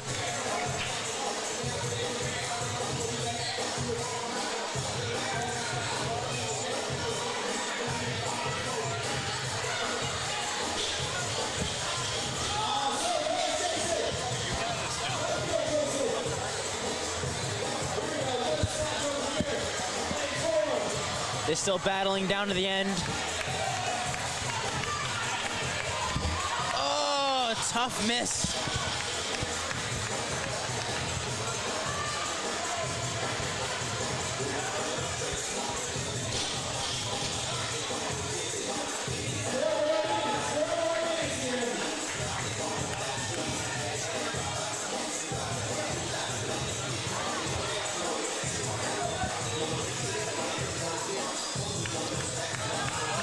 Nice, good recovery on that snatch.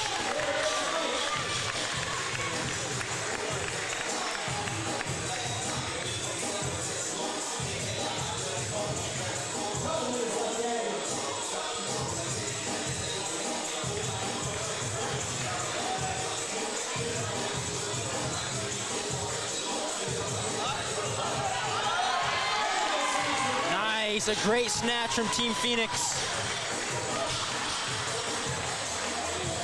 Team TBO got shot back from that clean, knocking the chalk bucket over. It's a battle.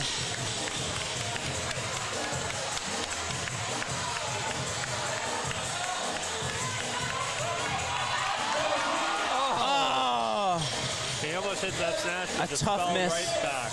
Tough miss from Team Phoenix.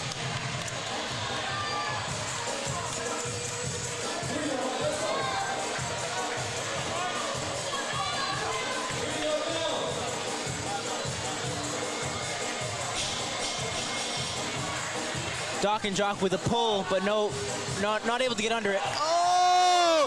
Team Phoenix! An awesome snatch. Coming back from 3 misses. Doc and Jock with a big pull, but could not get under it. You know, workouts like this are always tough because you're just kind of stuck in a position where no matter what the clock is moving, whether you're moving or not. Yeah. Oh, another great snatch from Team Phoenix.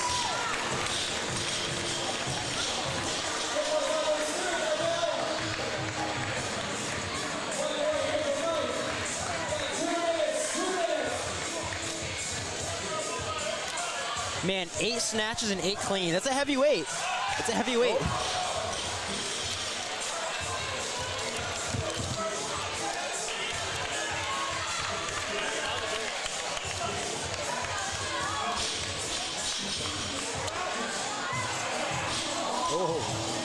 Shot back the Doc and Jock team.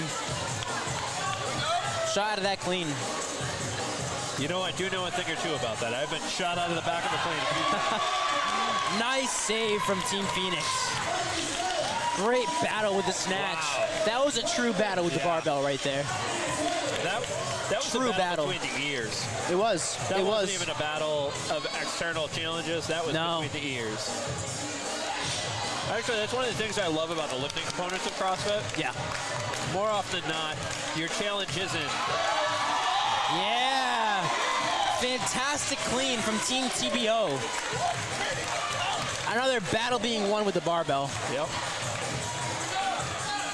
You know, that again is why we're all here doing CrossFit. Absolutely. You know, overcome adversity. Yeah, sometimes it is just throw the bar around, throw some weight around, and get some high fives with your friends. Team TBO set up. The confidence is there. Oh.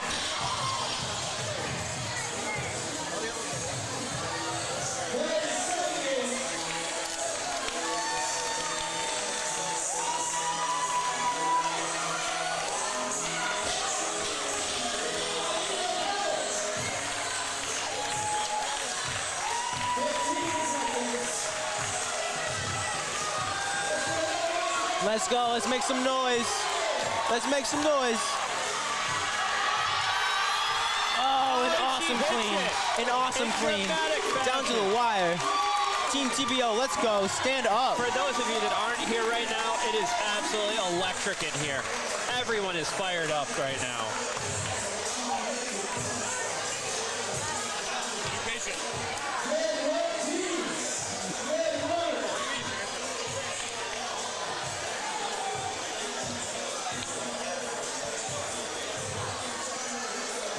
What an event.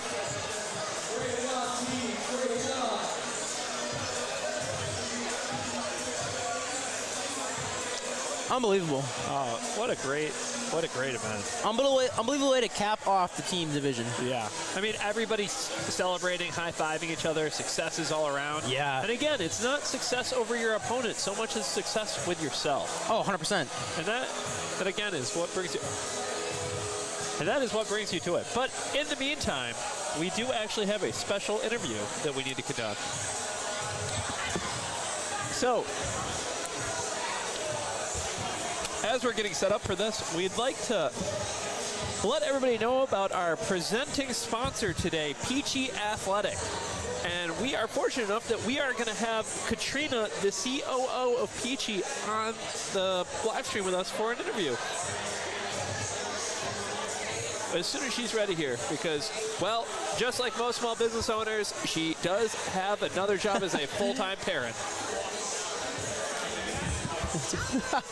Hey, what's going on?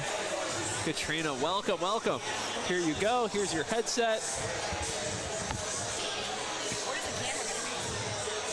It's just, yeah, it'll take about 20 seconds for it to go over.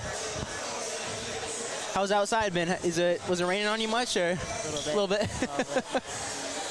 So once this goes off, we'll be good to go. And Zach will give us the heads up. We're good? All right. Is there just a delay for that to come off? Okay, cool. Oh, and there we are. All right. So, just like anything else, we are so excited to, again, announce our presenting sponsor today, like you see in the bottom of the screen, Peachy Athletic. They have brought you this sponsorship, and with us, we have Katrina, the CEO, our COO and co-owner of Peachy Athletic. How are you doing today, Katrina? Good. We're so stoked to have you on the live stream with us. If you could go ahead and pop your mic up a little bit higher, closer to your mouth. There you go. Is that better? So, first and foremost, tell us a little bit more about Peachy, because people see the brand. It's a newer brand. People are getting used to it. They love it. But how did it come to be? Well, it was actually in 2020 during the pandemic, where Amanda and I met on social media. Okay. And we found that there was a need, a passion for shorts, and we just started to have a small little idea of, let's see if we can put together a pair of shorts that some girls would like to buy, and very small order of like 20 original girls. Hey, that's how it gets started. That's how we started. The dream started with that. That's amazing. So how did you guys come up with the name Peachy? So if people think it's actually Peachy in relation to the booty. The booty. But it's not. It's actually derived from life is peachy. Okay. Simplicity. I like it. We wanted people to look at it and have a sense of happiness. Sure. So, I mean, obviously you guys have kind of gotten the ball rolling. The brand is growing. Big things are happening. You guys were just at Granite Games. Yeah. What else is going on these days? Outside of Granite Games, that was a very big step for us. Sure. That was big brand exposure for us. lot of learning. And then we are now the sponsors for the Florida Grid League. Okay, right on. That's super exciting. That's exciting. And we are into the Fitbox. Sure. If people aren't aware of that. That's subscription-based, monthly-based. Okay, cool. So viewers, go ahead and check out Fitbox. Yeah. Well, we'll be coming out with men's joggers first. Oh, man, men's? Yeah. Oh, okay, let's go. Let's go. I'm excited for that. I'll be the first one to get some. Yeah, I definitely can't wait to get some joggers. Yeah, and then we'll be getting shorts. Gotcha. So when you guys are kind of like looking at your brand and how you guys want to build it, what does it mean to you to be Peachy? We want to make clothes that fit women. We don't want it the other way of women saying, oh, I gotta do this in order to fit into that. We want to make it all size inclusive and make them comfortable and soft and make athletes happy and comfortable in their skin with what they're wearing. That's huge. As it should be. And Katrina, you're a CrossFitter yourself, right? I am. How long have you been Katrina or CrossFit for? It'll be 8 years in this coming November. Wow. Yeah. I mean, how has that journey been for you? It's been great. I actually started CrossFit pregnant. And so there's that. Wow. Okay. You know what? Let's just go ahead and keep you on here. You can be our co-host for this event. All right. So we are now in the final heat of the ladies' event, and they are starting with a 1K row. Hey, Matt, you want to give us the rest of that workout? Yep, I'm going to pull up right now. Going off that 1K, me and you just did a 1K recently. And for anybody listening, Matt smoked me. Barely.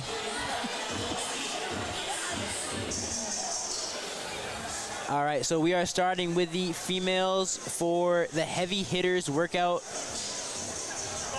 Sorry, Midnight Miracle is the first piece of this workout, 1,000-meter row, which goes right into the heavy hitters, which is 8 cleans at 185. Oh. So we just saw 185 with the team competition, and people, it was a heavy weight. Yeah, people had trouble with it. That's a big number. Yeah. That was a big number. These girls right here, though, are beasts. They are and beasts. I really don't think that weight is going to be... not going to be a problem. I really don't think it's going to be a weight for these girls. These girls are strong. Oh, that they are. There is definitely some heavy hitters in this group.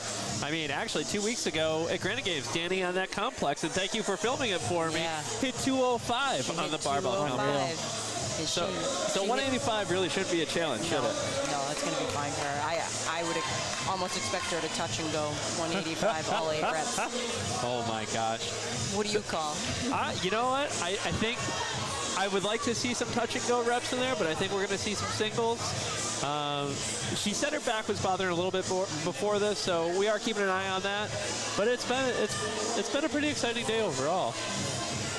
So what other activities does Peachy have going on right now? I mean, it sounds like you guys are just so busy and all over the place. We mentioned the Fitbox and the Grid League, and we're really trying to get out to any local competitions. Sure. Because we really are passionate about supporting local events to us and helping out the local communities. Yeah. I really enjoy doing it. It's a lot of fun, meet a lot of nice people. Absolutely. Yeah, we actually did meet at a local competition last year up in New Hampshire. If you follow our podcast, Brody Strength and Sport podcast, you heard us talk about it. Amskiot Classic up in New Hampshire. Katrina and Peachy were there last year. Got a chance to meet them when I was up there competing. It was a great time. Yeah, it's a 2-day competition. Yeah, that was my first 2-day competition. Was it your last? It might be. So, Jeff, let's break down the lanes. So, closest to us, we have Danielle Oliveri, who is a Peachy athlete. Peachy athlete. And then next to her, Collete. Yes, we have Collete, KC next to her. And then in the middle, we have Sierra Cameron. And then Caroline Wolfel, followed by Aurora Vallon, all the way on the far end. And Maddie Long just got booted out in that 6th spot, unfortunately. She was right on the cusp. Yeah. You know, that is the tough thing about having a cut line. Yeah. You know, every point matters. Because she did very well in that 2nd workout. She came in 4th, was pretty much ahead of the pack the whole time, but just not enough with that 1st workout. Wasn't able to make the cut for the top 5. You know, and that's where you got to make sure you're ready for the 1st workout. Yeah. And as these ladies are moving through this event, got one. I have not seen any judges' hands come up quite yet. Oh, but Sierra is off the rower. You were right. I didn't see that. Is Danny off Danny's the rower? off the rower. Colette's off the rower. And then the other ladies are now off the rower. All right, so now there's a brief rest period before they hit the barbells, and then it is just an ugly sprint to the finish.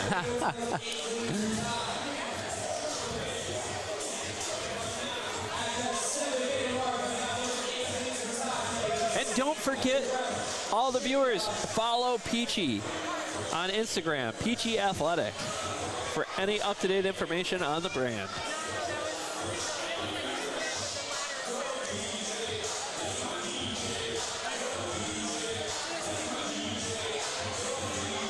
Now, Katrina, while they're resting, were there any plugs you wanted to throw out there? Any mentions? I definitely do, and I wrote them down because I wanted to get their Instagram names right. Okay. These are some of our athletes. Row the Tank, who is she's a CrossFitter and a Florida Grid League athlete. Oh, okay, right on. Cool. Danny Oliveri, who is here. Yep. Heather Hosmer.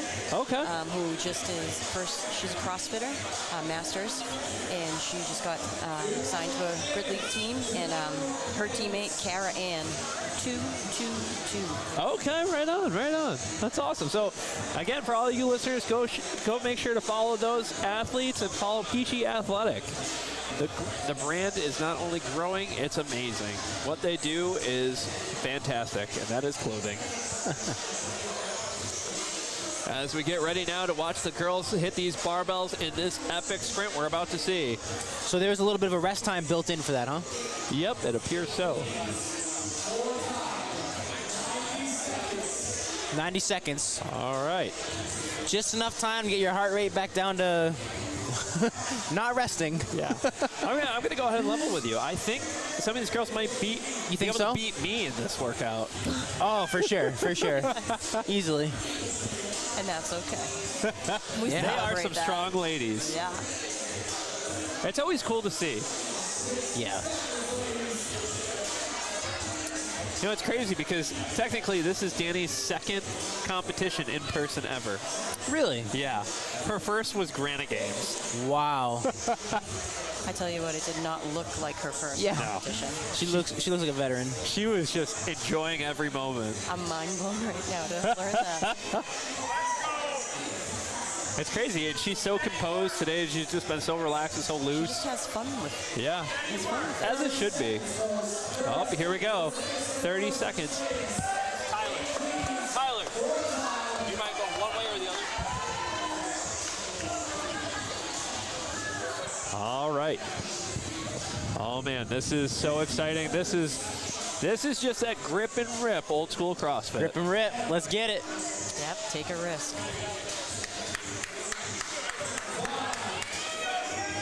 Man, my heart is pounding. Right. Watching them stare down the bars. 8 cleans at 185. Let's see who can do it first.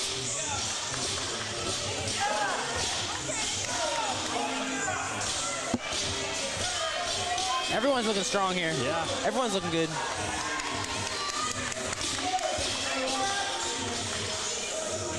Man, she is just so strong. Very solid. And as Danny is wrapping up her cleans, again, there is just no room for error here. One failed rep could mean the difference between an event win. Oh, slip. A little slip. There we go. Now we'll see how this goes.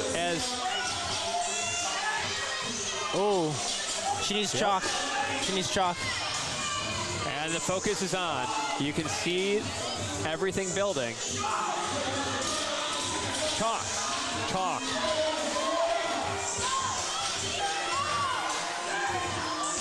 Just one rep left behind. All right. She needs chalk on her shoulders.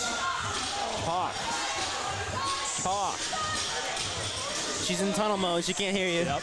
We don't exist. This is the challenge of being a coach with your athlete on the floor. Yeah. Is because you got to try to figure out that way to meet Nice. them. And Danny There we is go. done. That was a battle to the last rep. Let's go. every... We got a hand up over there, too. Oh, yep. Sierra appears to be on 1 rep. Collete appears to be on 1 rep remaining. Nice. All right, Collete. Good lift. Yes. Stood it up. Wow. Wow. These ladies just made that look so easy.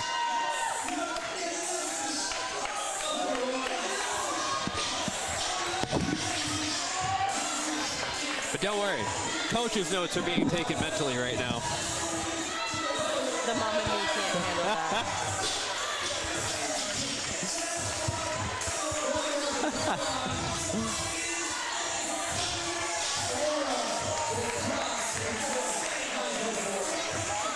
Shannon Blount on the chat board. Woo, those women are strong.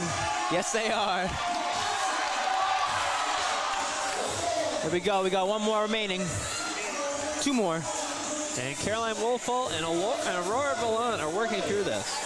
Actually, Aurora just PR'd her power clean not too long ago at 2:25. Wow. And Aurora is done. Last one standing. And all of the ladies have finished the bar. Oh. One more. Correction. There is no. They're done. Oh, they're done. They finished. I was right. Yeah. Wow, what an event. That was exciting. I'm sweating right now. Yeah, right? It was pretty intense. That was fantastic. This is where the fun lies. All right, now we get to watch guys snatching 185. In the same event. 1,000 meters. Yep, 1,000-meter row with a brief rest and then 8 snatches. Or I believe it's 8 snatches. 8, yep. 8 snatches at 185. What times do you think you'll see on the 1,000 meter? I think we'll see somebody go close to 3 or just under 3 minutes. Actually, talking to Justin Wright, he said his goal is a sub 3. Wow. For the 1K row. Wow. Yeah, so he would be trying to keep up with you. What's the pull on that? What's the split? It's got to be like 135. Yeah. It's got to be 135 or faster. So this is where the taller athletes might come ahead. Yeah. Because that's more of a rower body type, is ability to pull and make those nice long strokes, nice long powerful strokes. So. Yeah, it'll definitely be interesting to see athletes like Devin and Melanza on this one because they have so much power and they are just pure power athletes. I could see them pull at a 130. Yeah. I mean, but we'll see what the engine holds. True. This is a lactic threshold test. Devin did say in his interview he loves the machines. He loves the engine work. So we'll see. Maybe it'll be like an old school Jason Kalipa pull where the rower's like bouncing off the ground. Snaps it in half. Yeah. Weights on the front. And the weight on the bar. Well, I thought it was going to be. Let's take a look. That might have been the teams. Let's see what the. This looks like a bit more weight. Yeah, this looks slightly different.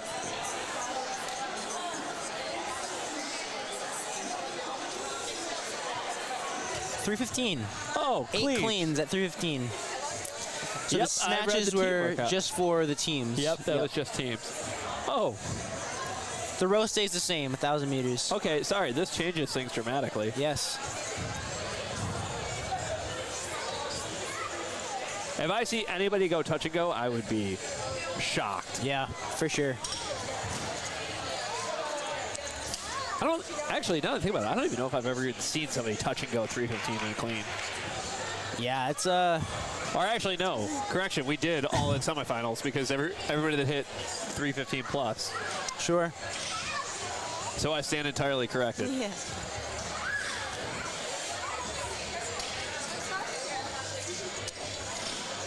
This, for anybody watching, this is going to be a really, really fun event to watch. I mean, this is a Clydesdale test. Yeah. This is what kind of horsepower do you have at your lifting capacity and your rowing capacity. I love it. I think it's a great test. Yeah, I think this is awesome. I love it. I'm glad I get to watch it. Yeah. I would certainly crumble under this weight. Let alone for 8 reps.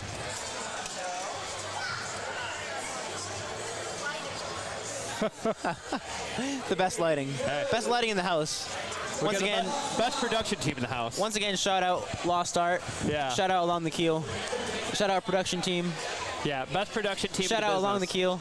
Shout out the production team. Shout out Zach. Shout out Tyler. Shout out Chris. Drone expert. Chris Ambersini, drone specialist. I give a shout out to Bern. Shout out Bern. The greatest man in the game.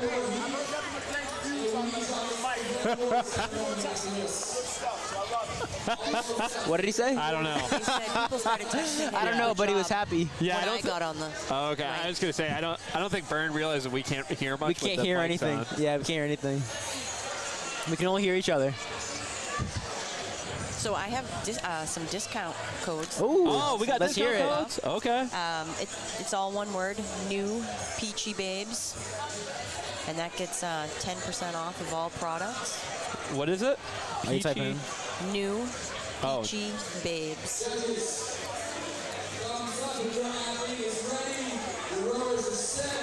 And then right now we're running a sale. If you buy 2 pairs of shorts, you can get 15% off of our new buttery soft joggers. Ooh, buttery soft. They are Let's buttery go. soft. We had some guys. These are unisex right now. Are they? Some guys at Granny Game.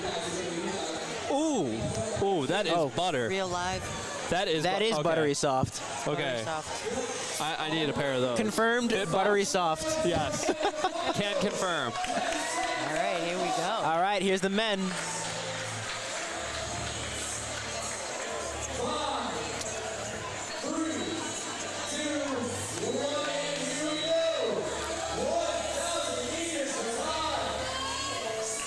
All right, so we have Peter Mason. Oh, wow. Both Melanza and Devin did not make the final cut. So we have Peter Mason is in first. He's currently in the middle lane. Followed by Joshua Beaker is in lane 1. Yep. And then you have Blake Sama, who is actually in heat 2, but he made the cut. Wow. Top 5. Yeah, and Colin Houghton too. Colin Houghton is in lane 4, and Ian Rothier is in lane 5. So here we go, the final row. Now, have you guys already discussed the ages of the athletes?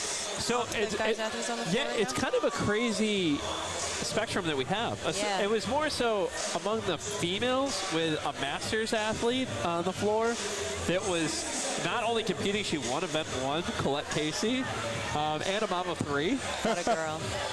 For the guys that are on the floor right now, they are mostly younger. Peter Mason is 26. He's the leader right now. 26 years of age. Joshua Beaker, 24. And a very impressive mullet. Very impressive. Blake is 33. Wow. Okay. Blake is 33. I stand corrected. He's over at CrossFit Free. Man, I guess the old guy mantra doesn't really bode well for me anymore. Ian is 24. He's over at CrossFit Craig. Yep. It's a young man's sport. It is. And then Colin over at CrossFit MEF is 31. Wow. Wow, older than I expected. Yeah, I'm shocked. So as they are cruising through this, what's interesting is how when we look at them, they look completely fine. Yeah. It almost looks like a casual row. But what's really going on right now is those legs are firing. Who do you got for the row? They are feeling it. You know, anatomically speaking, I think I got Ian. I got Blake. Yeah, I could see that. I got Blake. Yeah, I was with Team Blake as well. Yeah, Team Blake. Here we go. Blake does look very controlled, very relaxed. Yeah. He's just cruising. He's pulling. They all are, but then again, you got to assume that Pete's going to be prepared for something like this. Yeah, that's very true. I noticed with the female heat, when they got close to maybe like 500, 250 range, you can tell. Yeah. Yeah. They're putting the hammer down. Oh, yeah. Oh. You know what? And I think Pete just hit that range. Pete is Wow, that was a great eye, Katrina. Yeah. Good call on Pete. Pete first off the rower. Yeah. Joshua Beaker second. Ian. Or Ian second. Joshua Beaker third. Wow.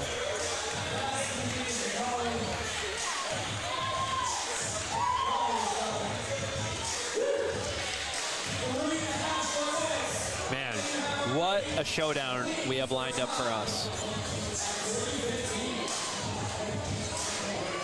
I hope some of the male athletes who are watching the females go and Oh, yeah. got some tips because you Yeah, seriously. They definitely need some thoughts going into that one. Yeah.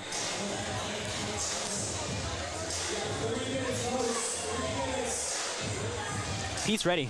Oh, yeah. It's like 3 minutes. I want the bar now. You know what? That really goes back to his post-event one interview with us. Sure. He pointed out he's a little mad after Atlas Games, not happy with his performance, and he came here with a purpose today. He did. It shows. I mean, 2 for 2 with event wins so far. And this isn't, you know, a local intermediate comp. This is no. There's semifinal athletes here. There's X Games athletes here. Yeah, there's a lot of experience in this room.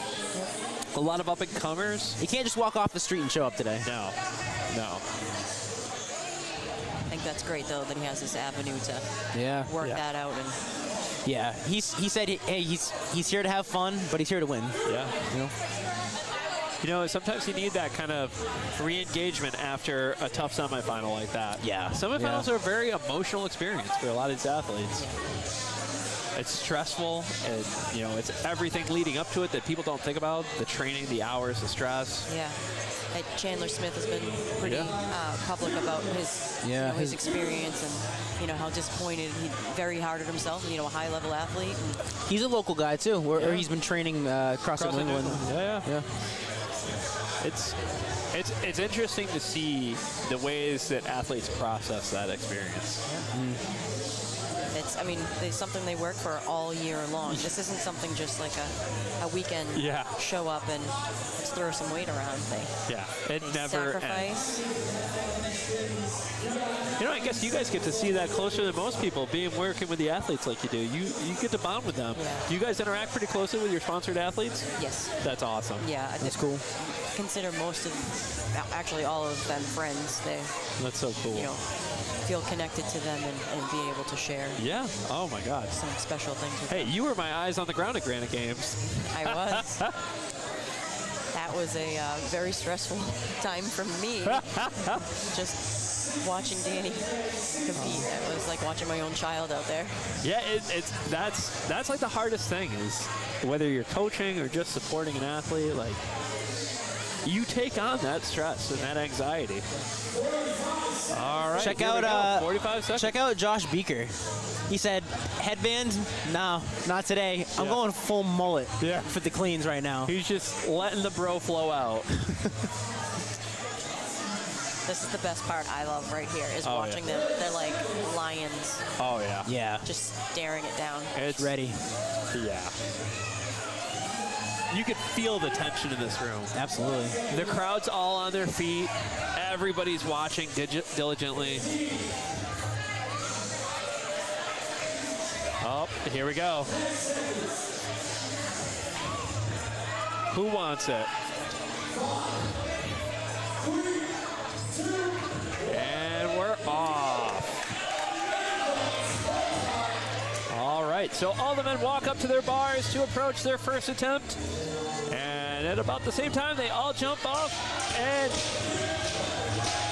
only two successful reps. We got Pete and Blake. Yeah. Oh. Yeah, he's saying. He's done? Yeah. Yep, and one athlete seems to have already called it, perhaps? He said, that's all I got. I'm done for the day. Smart move. And Pete with his second clean. You know, coming to the barbell, you know, I don't want to call it cold because obviously they hit the warm-up area, but trying to hit basically a 1-rep max or potentially a 1-rep max for 8 reps. Yeah. I mean, you see the difference here. Actually, I kind of appreciate competitions like this because it does kind of bring us all back to earth after just watching 4 straight weeks of semifinals where, you know, you watch the best of the best throwing around weights and everybody starts to think, oh man, maybe I can hit these crazy weights. And then we need to get returned back to reality. And this is a great opportunity to see it, because this is athletes struggling with 3 plates. Go Joshua with the clean. An attempt to get under it, but not quite. You're reaching for the barbell, so it doesn't go too far away. This is rep 4. Here's Josh. And Pete, 4 for 4 so far. He's making it look textbook, too. Yeah. That's a great clean. It's just smooth. It's butter. He's comfortable. He's having fun. Oh. Close for Blake. Here's Ian stepping up to the bar. I mean, for the guys at this point, you don't even necessarily need to finish the ladder to place well.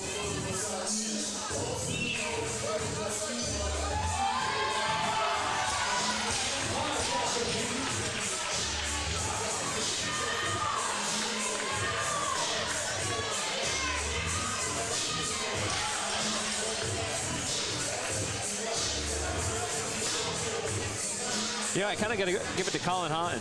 Just realizing that, it's not really worth it. Yeah, I mean, with a weight like this, you know what you can pull and you know what you can't pull. Yeah, let's go. Wow.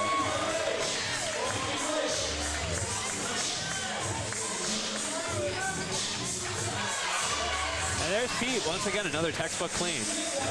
And it has only 2 more remaining. There's Ian with the clean. And Ian, he's up, he's under. Oh, it was right there. But he just could not get his elbows through in the front rack position. So close. It's so tough to see this. It's rough. Here's Joshua with the clean. All right, let's see if we can get it this time. Bullet power. Oh, closer, closer. And that bar just shot him backwards. Here's Pete. Again, well done. Just beautiful textbook reps. Well done. Oh, right back to it. Not even back waiting. to back. Not even waiting.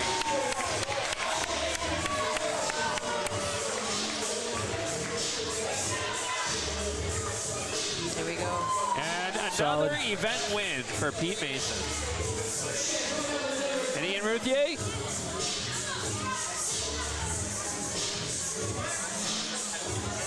Oh, he's up! Nice. And he got Great it. lift from Ian.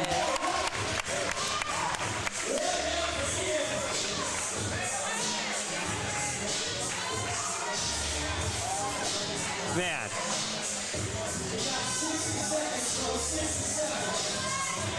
And Blake.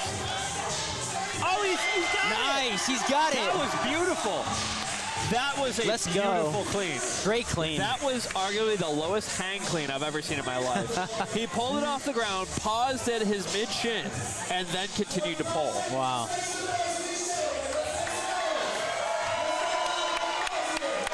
All right, here we go.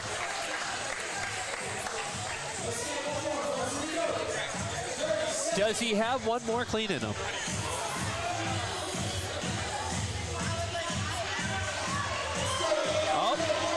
Here we go. Adrenaline. Adrenaline. Oh. Let's go. Oh, he's got it. He's got it. There's Ian. Come on. Oh.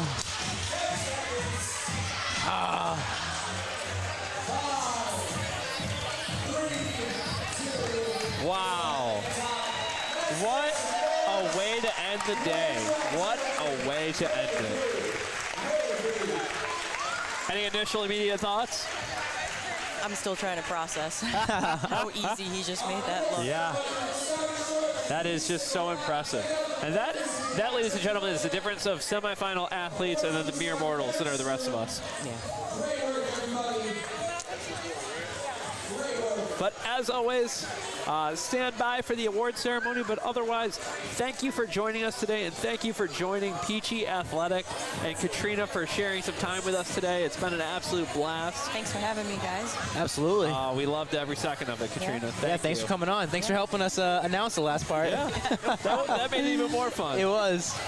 All right, thank you, guys. Yeah, thank you. All right, so for all of you at home, go ahead and stand by for the awards ceremony as it will be coming up next. But for that, we're going to be dropping to our sponsor message, and we'll be back shortly.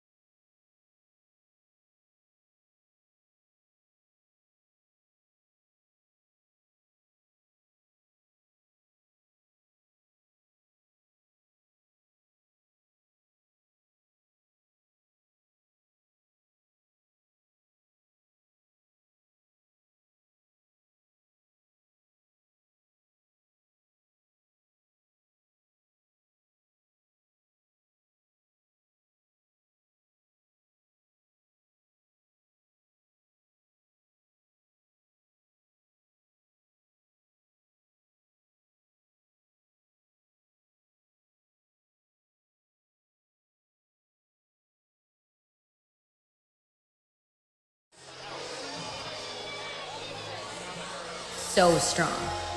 You're so fit. I wish I could be like you. How hard was it? What does it take? It takes everything.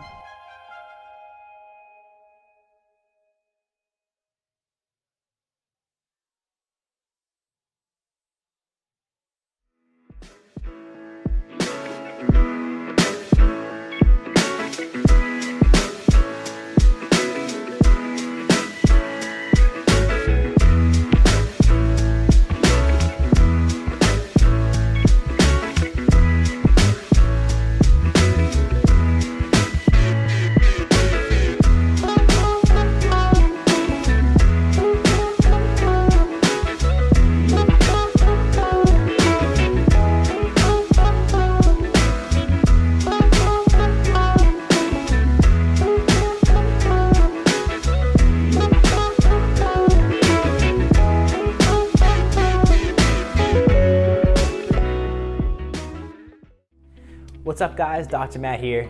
I want to introduce to you our location at Bullfrog Fit in Portsmouth, Rhode Island.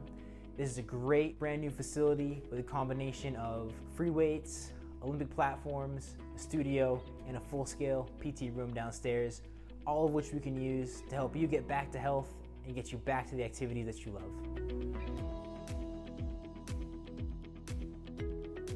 So this is our full-scale PT clinic. We have 2 tables and all the equipment you might need. We use dry needling, we have the massage guns, cupping, scraping, power dot. In addition, we use stretching techniques, manipulation, adjustments. On top of that, our 3-step process will help you stay out of pain. First, we figure out the diagnosis, then we progress your rehab exercises, and third, we fix the problem and prevent it from ever happening again.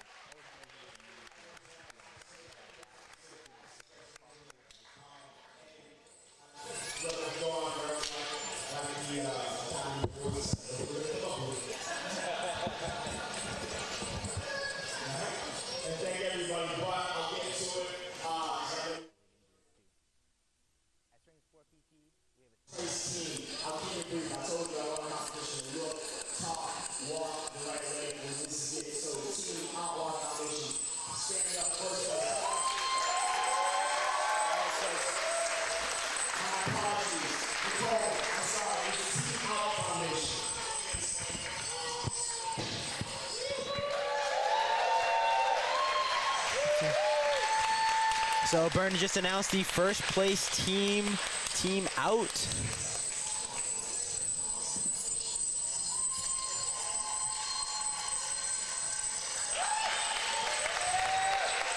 They crushed it today.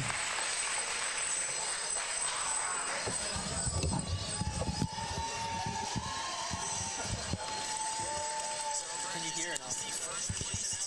Well, I can hear all the sound. Ooh, ooh, ooh. I don't know why.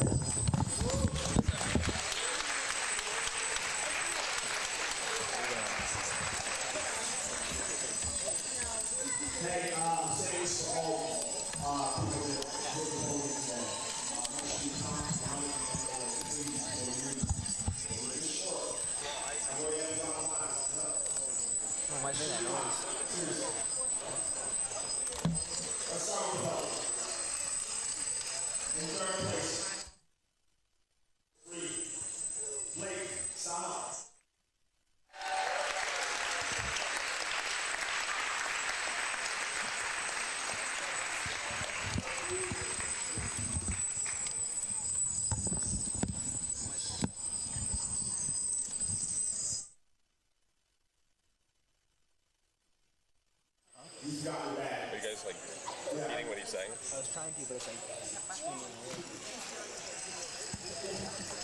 That's better. In second place. Second in a row. Come on up here, Joshua. You got it, man. You got it. In second place, we have Joshua Beaker. Third place was Blake.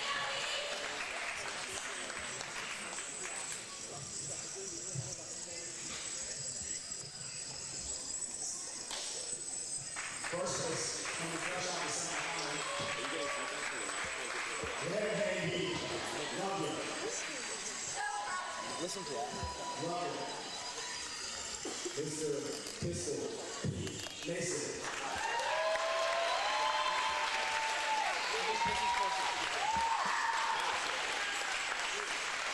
First place coming fresh off the semifinals.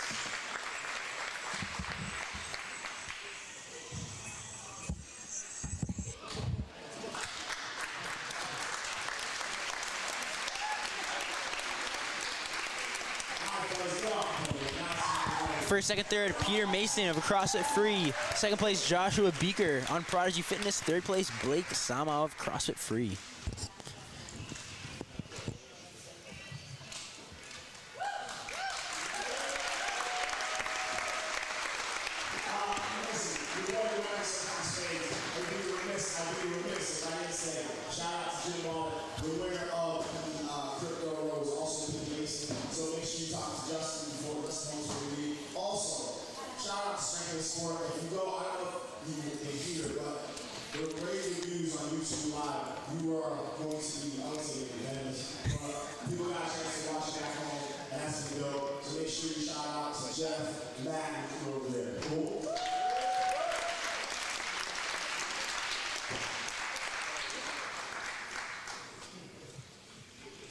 Third place, a third year in a row, first time on the podium, probably one of the most popular people not only in Boston, but all of Massachusetts. Representing CrossFit Route 1, Jared, don't cry, everybody get a little emotional. Aurora!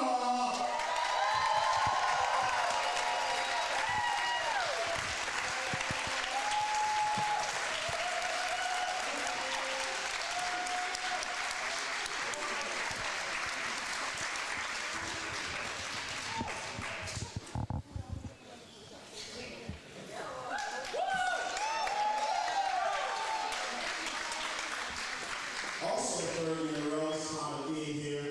I don't even know, but I will say, because I'm looking at Kiefer, right? Let's say representing everything. Representing Underdogs, representing Spark Fitness. Also, a proud mom. I know the kids are running around over here. Collete, Peachy.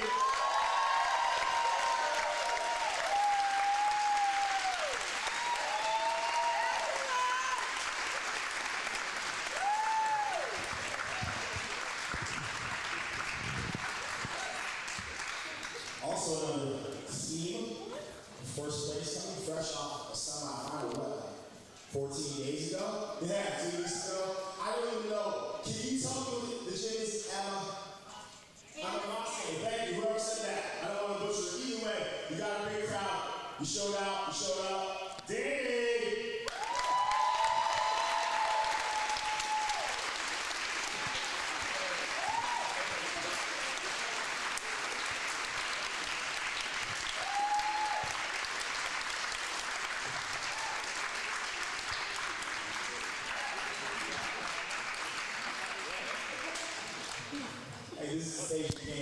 And now for the females, Danny in first place, Danielle Oliveri. Second place, Collete Monique Casey. Third place, Sierra Cameron. And there's too many people there. Either way, this is the part where we're going to clean it up. Enjoy your day. Happy Father's Day. The laws out there. Couldn't thank you enough. This is awesome.